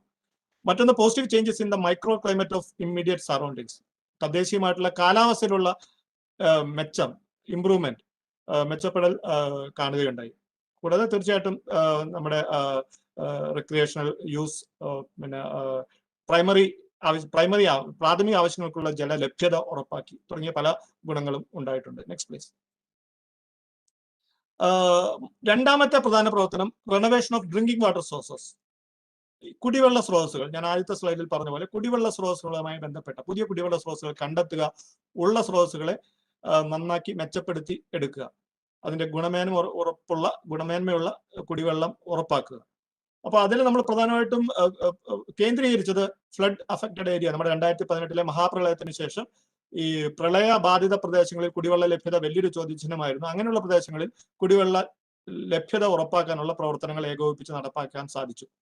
പിന്നെ ഇടുക്കി ജില്ലയിലെ ഇടുക്കിയിലെയും വയനാട്ടിലെയും ട്രൈബൽ ഹാംലെറ്റ്, അവിടുത്തെ പട്ടികവർഗ വിഭാഗത്തിൽപ്പെടുന്ന ആൾക്കാർ പ്രവർത്തിക്കുന്ന പ്രദേശങ്ങളിൽ നമുക്ക് കുടിവെള്ള സ്രോതസ്സുകൾ കണ്ടെത്താനും വികസിപ്പിക്കാനും സാധിച്ചു. ഇൻഡസ്ട്രിയലി പൊല്യൂട്ടഡ് ഏരിയ, വ്യാവസായിക പൊല്യൂഷനുള്ള സ്ഥലങ്ങളിൽ, സീ വാട്ടർ, ഉപ്പുവെള്ളം കയറുന്ന സ്ഥലങ്ങളിൽ, വാട്ടർ സ്ട്രെസ്ഡ് ഏരിയ, ജലക്ഷാമമുള്ള പ്രദേശങ്ങളിൽ, അതോടൊപ്പം തന്നെ ജലത്തിന്റെ ഗുണമേന്മയിൽ പ്രശ്നമുള്ള സ്ഥലങ്ങളിൽ, കേരളത്തിലെ എല്ലാ ജില്ലകളിലും 14 ജില്ലകളിലും ഈ കുടിവെള്ള സ്രോതസ്സുകൾ കണ്ടെത്താനും വികസിപ്പിക്കാനുമുള്ള പ്രവർത്തനങ്ങൾ പല പ്രോജക്റ്റുകൾ, പ്രധാനമായിട്ടും നമ്മൾ 8 പ്രോജക്റ്റുകളുടെ ഭാഗമായിട്ട് ചെയ്യാൻ സാധിച്ചു. Next please. Next please. ചില ചിത്രങ്ങൾ ഇവിടെ കാണാം. കുടിവെള്ളത്തിലേക്കുള്ള കിണർ റീചാർജിനുള്ള ഒരു സംവിധാനമാണ് ഇതിൽ കാണുന്നത്. അതേപോലെ തന്നെ പല സ്ഥലങ്ങളിൽ പല പദ്ധതികളുടെ ഭാഗമായി യൂണിസെഫ് 100 പ്രോജക്റ്റിന്റെ പല പദ്ധതികളുടെ ഭാഗമായിട്ടാണ് ഈ പ്രവർത്തനങ്ങളൊക്കെ ഏകോപിപ്പിച്ച് നടപ്പിലാക്കിയിട്ടുള്ളത്. ജനകീയ കൂട്ടായ്മയുടെ ഭാഗമായിട്ടെന്നോണമാണ് ഈ പ്രവർത്തനങ്ങളൊക്കെ ചെയ്തിട്ടുള്ളത്. Next please. വേറെ ഇടുക്കിയിലുള്ള ചില ചിത്രങ്ങളാണ്. ഇടുക്കിയിലെ ട്രൈബൽ ഹാംലെറ്റ്സിൽ ചെയ്ത കുടിവെള്ള പദ്ധതികളാണ്. Next please. ഇത് വെറ്റ്ലാൻഡ് സർവീസസ് CWNയെ സംബന്ധിച്ചിടത്തോളം വളരെ പ്രധാനപ്പെട്ട ഒരു മേഖലയാണ്. തണ്ണീർത്തടങ്ങളുമായിട്ട് ബന്ധപ്പെട്ടിട്ടുള്ള ആവാസ വ്യവസ്ഥയുടെ പുനരുദ്ധാരണവും അതിന്റെ നിലനിൽപ്പ്, അതിന്റെ പ്രൊട്ടക്ഷൻ. അപ്പൊ അതിൽ നമ്മൾ ചെയ്തിട്ടുള്ള ecosystem restoration, conservation management, water quality management, pollution control, protection of അവിടുത്തെ വൈവിധ്യങ്ങളുടെ മീൻസ് പ്രൊട്ടക്ഷൻ, ലൈവ്ലിഹുഡ് സപ്പോർട്ട്. അവിടെ ഈ തണ്ണീർത്തടവുമായി ബന്ധപ്പെട്ട് ജീവിക്കുന്ന ജനതയുടെ ലൈവ്ലിഹുഡ്, അവരുടെ ജീവിത സന്ധാരണം ഉറപ്പാക്കാനുള്ള സഹായ പ്രവർത്തനങ്ങൾ നമ്മൾ ഇതിന്റെ കൂടെ തന്നെ ചെയ്തിട്ടുണ്ട്. Next please. ചില ചിത്രങ്ങൾ കാണാം. പ്രത്യേകിച്ച് നമ്മൾ പ്രധാനമായ പ്രവർത്തനങ്ങൾ ചെയ്ത 4 പ്രധാന തണ്ണീർത്തടങ്ങളിലാണ്: വേമ്പനാട്, ചേറ്റുവ, കോട്ടുള്ളി, കവ്വായി. അപ്പൊ അതിൽ ചെയ്തു ഒന്ന് അവിടുത്തെ അടിഞ്ഞുകൂടിയ ചെളി നീക്കുന്ന ഡീസിൽട്രേഷൻ പ്രോസസ് ചെയ്തു. പിന്നെ ഡീവീഡിങ്, കളകളും ജലപായലുകളും ജലസസ്യങ്ങളും വലിയ രീതിയിൽ ഈ ജലാശയങ്ങളെ ഇല്ലാതാക്കിക്കൊണ്ടിരിക്കുന്നു. അപ്പം അത് നീക്കം ചെയ്യാനുള്ള പ്രവർത്തനങ്ങൾ ചെയ്തു. പിന്നെ സൈഡ് പ്രൊട്ടക്ട് ചെയ്യാനുള്ള എംബാക്ക്മെന്റ് പ്രൊട്ടക്ഷൻ, കൂടുതൽ ശുദ്ധജലം അരിച്ചിറങ്ങി നല്ല ജലം ഈ ലേക്കുകളിലേക്ക് എത്തുന്ന രീതിയിലുള്ള, ജലാശയങ്ങളിലേക്ക് എത്തുന്ന രീതിയിലുള്ള പ്രവർത്തനങ്ങൾ ഏകോപിപ്പിച്ച് നടപ്പിലാക്കി. Next please. പിന്നെ അവിടെ കല്ലുമക്കായ, അവിടെ അങ്ങനെ പലതരത്തിലുള്ള ഉൽപാദന മേഖലയിലേക്ക് എത്തുന്ന പ്രവർത്തനങ്ങളും ചെയ്തു. മറ്റൊരു പ്രധാന പ്രവർത്തനം ചെയ്ത national wetland inventory and assessment NWIA കീഴിൽ നമ്മൾ കേരളത്തിലും ലക്ഷദ്വീപിലുള്ള എല്ലാ വെറ്റ്ലാൻഡ്സും മാപ്പ് ചെയ്തു GISന്റെ സഹായത്തോടുകൂടെ. അപ്പൊ വളരെ ഇൻട്രസ്റ്റിംഗ് ആയിട്ടുള്ള ഒരു കണ്ടെത്തൽ അതിൽ നടപ്പിലാക്കിയത്, നമുക്ക് ഏകദേശം കഴിഞ്ഞ വർഷങ്ങളിൽ തണ്ണീർത്തടങ്ങളുടെ വിസ്തീർണം കൂടി എന്നുള്ളതാണ് നമ്മൾ മനസ്സിലാക്കിയത്.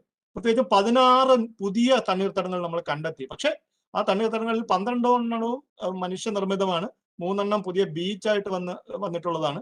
ഒന്ന് പിന്നെ ഒരു അക്വാകൾച്ചറിന്റെ വലിയൊരു പോണ്ടാണ്. അപ്പം ചുരുക്കി പറഞ്ഞു കഴിഞ്ഞാൽ 16 എണ്ണവും കൃത്രിമ മാർഗങ്ങളിലൂടെ നമ്മൾ സൃഷ്ടിച്ചതാണ്. പക്ഷെ അതിനൊപ്പം ഭീഷണിയായിട്ടുള്ള മറ്റൊരു കണ്ടെത്തൽ 4 എണ്ണം വളരെ ഇൻലാൻഡ് നാച്ചുറൽ വെറ്റ്ലാൻഡ്സ് നമുക്ക് നഷ്ടപ്പെട്ടു പോയിട്ടുള്ളതാണ്. അപ്പം നമ്മൾ അതിൽ ഈ ഒരു ഗവേഷണത്തിന്റെ ഒരു ആത്യന്തികമായിട്ട് നമുക്ക് പറയാൻ സാധിക്കുന്നത്, പ്രകൃതിദത്തമായിട്ടുള്ള തണ്ണീർത്തടങ്ങൾ നഷ്ടപ്പെടുന്നത് ഒരു ഭാഗത്ത് സംഭവിക്കുന്നുണ്ട്, അതൊരു യാഥാർത്ഥ്യം തന്നെയാണ്. പക്ഷെ മറ്റൊരു സ്ഥലത്ത് പല രീതികളിലും പുതിയ തരത്തിലുള്ള വെറ്റ്ലാൻഡുകൾ, അത് അക്വാകൾച്ചറിനായിക്കോട്ടെ റിക്രിയേഷൻ പർപ്പസിനായിക്കോട്ടെ പുതിയ തണ്ണീർത്തടങ്ങൾ വികസിപ്പിച്ചും വരുന്നുണ്ട്. Next please. മറ്റൊന്ന് മാൻഗ്രൂവ് മാപ്പിംഗ്, കണ്ടൽക്കാടുകളുടെ മാപ്പിംഗ് നമ്മൾ വ്യാപകമായിട്ട് ചെയ്തു. 2005 മുതൽ 2018 വരെയുള്ള മാപ്പിംഗ് ചെയ്തു. ഇവിടെയും സന്തോഷപ്രദമായിട്ടുള്ള കാര്യം കണ്ടൽക്കാടുകളുടെ വിസ്തീർണത്തിലുണ്ടായ വർധനയാണ്. പക്ഷെ ചില ബെൽറ്റുകളാണ് കൂടുതൽ കാണുന്നത്. പ്രത്യേകിച്ച് കണ്ണൂരൊക്കെ വലിയ രീതിയിൽ കണ്ടൽക്കാടുകളുടെ വിസ്തീർണത്തിൽ വർധന കണ്ടിട്ടുണ്ട്. പൊക്കുടനും മറ്റും നന്ദി. Next please. മറ്റൊന്ന് റിവർ മാനേജ്മെന്റ്. പുഴയുമായി ബന്ധപ്പെട്ട പ്രവർത്തനങ്ങൾ വ്യാപകമായി ചെയ്തിട്ടുണ്ട്. പുഴയിലെ ജല നീരൊഴുക്ക്, ആ നീരൊഴുക്കിലുണ്ടാകുന്ന വ്യത്യാസം, ഹൈഡ്രോളജിക്കൽ ഓൾട്ടറേഷൻ, ആ പുഴയ്ക്ക് തന്നെ അതിനെ ശുദ്ധമാക്കാനുള്ള ഒരു പ്രവണതയുണ്ട്. അതിനെക്കുറിച്ച് പഠിച്ചു. പിന്നെ അവിടുത്തെ അക്വാറ്റിക് ബയോട്ട, അവിടുത്തെ ജല സസ്യങ്ങളെക്കുറിച്ചും ജല ജീവികളെ കുറിച്ച് പഠിച്ചു. ഈ പുഴയും അതുമായിട്ട് ബന്ധപ്പെട്ട ആവാസ വ്യവസ്ഥയും തൽഫലമായിട്ടുണ്ടാവുന്ന ഭൂജലത്തിലുണ്ടാവുന്ന മാറ്റവും റീചാർജും ഒക്കെ പഠിച്ചു. പുഴയുമായി ബന്ധപ്പെട്ടിട്ടുള്ള ജനങ്ങളുടെ ലൈവ്ലിഹുഡിനെ കുറിച്ച് പഠിച്ചു. നാവിഗേഷൻ, സലൈനേറ്റ്, ഉപ്പുവെള്ളം കയറുന്നു, അതിനെ പുഴ എത്രത്തോളം തടയിടുന്നു, അഴിമുഖങ്ങളെ കുറിച്ചുള്ള പഠനങ്ങളൊക്കെ നടത്തിയിട്ടുണ്ട്. Next please. കേരളത്തിലെ എല്ലാ ജില്ലകളും അതിൽ കവർ ചെയ്തിട്ടുണ്ട്. അപ്പൊ അതിൽ നമ്മൾ കണ്ടെത്തിയിട്ടുള്ളത് അൺറെഗുലേറ്റഡ് പുഴകളിൽ, അതായത് ഡാമുകളില്ലാത്ത പുഴകളിൽ ആ പുഴകളുടെ നീരൊഴുപ്പിൽ 5 മുതൽ 30% മാത്രമേ വ്യത്യാസം വരുന്നുള്ളൂ. നമ്മൾ ഒരു വർഷം മുഴുവൻ നോക്കുമ്പോൾ, എല്ലാ കാലാവസ്ഥയിലും നോക്കുമ്പോൾ. പക്ഷേ റെഗുലേറ്റഡ് റിവേഴ്സിൽ 30 മുതൽ 60% വരെ നീരൊഴുക്കിൽ വ്യത്യാസം വരുന്നുണ്ട്. അടുത്ത പ്ലീസ്. അപ്പൊ അതിൽ ശ്രദ്ധിക്കാനുള്ള പ്രധാനപ്പെട്ട കാര്യം, നെക്സ്റ്റ് പ്ലീസ്, അതിൽ ശ്രദ്ധിക്കാനുള്ള പ്രധാനപ്പെട്ട കാര്യം, പാരിസ്ഥിതിക നീരൊഴുക്ക് നിർബന്ധമായും പുഴകളിൽ ഉണ്ടായിരിക്കണം. Allow the rivers to flow mimicking the natural flow to minimise hydrological alteration. Hydrological alteration കഴിയുന്നത്ര നിയന്ത്രിച്ചു കൊണ്ടുവന്നു കഴിഞ്ഞാൽ ആ പുഴയുടെ ആവാസ വ്യവസ്ഥ നമുക്ക് മെച്ചപ്പെടുത്താനും നല്ല രീതിയിൽ മുന്നോട്ട് കൊണ്ടുപോകാനും സാധിക്കും. Next please. അതോടൊപ്പം തന്നെ ചില പുഴകൾ, ഇപ്പോൾ ഉദാഹരണത്തിന് ചാലിയാർ റിവറിൽ ഇടയ്ക്ക് ഈ ആൽഗെ വലിയൊരു പ്രശ്നമായിരുന്നു. അപ്പോൾ CWIയുടെ ഇടപെട്ട് അതിനെ പഠിച്ചു. എന്തുകൊണ്ട് അവിടെ പെട്ടെന്ന് ഒരു ആൽഗെ പ്രശ്നങ്ങൾ ഉണ്ടായി, പെട്ടെന്ന് പായലുകളും മറ്റും പെട്ടെന്ന് വലുതായി കടന്നു വരാനുള്ള സാധ്യത എന്തുകൊണ്ട് വന്നു. അപ്പൊ നമ്മൾ പഠിച്ചത് ബാക്ടീരിയയും അതും അതിന്റെ ക്വാളിറ്റി പഠിച്ചു. അപ്പൊ അതിന്റെ പ്രശ്നങ്ങൾ കണ്ടെത്തി തദ്ദേശീയ ഭരണകൂടത്തിന് റിപ്പോർട്ട് സമർപ്പിക്കുകയും പരിഹാര മാർഗങ്ങൾ നിർദ്ദേശിക്കുകയും അത് അവർ ചെയ്യുകയും ഇപ്പോൾ പുഴ നല്ല രീതിയിൽ കൊണ്ടുവരാൻ സാധിച്ചിട്ടുണ്ട്. Next please. അടുത്ത 6ാമത്തെ ഇത് water quality and waste water management. ജലത്തിന്റെ ഗുണനിലവാരവും മലിനജലത്തിന്റെ മാനേജ്മെന്റുമാണ്. അപ്പൊ അതിൽ നമ്മൾ ചെയ്യുന്ന വാട്ടർ ക്വാളിറ്റി അനാലിസിസ്, പ്രത്യേകിച്ചും ശ്രദ്ധിക്കാനുള്ളത്, നമുക്കൊരു mobile water quality analysis unit ഉണ്ട്. കോഴിക്കോട് ജില്ലയിലെ എല്ലാ പഞ്ചായത്തുകളിലും, എല്ലാ ഗ്രാമപഞ്ചായത്തുകളിലും വാട്ടർ കാർഡ്, അവിടുത്തെ ജലത്തിന്റെ സ്കൂളുകളിലെയും മറ്റ് ജനങ്ങൾ ഉപയോഗിക്കുന്ന പൊതുജല സ്രോതസ്സുകളുടെയും ജലത്തിന്റെ ഗുണനിലവാരം കണ്ടെത്തി വാട്ടർ ക്വാളിറ്റി കാർഡുകൾ കൊടുക്കാൻ നമുക്ക് സാധിച്ചിട്ടുണ്ട്. വലിയൊരു അച്ചീവ്മെന്റ് ആണ് അത്. പിന്നെ solid waste management, waste water treatments, ETP, STP തുടങ്ങിയവയൊക്കെ നമ്മൾ നമ്മുടേതായിട്ടുള്ള രീതിയിൽ കസ്റ്റമൈസ് ചെയ്ത് വികസിപ്പിച്ചിട്ടുണ്ട്. വെർമി കമ്പോസ്റ്റ്, ബയോ കമ്പോസ്റ്റ് തുടങ്ങിയവയൊക്കെ. Next please. ഒരു ചില ചിത്രങ്ങൾ അടുത്തതിൽ കാണാം. Next please. അടുത്ത slide please. Next slide, please.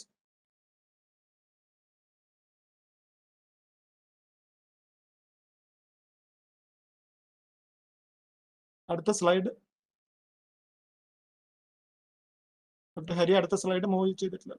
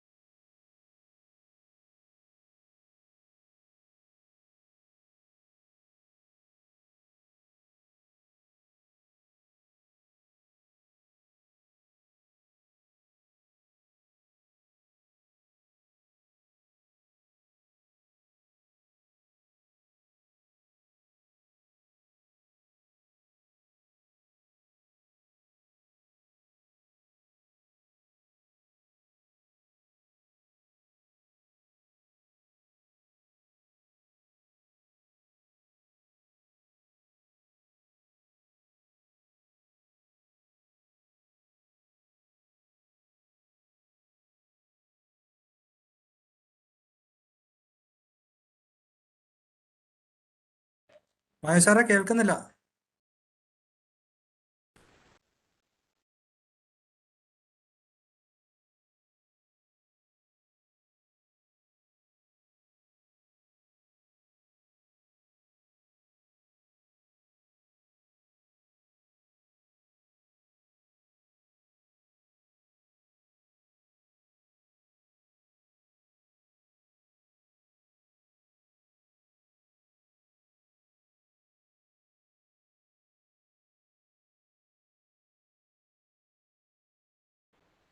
സാറേ മൈക്ക് അൺമ്യൂട്ട് ചെയ്താൽ മതി. മനോജ് സാർ മൈക്ക് അൺമ്യൂട്ട് ചെയ്യണം.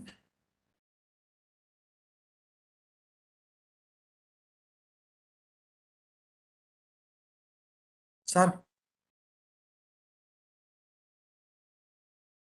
ഓ okay okay okay okay okay. Sunil Sunil ഒന്ന് സാറിന് അൺമ്യൂട്ട് ചെയ്യോ?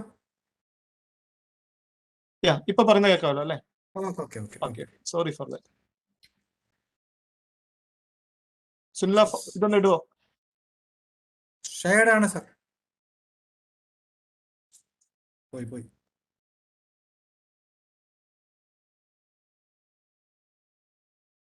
സുനില എന്നെ ഷെയർ ചെയ്യാൻ അനുവദിക്കണം. Okay okay.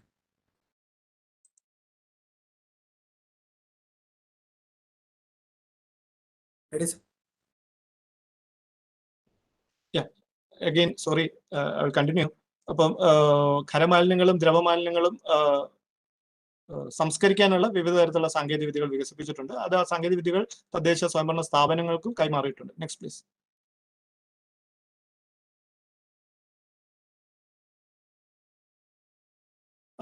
ഏഴാമത്തെ പ്രവർത്തനം ഇറിഗേഷൻ ആൻഡ് സോയിൽ മാനേജ്മെന്റ്.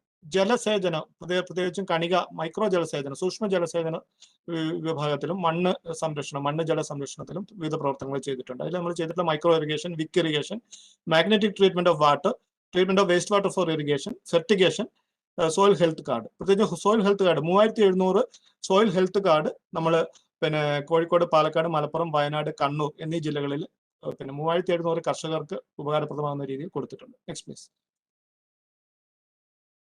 ഇത് പല സ്ഥലങ്ങളിൽ ചെയ്തിട്ടുള്ള ചിത്രങ്ങളാണ്. കണികാ ജലസേചന സമ്പ്രദായങ്ങളും വിക്ക് ഇറിഗേഷനും വേസ്റ്റ് വാട്ടർ ഉപയോഗിച്ചുള്ള ജലസേചനവും ഒക്കെ ഈ ചിത്രങ്ങളിൽ കാണാം. Next please. അവസാനത്തെ ഫ്ലഡ് ആൻഡ് ഡ്രെയിനേജ് മാനേജ്മെന്റ്, വെള്ളപ്പൊക്ക അതോടൊപ്പം തന്നെയുള്ള ഡ്രെയിനേജ് മാനേജ്മെന്റ്. ഇതിൽ കാണാൻ കോഴിക്കോട് സിറ്റിയിലെ ഒരു ചിത്രമാണ്. അപ്പോൾ അത് 2018 ചിത്രം നിങ്ങൾക്ക് കാണാം. അതിനുശേഷമാണ് വളരെ ശാസ്ത്രീയമായിട്ട് CWRDന്റെ സഹായത്തോടുകൂടി Kozhikode corporation drainage system design ചെയ്തത്. അത് ചെയ്തു. അതിനുശേഷം കോഴിക്കോട് ഈ പണ്ട് വെള്ളപ്പൊക്കവും മഴ പെയ്തു കഴിഞ്ഞാൽ വെള്ളത്തിനടിയിലായിരുന്ന സിറ്റിയുടെ പല ഭാഗങ്ങളിലും ഇപ്പോൾ വളരെ നല്ല രീതിയിൽ വെള്ളം വാർന്നു പോകുന്നുണ്ട്. Next please. അതേപോലെ 2018 വെള്ളപ്പൊക്കത്തെക്കുറിച്ച് ശാസ്ത്രീയമായിട്ടുള്ള ഒരു പഠനം നമ്മളിപ്പോൾ നടത്തി വരുന്നു. അതിന്റെ അവസാനത്തെ റിപ്പോർട്ട് ആയിട്ടില്ല. ട്രെയിനിങ്, ഇതിന്റെ കൂടെ തന്നെ പലതരത്തിലുള്ള പരിശീലന ബോധവൽക്കരണ പരിപാടികൾ നമ്മൾ ചേർത്ത് നടപ്പിലാക്കുന്നുണ്ട്. Next please. പലതരത്തിലുള്ള പ്രവർത്തനങ്ങൾ ഞാൻ നേരത്തെ പറഞ്ഞു. വെറ്റ്ലാൻഡ് സിസ്റ്റംസ് ആയിട്ടൊക്കെ ബന്ധപ്പെട്ടിട്ടുള്ള വിവിധ തരത്തിലുള്ള പ്രവർത്തനങ്ങളാണ് ഈ ചിത്രങ്ങളിൽ കാണാൻ പറ്റുന്നത്. കാവ് സംരക്ഷണം, അതോടൊപ്പം തന്നെ ഈ കല്ലുമ്മക്കായ് കൃഷി, capacity building programme, well renovation, pond renovation, എല്ലാം ഉണ്ട് അതിൽ. Next please.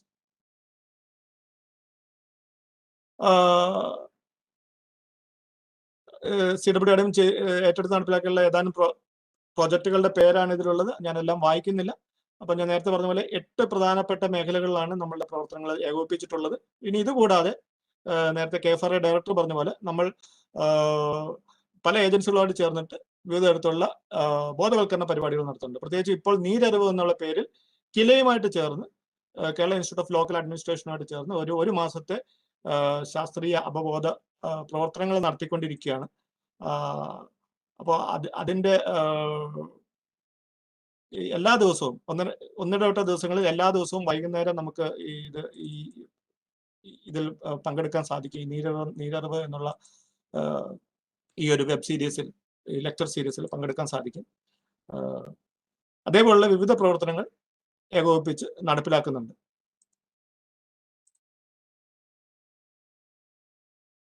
Thank you very much. Thank you, sir. Malabar botanical garden and institute of plant സയൻസസിന്റെ എക്കോ റെസ്റ്റോറേഷൻ പ്രോഗ്രാംസിന് അവതരിപ്പിക്കുന്നതിനായി MBG IPS senior scientist doctor NS Pradeep അവർകളെ സ്വാഗതം ചെയ്യുന്നു.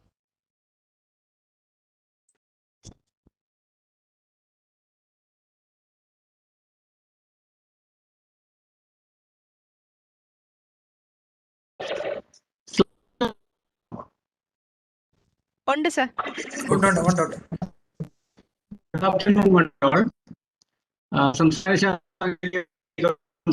മലബാർ ബൊട്ടാണിക്കൽ ഗാർഡൻ ജലസസ്യങ്ങൾക്ക് പ്രാധാന്യം കൊടുത്തുകൊണ്ട് അവയുടെ സംരക്ഷണത്തിനും ഗവേഷണത്തിനും പ്രാധാന്യം കൊടുത്തുകൊണ്ടുള്ള പ്രവർത്തനങ്ങളാണ് നടത്തുന്നത്. ഞാൻ ഇന്നിവിടെ ചർച്ച ചെയ്യാൻ ആഗ്രഹിക്കുന്നത് ബൗണ്ടറിക്ക് പുറത്ത്, അതായത് ക്യാമ്പസിന് പുറത്ത് ഞങ്ങൾ ചെയ്തിട്ടുള്ള ഇക്കോ റെസ്റ്റോറേഷൻ പ്രോഗ്രാമുകളിൽ ചില സംഗതികൾ മാത്രമാണ്. ഇന്ത്യയിൽ ഇന്ന് കണ്ടുവരുന്ന ഏകദേശം 800 ജലസസ്യങ്ങളിൽ 80% ഞങ്ങൾ ഇവിടെ അതിന്റെ തനത് ആവാസ വ്യവസ്ഥ ക്രമീകരിച്ചുകൊണ്ട് ഇവിടെ സംരക്ഷിക്കപ്പെടുന്നുണ്ട്. ഞങ്ങളിപ്പോ പുറത്ത് ഇതിന്റെ ഇക്കോ റെസ്റ്റോറേഷനുമായി ബന്ധപ്പെട്ട പുറത്ത് ചെയ്യുന്ന ചില പ്രവർത്തനങ്ങളാണ് ഇവിടെ ഞാൻ ഇന്ന് ചർച്ച ചെയ്യാനായിട്ട് ആഗ്രഹിക്കുന്നത്. 2018 വെള്ളപ്പൊക്കത്തിന് ശേഷം, ഫ്ലഡിന് ശേഷം സംസ്ഥാന ജൈവവൈവിധ്യ ബോർഡിന്റെ ആവശ്യപ്രകാരം അവരുടെ സപ്പോർട്ടോടുകൂടി കോഴിക്കോട് ജില്ലയിൽ കൂടി ഒഴുകുന്ന ചാലിയാർ, കുറ്റിയാടി, കോരപ്പുഴ നദികളിലെ ഫ്ലഡിന്റെ ഇമ്പാക്റ്റ് ഒരു സർവേ നടത്തുകയും 2019 ശേഷം അത് വീണ്ടും ഒരു റീഅസസ്മെന്റ് ചെയ്യുകയും ചെയ്തു. അതിന്റെ കണ്ടിന്യൂവേഷൻ ആയിട്ട്, അതിന്റെ തുടർ പ്രവർത്തനങ്ങൾ ആയിട്ട് കോഴിക്കോട് ജില്ലയിലെ മാവൂർ പഞ്ചായത്തിന്റെ ആവശ്യപ്രകാരം ഏതാണ്ട് 1.5-2 ഏക്കർ സ്ഥലത്ത് ചാലിയാർ പുഴയുടെ ഒരു കൈവഴിയായ ചെറുപുഴ തോടിന്റെ കരയിൽ ഞങ്ങൾ ബാംബു വെച്ച് പിടിപ്പിക്കുകയുണ്ടായി. 80%-ലധികം സക്സസ് റേറ്റ് ഞങ്ങൾക്ക് അതിൽ ഒബ്സർവ് ചെയ്യാൻ സാധിച്ചിട്ടുണ്ട്. ഇപ്പോൾ ഈ വർഷം കുറച്ചുകൂടെ കൂടുതൽ സ്ഥലങ്ങളിലേക്ക് അത് വ്യാപിപ്പിക്കണമെന്ന് മാവൂർ പഞ്ചായത്ത് ആവശ്യപ്പെട്ടിട്ടുമുണ്ട്. ഇതൊരു സ്പീഷീസ് സ്പെസിഫിക് ആയിട്ടുള്ള ഒരു പ്രത്യേക ചെടിയുടെ മാത്രം ആയിട്ടുള്ള, അതിന്റെ ആവാസ വ്യവസ്ഥയിൽ മാത്രമായിട്ടുള്ള ഒരു പഠനമാണ്. കൈനം മലബാറിക്കം എന്ന് പറയുന്ന പൂത്താലി എന്നറിയപ്പെടുന്ന, അല്ലെങ്കിൽ മലബാർ റിവർ ലില്ലി എന്നറിയപ്പെടുന്ന ഒരു സസ്യമാണിത്. ഇതിന്റെ പ്രാധാന്യം എന്ന് പറയുന്നത് അൽഷിമേഴ്സിന്റെ ട്രീറ്റ്മെന്റായിട്ട് ഉപയോഗിക്കുന്ന അലൻമൈൻ എന്ന് വേർതിരിച്ചെടുത്തിട്ടുണ്ടെന്നുള്ളതാണ്. കണ്ണൂർ, കാസർഗോഡ് ജില്ലകളിൽ മാത്രമാണ്, കണ്ണൂർ, കാസർഗോഡ് ജില്ലകളിലുള്ള ലാറ്ററൈറ്റ് സ്ട്രീമുകളിൽ മാത്രമാണ് കുറച്ച് ഭാഗങ്ങളിൽ ഇത് കാണപ്പെടുന്നത്.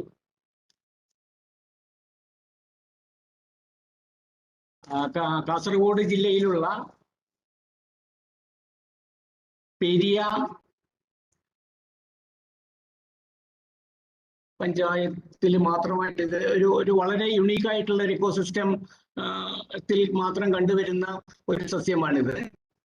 വളരെ സിഗ്നിഫിക്കന്റ് ആയിട്ടുള്ള ഒരു എക്കോസിസ്റ്റമാണ് ഇതിൽ ഉള്ളത്. ചില സസ്യങ്ങൾ, മറ്റു ചില സസ്യങ്ങൾ, ക്രൈനം മലബാറിക്കത്തിന്റെ കൂടെ എരിയ കോളൻ തുടങ്ങിയ ചില മറ്റ് സസ്യങ്ങളും കോ എക്സിസ്റ്റിംഗ് ആയിട്ട് കാണുന്നുണ്ട്. ഇതിന്റെ ഒരു ഡൈനാമിക് ഇക്വിലിബ്രിയമാണ് ഇതിലുള്ളത്. ഇതിന്റെ ഏറ്റവും പ്രധാനപ്പെട്ട വിഷയം എന്ന് പറയുന്നത് ആ ഒരു ഭാഗങ്ങൾ മാത്രം കാണുന്ന ഈ സസ്യത്തിന്റെ സംരക്ഷണം ഞങ്ങൾ അവിടുത്തെ പഞ്ചായത്തുമായിട്ട് ബന്ധപ്പെട്ട്, ലോക്കൽ ആളുകളുമായിട്ട് ബന്ധപ്പെട്ട് സംസാരിക്കുകയും ആദ്യത്തെ ഇതിന് ശേഷം സംഭവിച്ചത്, ഇതിന്റെ പ്രാധാന്യം പറഞ്ഞതൊരു ഔഷധ ഗുണമുള്ള സസ്യമാണെന്ന് പറഞ്ഞ സമയത്ത് ഈ ആൾക്കാർ ഇത് മുഴുവൻ പറിച്ചുകൊണ്ട് ഉണക്കി സൂക്ഷിക്കുന്ന ഒരു സമ്പ്രദായത്തിലേക്ക് പോയി. ഞങ്ങൾ അതിന്റെ ഒരു ഗവേഷണ പദ്ധതികൾ അന്ന് തുടങ്ങിയിട്ടുണ്ടായിരുന്നില്ല. അതിനുശേഷം ഇതുമായിട്ട് ബന്ധപ്പെട്ട് ഇതിന്റെ സംരക്ഷണത്തിന് വേണ്ടിയിട്ട്, കൺസർവേഷനുമായിട്ട് ബന്ധപ്പെട്ട് മാത്രമുള്ള ഒരു ഗവേഷണ പദ്ധതി ആരംഭിക്കുകയും അതുകൊണ്ട് കഴിഞ്ഞ ഒരു 1.5 വർഷത്തിനിടയ്ക്ക് ഞങ്ങൾ എല്ലാ മാസവും ഒരു തവണയെങ്കിലും ഈ 4 സ്ഥലങ്ങളിലേക്ക് ഞങ്ങൾ പോകുന്നുണ്ട്. അപ്പൊ ഇപ്പോൾ അതിന്റെ സംരക്ഷണം വളരെ കൃത്യമായിട്ട് ചെയ്യുവാനും ആളുകളുടെ കൂടെ കോൺഫിഡൻസിൽ എടുത്തുകൊണ്ട് പഞ്ചായത്തിന്റെ കൂടി സഹകരണത്തോടു കൂടി ഇതിന്റെ ഒരു സംരക്ഷണം വളരെ കൃത്യമായിട്ട് ചെയ്യാനായിട്ടും ഞങ്ങൾക്ക് സാധിക്കുന്നുണ്ട്. ഇതാണ് ഇതിന്റെ ശരിയായ ആവാസ വ്യവസ്ഥ കാണാൻ സാധിക്കും. ഇത് റെയിനി സീസണിലുള്ളതാണ്. ഈ താഴെ കാണുന്ന ഈ പടം അതിന്റെ ഡ്രൈ സീസണിൽ, അതായത് മെയ് മുതൽ അടുത്ത ജാനുവരി, ഫെബ്രുവരിയാണ് ഇതിന്റെ സീസൺ ആയിട്ടുള്ളത്. അതിനുശേഷമുള്ള സമയത്ത് ഈ ലാറ്ററൈറ്റ് സ്റ്റോണിൽ കാണപ്പെടുന്ന ക്രെവിസെപ്സിലായിരിക്കും ഇതിന്റെ ബൾബിൾസ് കാണുന്നത്. അത് ഒരു ഡോർമൻസി സ്റ്റേജിലായിരിക്കും. അതിൽ നിന്ന് മഴ തുടങ്ങുന്ന ഒരു മെയ് അവസാനത്തോടു കൂടി ഇത് വീണ്ടും പുനർജനിച്ച് വരികയും എസ്റ്റാബ്ലിഷ്ഡ് ആവുകയും ചെയ്യും. ഇതാണ് ഇതിന്റെ സമ്പ്രദായം. അപ്പൊ ഇതിൽ ഏറ്റവും കൂടുതൽ ബുദ്ധിമുട്ട് ഉള്ള ഇതാണ് ഇതിന്റെ തനത് ആവാസ വ്യവസ്ഥ. ഈ ഇലയുടെ നീളം മീറ്ററുകളോളം നീളമുള്ള ഇലകൾ ഇതിൽ കാണാൻ സാധിക്കും. ഇതിന്റെ ഫ്ലവർ ഇതാണ്. ഈ ഇത്രയും ബുദ്ധിമുട്ടുകളാണ് നമുക്ക് ഇതിന്റെ സംരക്ഷണവുമായി ബന്ധപ്പെട്ട്, അതിന്റെ ആവാസ വ്യവസ്ഥയുള്ള സംരക്ഷണവുമായിട്ട് ബന്ധപ്പെട്ട് വന്നിരിക്കുന്ന ബുദ്ധിമുട്ടുകൾ ഇതാണ്. ഈ ലാറ്ററൈറ്റ് സ്റ്റോൺസിലുള്ള ക്രെവിസെപ്സിലാണ് ഇതിന്റെ ബൾബ്സ് ഡോർമൻസി സ്റ്റേജിൽ ഇരിക്കുന്നത്. അപ്പൊ ആ ഒരു ലാറ്ററൈറ്റ് ഏരിയ മുഴുവൻ മാറ്റിയിട്ട് കോൺക്രീറ്റ് ഭിത്തി നിർമ്മിക്കുകയും അതിന്റെ താഴെയുള്ള ഗ്രാവൽസ് മുഴുവൻ മാറ്റി കോൺക്രീറ്റ് ചെയ്യുകയും അതോടൊപ്പം അതിന്റെ 2 വശങ്ങളിലുള്ള കാനോപ്പി കട്ട് ചെയ്ത് കളയുകയും ചെയ്യുന്നത് കാരണം ഇതിന്റെ ഈ സസ്യങ്ങൾ ഏതാണ്ട് ഒന്നോയി നശിച്ചു പോകുന്ന അല്ലെങ്കിൽ നശിപ്പിക്കപ്പെടുന്ന ഒരു അവസ്ഥയാണ് ഉണ്ടായിട്ടുള്ളത്. ഈ വേസ്റ്റ് മെറ്റീരിയൽസിന്റെ ഡംപിങ്ങും ഇതിന്റെ ഡ്രൈ സീസണിൽ, അതായത് ഡ്രൈ സീസണിൽ ഈ കാണുന്ന ലാറ്ററൈറ്റ് സ്റ്റോൺസ് മാറ്റിയിട്ട് പകരം അതിന്റെ കോൺക്രീറ്റ് ഭിത്തികൾ ഒരു കെട്ടുന്ന കൺസ്ട്രക്ഷൻ നടക്കുന്ന സംവിധാനമാണ് ഈ കണ്ടുകൊണ്ടിരിക്കുന്നത്. ഇപ്പോൾ ഒരു പരിധിയിൽ കൂടുതൽ സ്ഥലത്തുനിന്ന് അതിന്റെ കൺസ്ട്രക്ഷൻ ചെയ്യത്തില്ല, അങ്ങനെയുള്ള സ്റ്റേ വാൾസ് ഞങ്ങൾ നിർമ്മിക്കത്തില്ല എന്നുള്ള ഒരു ഇത് പഞ്ചായത്ത് പറഞ്ഞിട്ടുണ്ട്. ഞങ്ങൾ അതിന്റെ സംരക്ഷണവുമായി ബന്ധപ്പെട്ട് ലാബിൽ ഇതിന്റെ ജെർമിനേഷൻ പഠിക്കുകയും അതിന്റെ ജെർമിനേഷൻ ഏത് തരത്തിൽ സാധിക്കും എന്നുള്ളത് കൺഫേം ചെയ്യുകയും അതനുസരിച്ചിട്ട് ആയിരക്കണക്കിന് തൈകൾ ഞങ്ങൾ ഉൽപ്പാദിപ്പിക്കുകയും ഇതിന്റെ മറ്റു സ്ഥലങ്ങളിലേക്ക് ലാറ്ററൈറ്റിന്റെ വേസ്റ്റുകൾ ഇട്ട് നിലമൊരുക്കി അതിന്റെ മറ്റു സ്ഥലങ്ങളിലേക്ക് ഇത് പുനഃസ്ഥാപിച്ച് എസ്റ്റാബ്ലിഷ്ഡ് ആക്കി ഇതിന്റെ ഏരിയ കണ്ടുവന്നിരുന്ന ഏരിയ കുറെ കൂടി മീറ്റർ നീളത്തിലേക്ക് എത്തിക്കുവാനേ ഞങ്ങൾക്ക് സാധിച്ചിട്ടുണ്ട്. എല്ലാ മാസവും ഞങ്ങൾ ഇതിന്റെ ഫിനോളജിക്കൽ ഡേറ്റയും ഫീൽഡ് ഡേറ്റയും കളക്ട് ചെയ്യാനായിട്ട് ഈ സ്ഥലം സന്ദർശിക്കുന്നുണ്ട്, അവിടെ പോകുന്നുണ്ട്. ഇതിന്റെ ഒരു സംരക്ഷണവുമായി ബന്ധപ്പെട്ട ഒരു സംവിധാനം ഞങ്ങളുടെ സ്ഥാപനത്തിൽ ഇപ്പോൾ തയ്യാറാക്കിക്കൊണ്ടിരിക്കുന്നുണ്ട്. നേരിട്ട് ഒരുപക്ഷെ ഇക്കോ റെസ്റ്റോറേഷനുമായിട്ട് ബന്ധപ്പെടുന്നില്ല എന്നുണ്ടെങ്കിൽ കൂടി കോഴിക്കോട് ജില്ലയുടെ ഒളവണ്ണ പഞ്ചായത്തിലാണ് ഞങ്ങളുടെ ഈ സ്ഥാപനം സ്ഥിതി ചെയ്യുന്നത്. അവിടെ ഒരുപാട് സ്ഥലം ഈ ഡേറ്റാ ബാങ്കിൽ ഉൾപ്പെട്ട ധാരാളം സ്ഥലങ്ങളുണ്ട്. ഡേറ്റാ ബാങ്കിൽ ഉൾപ്പെട്ടത് കാരണം മറ്റു തരത്തിലുള്ള കൺസ്ട്രക്ഷൻസ് ഒന്നും അവിടെ സാധിക്കില്ല എന്നുള്ളത് കൊണ്ട് ഒരുപാട് വേസ്റ്റ് മെറ്റീരിയൽസ് ഡംപ് ചെയ്യുന്ന ഒരു ഏരിയ ആയിട്ട് അത് മാറുന്നുണ്ടായിരുന്നു. ഒളവണ്ണ പഞ്ചായത്തിന്റെ ആവശ്യപ്രകാരം തനത് നാടൻ വെറൈറ്റിയിലുള്ള വാഴകൾ, ഏതാണ്ട് 25ഓളം നാടൻ വെറൈറ്റി വാഴകൾ ഞങ്ങൾ ശേഖരിച്ച് ഇവിടെ അതിന് വേണ്ടിയിട്ടുള്ള ഒരു കൺസർവേഷൻ, ഒരു സംരക്ഷണ കേന്ദ്രം ഒരുക്കിയിട്ടുണ്ടായിരുന്നു. അതിപ്പോ ആദ്യത്തെ ഹാർവെസ്റ്റിങ്ങിനുള്ള സമയമായി വരികയാണ്. ഞങ്ങൾ ഇതിന്റെ സാപ്ലിങ്സ് മറ്റ് ആവശ്യമുള്ളവർക്ക് ധാരാളമായിട്ട് കൊടുക്കുന്നുണ്ട്. ഇലകളും ഇതിന്റെ നാട്ടുകാർക്ക് ഈ പരിസരത്തുള്ളവർക്ക് ഉപയോഗിക്കാൻ പറ്റുന്ന രീതിയിലേക്ക് മാറ്റിയിട്ടുണ്ട്. അപ്പൊ അവിടുത്തെ വേസ്റ്റ് ഡംപിങ് മാറ്റി ഇതിനെ ഒരു ഉപയോഗമുള്ള തരത്തിലേക്ക് മാറ്റാനായിട്ട് ഞങ്ങൾക്ക് സാധിച്ചിട്ടുണ്ട്. ഇതൊരു ഡ്രീം പ്രോജക്റ്റ് ആണ്. മലബാർ അക്വാട്ടിക് ബയോ പാർക്കിന്റെ എസ്റ്റാബ്ലിഷ്മെന്റ് കഴിഞ്ഞ 4-5 വർഷം കൊണ്ട് അതിന്റെ പ്രവർത്തനങ്ങൾ തുടങ്ങിയെന്നുണ്ടെങ്കിലും ഗവൺമെന്റ് ഒരു ഫ്യൂ ക്രോർസ് ഓഫ് റുപ്പീസ് ഇതിന് വേണ്ടിയിട്ടും അലൊക്കേറ്റ് ചെയ്തു കോഴിക്കോട് ബ്ലോക്ക് പഞ്ചായത്തിന്റെ ബഡ്ജറ്റിൽ. പക്ഷെ എങ്കിലും ആ പൈസ ഞങ്ങൾക്ക് അവൈലബിൾ ആയിട്ട് കിട്ടാത്തത് കൊണ്ട് ഈ കാണുന്ന ഒരു തരത്തിലേക്ക് ഇത് തുടങ്ങാനായിട്ട് സാധിച്ചിട്ടില്ല. എങ്കിലും മലബാർ ബൊട്ടാണിക് ഗാർഡന്റെയും കോഴിക്കോട് ബ്ലോക്കിന്റെയും പദ്ധതിയിൽ ഉൾപ്പെടുത്തി, പ്ലാൻ ഫണ്ടിൽ ഉൾപ്പെടുത്തി ചില ചെറിയ പ്രവർത്തനങ്ങളായിട്ട് ഞങ്ങൾ ഇപ്പോൾ തുടങ്ങിയിട്ടുണ്ട്. ഇത് പൂർണ്ണമായിട്ട് വരുമ്പോഴത്തേക്ക് ജലസസ്യങ്ങളുടെ തനത് ആവാസ വ്യവസ്ഥ, പലതരത്തിലുള്ള സസ്യങ്ങളുടെ ആവാസ ഇവിടെ പുനഃസ്ഥാപിക്കുവാനും അതുപോലെ വലിയൊരു ജലസംഭരണി ഉള്ളത് കൊണ്ട് ടൂറിസം, എക്കോ ടൂറിസം തുടങ്ങിയ സംവിധാനങ്ങളും വാട്ടർ ഹാർവെസ്റ്റിംഗ് കൊണ്ട് ചുറ്റുമുള്ള പ്രദേശത്തെ ജലവിധാനം ഉയരും എന്നുള്ളതും അതുപോലെ വലിയ മഴ കിട്ടുന്ന സമയത്ത് അതിനൊരു പ്രളയത്തിലേക്കും അങ്ങനെയുള്ള ബുദ്ധിമുട്ട് പോകാത്ത തരത്തിൽ ജലം സംഭരിക്കാൻ സാധിക്കും എന്നുള്ളതുമാണ് ഇതിന്റെ ഒരു പ്രത്യേകതയായിട്ട് കാണുന്നത്. ഇത് കോഴിക്കോട് ബ്ലോക്ക് പഞ്ചായത്തുമായിട്ട് ചേർന്നിട്ട് നടപ്പിലാക്കാൻ ഉദ്ദേശിക്കുന്ന അല്ലെങ്കിൽ നടപ്പിലാക്കി തുടങ്ങിയ ഒരു പ്രവർത്തനമാണ്. ഇത്രയും പ്രവർത്തനങ്ങളാണ് ഇതിന്റെ പുറത്ത് ഞങ്ങൾ വ്യാപകമായിട്ട് അല്ലെങ്കിൽ കുറച്ച് വലിയൊരു രീതിയിലായിട്ട് ഞങ്ങൾ ചെയ്തുകൊണ്ടിരിക്കുന്നത്. ഇതിലുപരിയായിട്ട് മറ്റു എക്കോ റെസ്റ്റോറേഷനുമായിട്ട് ബന്ധപ്പെട്ടല്ല എന്നുണ്ടെങ്കിൽ കൂടിയും മറ്റ് ചെടികൾ കൊടുക്കുന്ന ഇപ്പോൾ ഇന്നത്തെ എൻവയോൺമെന്റ് ഡേക്ക് വേണ്ടിയിട്ട് ഞങ്ങൾ കഴിഞ്ഞ 3-4 ദിവസത്തിനിടയ്ക്ക് ഏതാണ്ട് ഒരു 2500ഓളം വൃക്ഷത്തൈകൾ കൊടുക്കാനായിട്ട് ഞങ്ങൾക്ക് സാധിച്ചിട്ടുണ്ട്. ഇത്രയും പ്രവർത്തനങ്ങളാണ് മലബാർ ബൊട്ടാണിക്കൽ ഗാർഡന്റെ എക്കോ റെസ്റ്റോറേഷനുമായിട്ട് ബന്ധപ്പെട്ട് ഞാൻ ഇന്ന് ഇവിടെ അവതരിപ്പിക്കുന്നത്. Thank you all. Thank you sir. നന്ദി പ്രസംഗത്തിനായി കേരള ശാസ്ത്ര സാങ്കേതിക പരിസ്ഥിതി കൗൺസിൽ പ്രിൻസിപ്പൽ സയന്റിസ്റ്റും എൻവിസ് ഹബ് കേരളയുടെ കോർഡിനേറ്ററുമായ ഡോക്ടർ പി ഹരിനാരായൺ സാറിനെ ക്ഷണിച്ചുകൊള്ളുന്നു. Good afternoon. നമുക്കറിയാം, വളരെ വിപുലമായ രീതിയിൽ കേരള ശാസ്ത്ര സാങ്കേതിക പരിസ്ഥിതി കൗൺസിലും അതോടൊപ്പം തന്നെ പരിസ്ഥിതി വകുപ്പും എൻവി സെന്ററും ഒക്കെ ചേർന്ന് ഇന്നത്തെ ഈ പ്രോഗ്രാം നടത്തുകയുണ്ടായി. അപ്പോൾ ഇതിന്റെ ഇമ്പോർട്ടൻസ് എല്ലാവർക്കും അറിയാം, എന്തുകൊണ്ടാണ് പരിസ്ഥിതി ദിനം നമ്മൾ ആഘോഷിക്കുന്നത് എന്നുള്ളത്. അപ്പോൾ അതിലേക്കൊന്നും ഞാൻ കടക്കാൻ ആഗ്രഹിക്കുന്നില്ല. സംസ്ഥാന ശാസ്ത്ര സാങ്കേതിക പരിസ്ഥിതി കൗൺസിലിന്റെ ആക്ടിവിറ്റീസും ഒരുപാട് ഈ എക്കോ റെസ്റ്റോറേഷൻ വർക്കുമായിട്ട് നടക്കുന്നുണ്ട്. ഹെഡ്ക്വാർട്ടേഴ്സിലും അതുമായി ബന്ധപ്പെട്ട പ്രൊജക്ട്സുകൾ സപ്പോർട്ട് ചെയ്യുന്നുണ്ട്. ഇതുകൂടാണ്ട് എൻവി സെന്ററും പുതിയതായിട്ട് തന്നെ ഒരുപാട് ആക്ടിവിറ്റീസ് ആരംഭിച്ചിട്ടുണ്ട്. അതിലൊന്നാണ് ഗ്രീൻ സ്കിൽ ഡെവലപ്മെന്റ് പ്രോഗ്രാം. അതായത് ഗ്രീൻ സ്കില്ലുമായി ബന്ധപ്പെട്ട ഒരുപാട് ആക്ടിവിറ്റീസ് R&D സെന്റേഴ്സുമായി ചേർന്ന് നമ്മൾ തുടക്കം കുറിച്ചിട്ടുണ്ട്. 2-3 ബാച്ചുകൾ കഴിഞ്ഞിരിക്കുന്നു. അടുത്ത വർഷത്തെ ബാച്ച് ലോക്ക്ഡൌണിന് ശേഷം നമ്മൾ ആരംഭിക്കാനും തീരുമാനിച്ചിട്ടുണ്ട്. കേന്ദ്ര ഗവൺമെന്റ് സഹായത്തോടെ തന്നെയാണ് ഇത്തരം പ്രോഗ്രാംസ് എല്ലാം നമ്മൾ നടത്തി വരുന്നത്. എൻവിസിന്റെ സൈറ്റിലും ഒരുപാട് ഇൻഫർമേഷൻസ്, എക്കോ റെസ്റ്റോറേഷനുമായി ബന്ധപ്പെട്ട ഒരുപാട് ഇൻഫർമേഷൻസ് നമുക്ക് അവൈലബിൾ ആണ്. അപ്പോൾ നമ്മുടെ ഈ പ്രോഗ്രാം ഇന്ന് വളരെ ഭംഗിയായി തീർക്കുന്നതിന് ഒരുപാട് പേര് നമ്മളെ സഹായിച്ചിട്ടുണ്ട്. പ്രത്യേകിച്ച് നമ്മുടെ ഈ പ്രോഗ്രാമിന്റെ ഉദ്ഘാടകൻ ബഹുമാനപ്പെട്ട കേരളത്തിന്റെ മുഖ്യമന്ത്രി, അദ്ദേഹം കേരളത്തിന്റെ നയപരമായ കാര്യങ്ങൾ വളരെ കൃത്യമായിട്ട് പറഞ്ഞു. എന്താണ് പരിസ്ഥിതി നയം എന്ന് അദ്ദേഹം വ്യക്തമാക്കിയിട്ടുണ്ട്. കേരളത്തിലെ പരിസ്ഥിതിയെ സംരക്ഷിക്കേണ്ട ആവശ്യകത ഊന്നി പറഞ്ഞുകൊണ്ടാണ് മുഖ്യമന്ത്രി ഈ പ്രോഗ്രാം ഉദ്ഘാടനം ചെയ്തത്. സംസ്ഥാന ശാസ്ത്ര സാങ്കേതിക പരിസ്ഥിതി കൗൺസിലും അതോടൊപ്പം സർക്കാരും ഒക്കെ ചേർന്ന് നടത്തിയ ഈ പ്രോഗ്രാമിൽ പങ്കെടുത്ത ബഹുമാനപ്പെട്ട മുഖ്യമന്ത്രിക്ക് എല്ലാവരുടെ പേരിലും ഞാൻ നന്ദി രേഖപ്പെടുത്തുകയാണ്.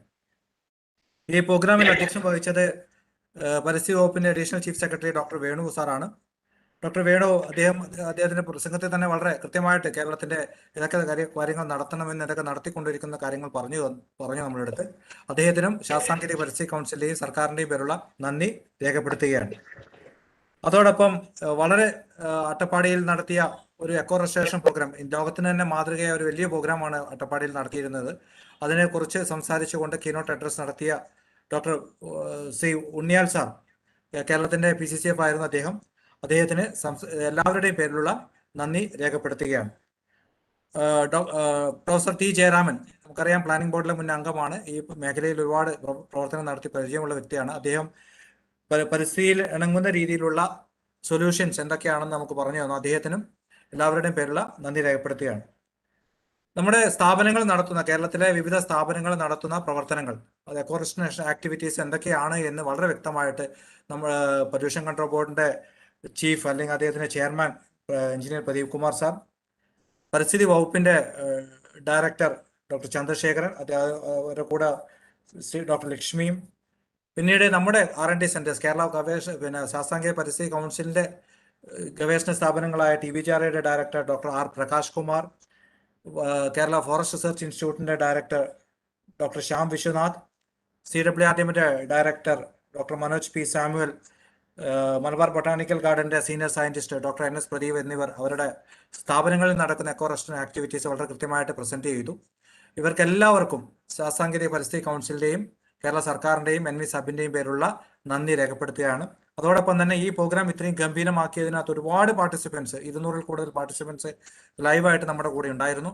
അവർക്ക് എല്ലാവർക്കും നന്ദി രേഖപ്പെടുത്തുകയാണ്. അതുപോലെ മുൻ CWRD ഡയറക്ടർ ഉണ്ടായിരുന്നു, ദത്തൻ സാർ ഉണ്ടായിരുന്നു. ഒരുപാട് പ്രമുഖ വ്യക്തികൾ ഈ ഓൺലൈൻ വെബിനാറിനകത്തുണ്ടായിരുന്നു. അവർക്ക് എല്ലാവർക്കും നന്ദി രേഖപ്പെടുത്തുകയാണ്.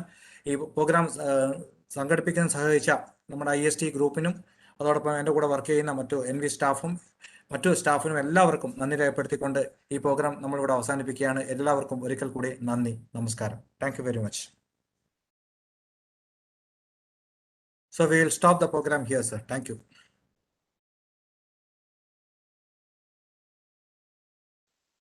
Okay.